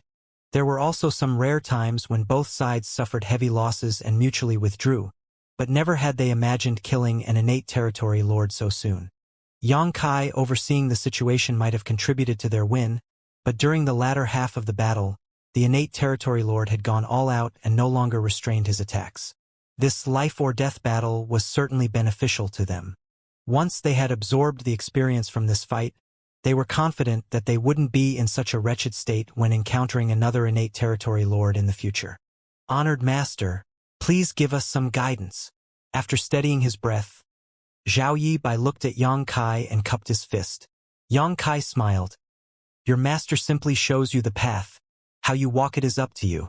Your honored master has no more advice for you. I only have one comment. Well done. Although he felt that the three little ones still had a few rough edges while battling their opponent, and many opportunities weren't grasped perfectly, nothing was truly perfect in this world. Even he had times when he made mistakes and misjudgments. Moreover, the situation on the battlefield was constantly changing, and only by continuously overcoming their limitations could they grow strong. Also, Yang Kai noticed that they had adopted an original approach when using their martial daos, especially when Zhao Yibai and Su Yi combined both time and space principles, allowing them to display a kind of space-time strength. Yang Kai could summon the Sun and Moon Divine Wheel and use space-time strength because he was proficient in both the Tao of space and the Tao of time. It was like a person's left and right hands working together seamlessly and not too difficult to achieve. However, Zhao Yibai and Su Yi were two different individuals. When one person's left hand had to work with another person's right hand, it didn't only require perfect timing but also absolute trust in each other. As Yang Kai thought of that, he couldn't help but sigh. It seemed like the young eagles had grown their feathers and were able to soar in the sky. He suddenly understood how Ouyang Lai and the others felt back then. Each age offered new talents, and those new talents would surpass the older ones. The veteran 8th Order Open Heaven Realm Masters might have had high hopes and felt like they had passed their prime when looking at the young and active him back then. After so many years, Honored Master has never taught you anything in detail, but since we've encountered each other today, I will give you one final lesson. Yang Kai wore a kind smile on his face. The three disciples looked serious as they felt inexplicably sad. Though their honored master didn't seem old and could even be considered young when compared to other veteran 8th Order Open Heaven Realm Masters, they knew that the 8th Order Open Heaven Realm was their honored master's limit in this lifetime. That was undoubtedly a ruthless fate for a cultivator who used up all his life to pursue the peak of the martial Tao. Though their honored master's appearance would not age for tens of thousands of years at least, his ambition to pursue martial Tao would no longer be as strong as it once was. Zhao Ye's eyes reddened slightly as she remembered how Yang Kai had taken such gentle care of them when they were young. All these years, they seemed to have never been filial to their honored master. So she secretly decided that if they could wipe out the Black Ink clan, they must stay beside their honored master and take care of him. However, while such thoughts flashed across her head, Yang Kai raised his fist to his lips and coughed twice before suddenly shouting, "This king's 3 legacy disciples are right here. An eye for an eye, a tooth for a tooth. If any of you territory lords have a grudge against me, feel free to target them. If you manage to kill them, that just proves your capability, and this king will not avenge them in the future." The 3 disciples slowly widened their eyes as their sadness instantly disappeared while looking at their honored master with stunned expressions. Yang Kai then winked at them. "The final lesson is that your honored master can't protect you for a lifetime, so you have to learn how to fend for yourselves." After saying that, Yang Kai didn't bother to see what their reactions were before taking a step and appearing 1,000,000 kilometers away from them. Then, he laughed from afar and announced, "There will come a day when the eagle learns to fly and soars high in the sky." He seemed to be in an extremely pleasant mood. In just a few short moments, his aura disappeared from Azure Sun territory, obviously indicating that he had left through one of the territory gates. At that instant, many divine senses swept towards Zhao Yibai and the others from all directions, and the trio felt like countless pairs of eyes were now staring at them from the dark. "Run!" In a panic, Zhao Yibai grabbed his junior sister and brother before turning around and dashing towards one of the human race's forward outposts. "Master! How could there be such a terrible master in this life? I'm going to drop out of the master's sect." Sui felt like he was going mad. In this world, the number of those who knew they were Yang Kai's legacy disciples was not low, but it also wasn't high. After all, Yang Kai had arranged for them to be cared for at the High Heaven Palace before he went to the Black Ink battlefield, which was some 3,000 years ago. Back then, the 3 of them were still weak, so the others only thought of them as ordinary High Heaven Palace disciples.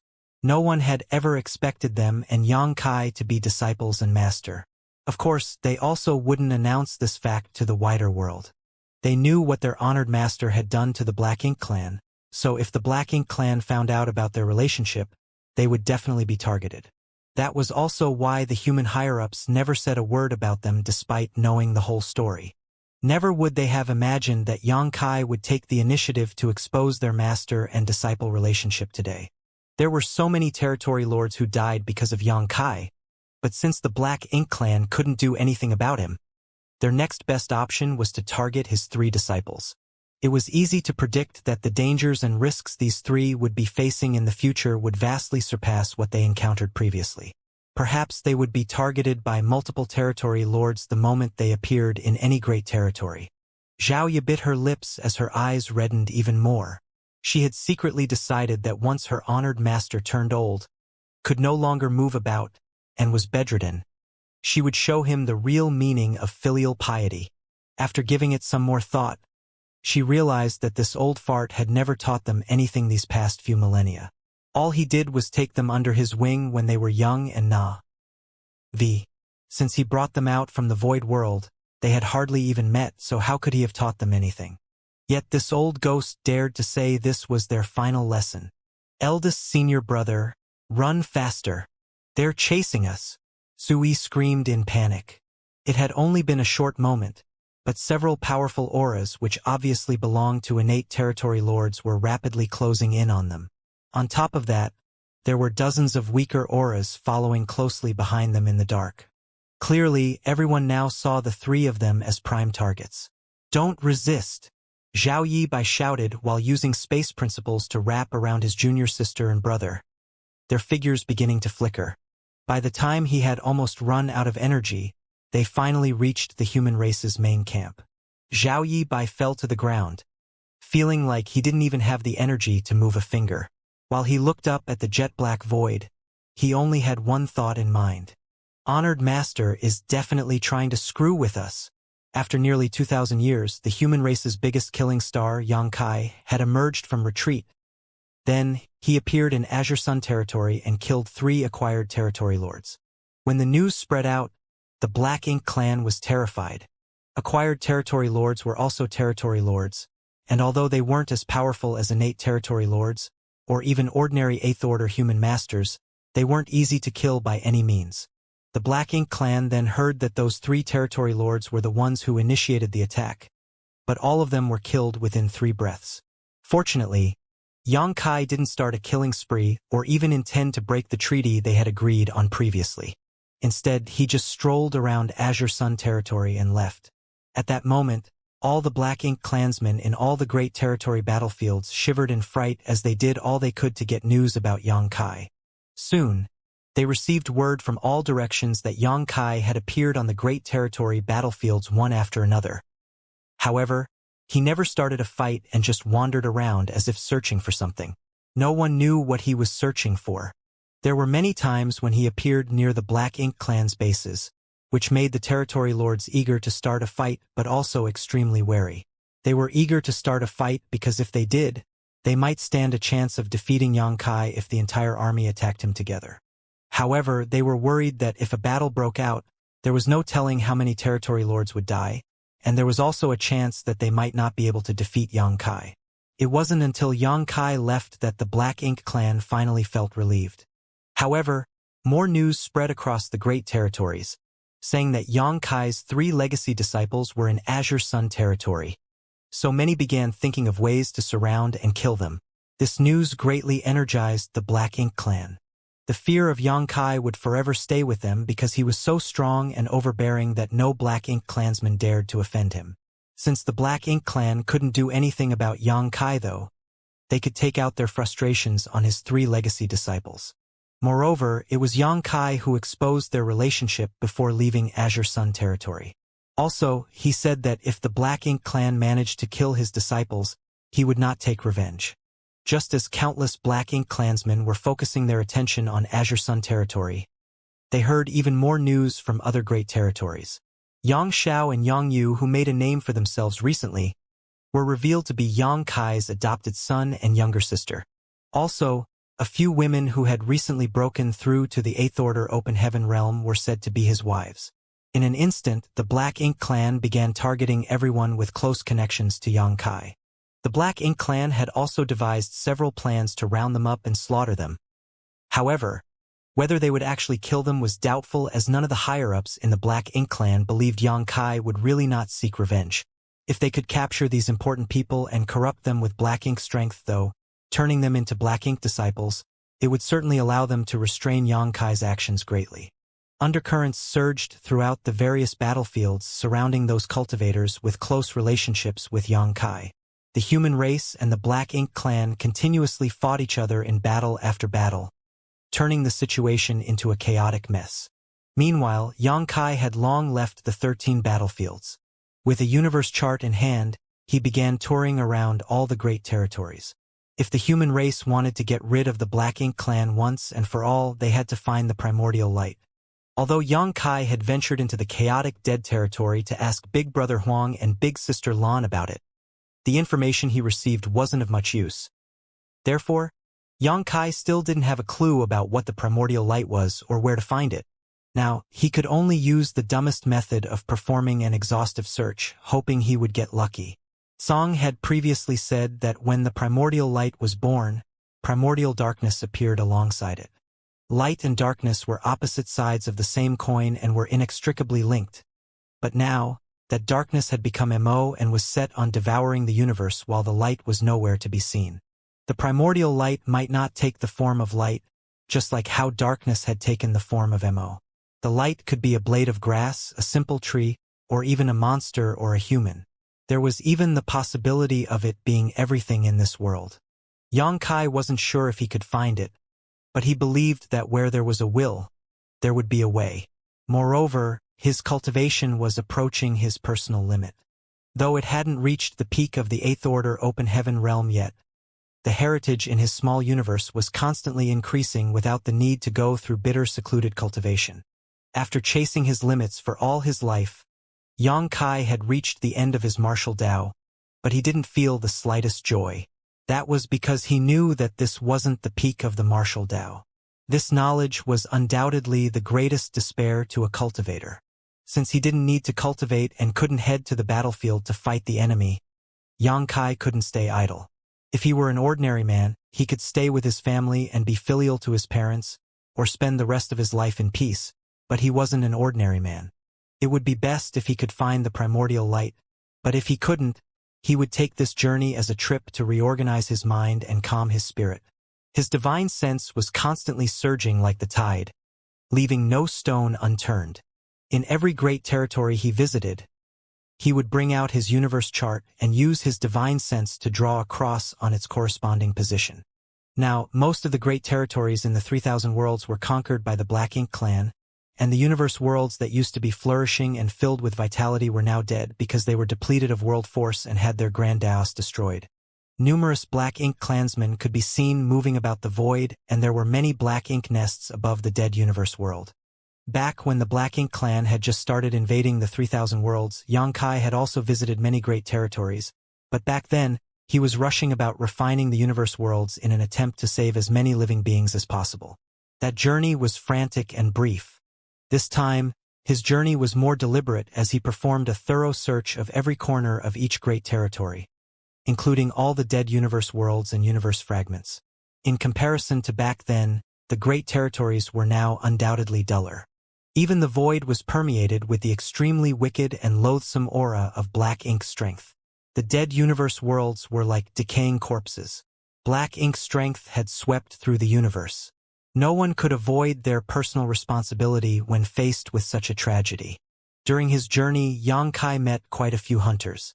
These hunters traveled around each great territory, destroying Black Ink nests and being chased after by the Black Ink clan, which they all considered exciting and terrifying experiences. While facing such dangers, though, they also gained a lot.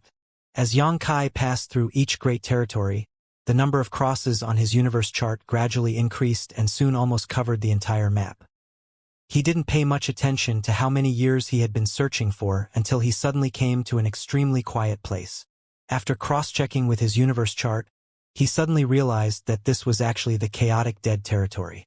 Xianxia was very surprised as he had visited the chaotic dead territory thrice, But no matter when he came, this place had always been in complete chaos. Big Brother Huang and Big Sister Lan were extremely powerful, but couldn't control their own strength. Therefore, wherever they were, the violent might of Yang and Yin they possessed shattered the void. It was because of this that Yang Kai didn't succeed when asking them to descend the mountain and help the humans deal with the Black Ink clan. If they did so, many other great territories would become a part of the chaotic dead territory, which was something the humans couldn't accept. Although many great territories now were filled with dead universe worlds and were conquered by the Black Ink clan, restoring them in the future was still possible. However, if a great territory became a part of the chaotic dead territory, there would be no hope for restoration. When Yang Kai came again this time and noticed there was actually something different, he couldn't help but be curious. Therefore, he flew deeper into the void while calling out, "Big Brother Huang, Big Sister Lan, your little brother is here to visit." Following a faint aura he sensed, Yang Kai soon found Big Brother Huang and Big Sister Lan. But when he saw them, he was taken aback. "What are you two doing?" Standing before Yang Kai was a single figure, or more precisely, the combined figures of Big Brother Huang and Big Sister Lan. The left half of the figure looked like Big Brother Huang, while the right side looked like Big Sister Lan. The figure's appearance seemed extremely strange, as if some sort of power had forcefully merged them together but failed. The strange combined figure looked at Yang Kai, and its two different colored eyes also showed different emotions. Then, with a roll of their eyes, the combined body split into two. With a soft popping sound, Big Brother Huang and Big Sister Lan were separated entirely. The two of them looked a little exhausted and depressed. Big Brother Huang massaged his temples, looking like he had a headache. "We're trying to fuse. When you were here the last time, didn't you say we might have a connection with the primordial light? We thought about it after you left and thought perhaps you were right, so we gave it a try. What's the result?" "The result is what you just saw." Big Brother Huang spread his hands. "It's your fault. If you hadn't tried to gain control, I wouldn't have fought with you because I was afraid to get devoured," Big Sister Lan complained. Big Brother Huang looked aggrieved. "How can that be my fault? You initiated it. How could I comply silently? As a proper little brother, you should carry out your big sister's will," Big Sister Lan chastised. "Nonsense." Big Brother Huang jumped 1 meter high. "I'm the big brother, so you should listen to me." Then, Big Sister Lan grabbed Big Brother Huang's collar and threatened angrily, "Say that again." Big Brother Huang looked down at her and repeated arrogantly, "I'm the big." All right. Yang Kai grabbed them before placing them on either side of himself. "Stop arguing. You guys have been together for so many years. What's there to argue about?" They had been arguing about who was the big sister or big brother for eons, but they still hadn't reached a conclusion. "Humph." Both of them coldly snorted before turning their heads to the side, as if they didn't want to talk to each other anymore. Yang Kai touched his chin and commented, "When this little brother saw your condition just now, I seem to have seen signs of integration. We can integrate with each other?" Big Brother Huang sighed and shook his head. After so many tries, he finally understood something. "However, unless one of us is willing to be devoured by the other, we'll never truly become one," Big Sister Lan added. "Also, even if one of us is willing to be devoured, the most likely possibility is that we'll simply destroy each other entirely. They were originally the manifestation of Yang and Yin, so their powers were opposed, the epitome of incompatibility, so how could they possibly integrate? If that's true, then why are you guys still trying?" Yang Kai was confused. Big Brother Huang shrugged. "We have nothing to do anyway. Also, she wouldn't let me devour her." That answer was impeccable. It was the same reason why Yang Kai went to look for the primordial light. He felt he had to do something, but there was literally nothing else for him to do. In short, he was bored. "But we did learn something," Big Sister Lan suddenly spoke up. Yang Kai's expression turned serious. "What did you discover?" Instead of answering him, Big Sister Lan asked a question. "Do you know alchemy?"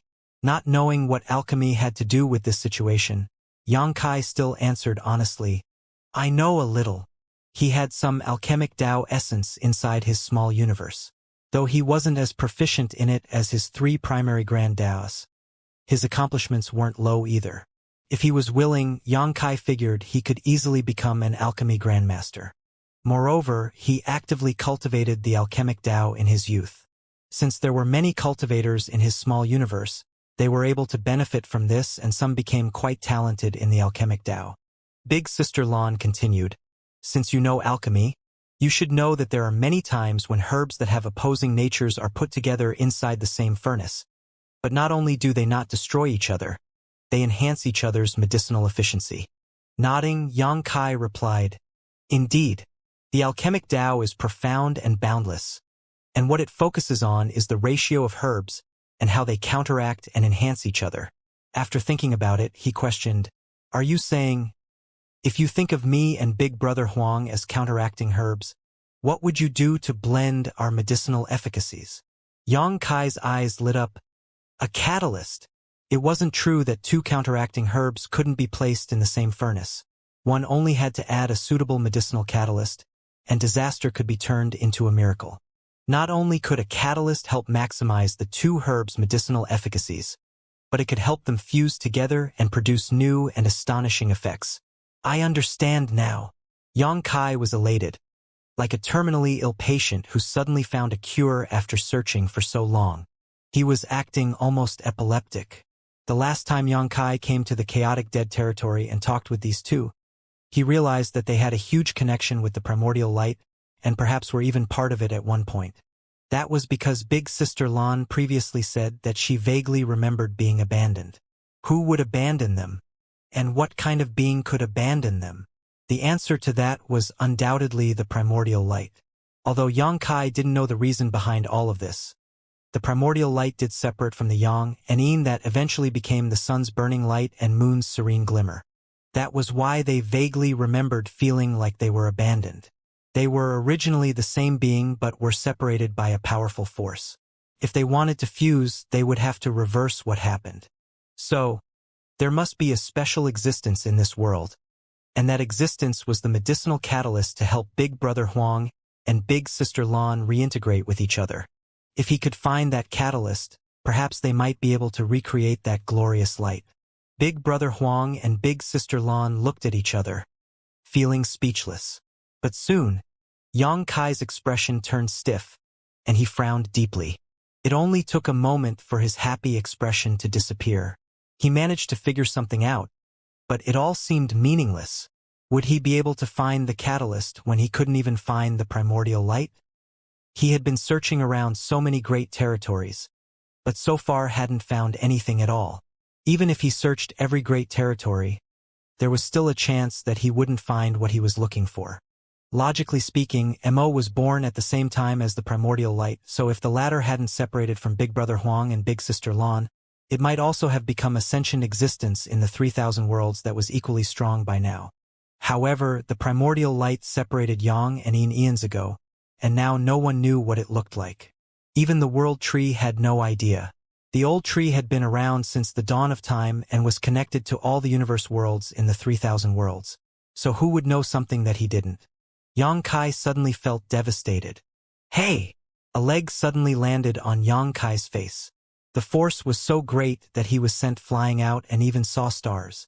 When he finally found his footing, he felt something wet on his face. When he touched it, his hands were stained by blood. He shook his head as he walked back and looked aggrieved at Big Brother Huang as he asked, "Why did you kick me?" Big Brother Huang snorted coldly. "You looked so depressed, like your family died or something.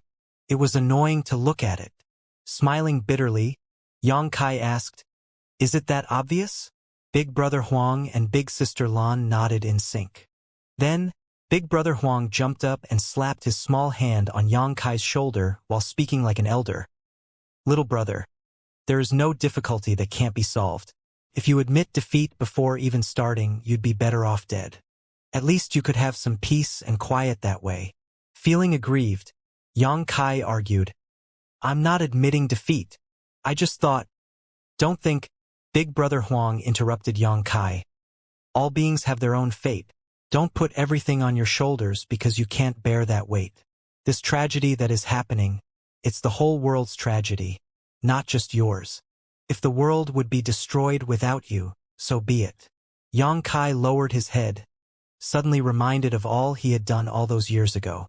Back then, he was invincible on the battlefield. With the soul-rending thorn and his various divine abilities and secret techniques, he killed so many territory lords in profound nether territory that the enemy became traumatized by his mere mention. However, even with such a huge advantage, Yang Kai still chose to make peace with them. Didn't he do that because of this exact reason? This war wasn't solely his struggle. No matter how strong a person was, there was a limit to their strength. This was the human race's war, and only by the constant strengthening of their successive generations could they have hope of defeating the Black Ink clan. How could he have forgotten his original intention after so many years? Yang Kai suddenly turned serious and nodded. Big Brother Huang, you're right. Also, he saw a new side to Big Brother Huang, as he didn't expect this little guy to have such insight after having stayed in the chaotic dead territory for such a long time. When Big Brother Huang heard Yang Kai compliment him, he eagerly added, "Don't worry. If there ever comes a day when you humans are defeated, your big sister Lan and I will charge out from the chaotic dead territory and make this vast world into a dead zone, so that the Black Ink clan will be buried along with you." Yang Kai felt his brow twitch when he heard that, as he thought, this might be Big Brother Huang's real intentions. No matter how isolated he and Big Sister Lan were, or how reasonably they seemed to behave, they were still avatars of chaos and destruction. When the humans were in charge of the universe, they could still stay here peacefully, but if the humans disappeared from existence, nothing would be restraining them anymore. At that point, charging out of the chaotic dead territory wasn't just talk. Can the two of you stand against Mo? Yang Kai felt doubtful. According to what he knew, these two might have abilities that were on par with a giant spirit god or stronger. However, was that enough to rival the strength of Mo? When he thought about it, Mo created Black Ink giant spirit gods, while the primordial light created the burning light and serene glimmer.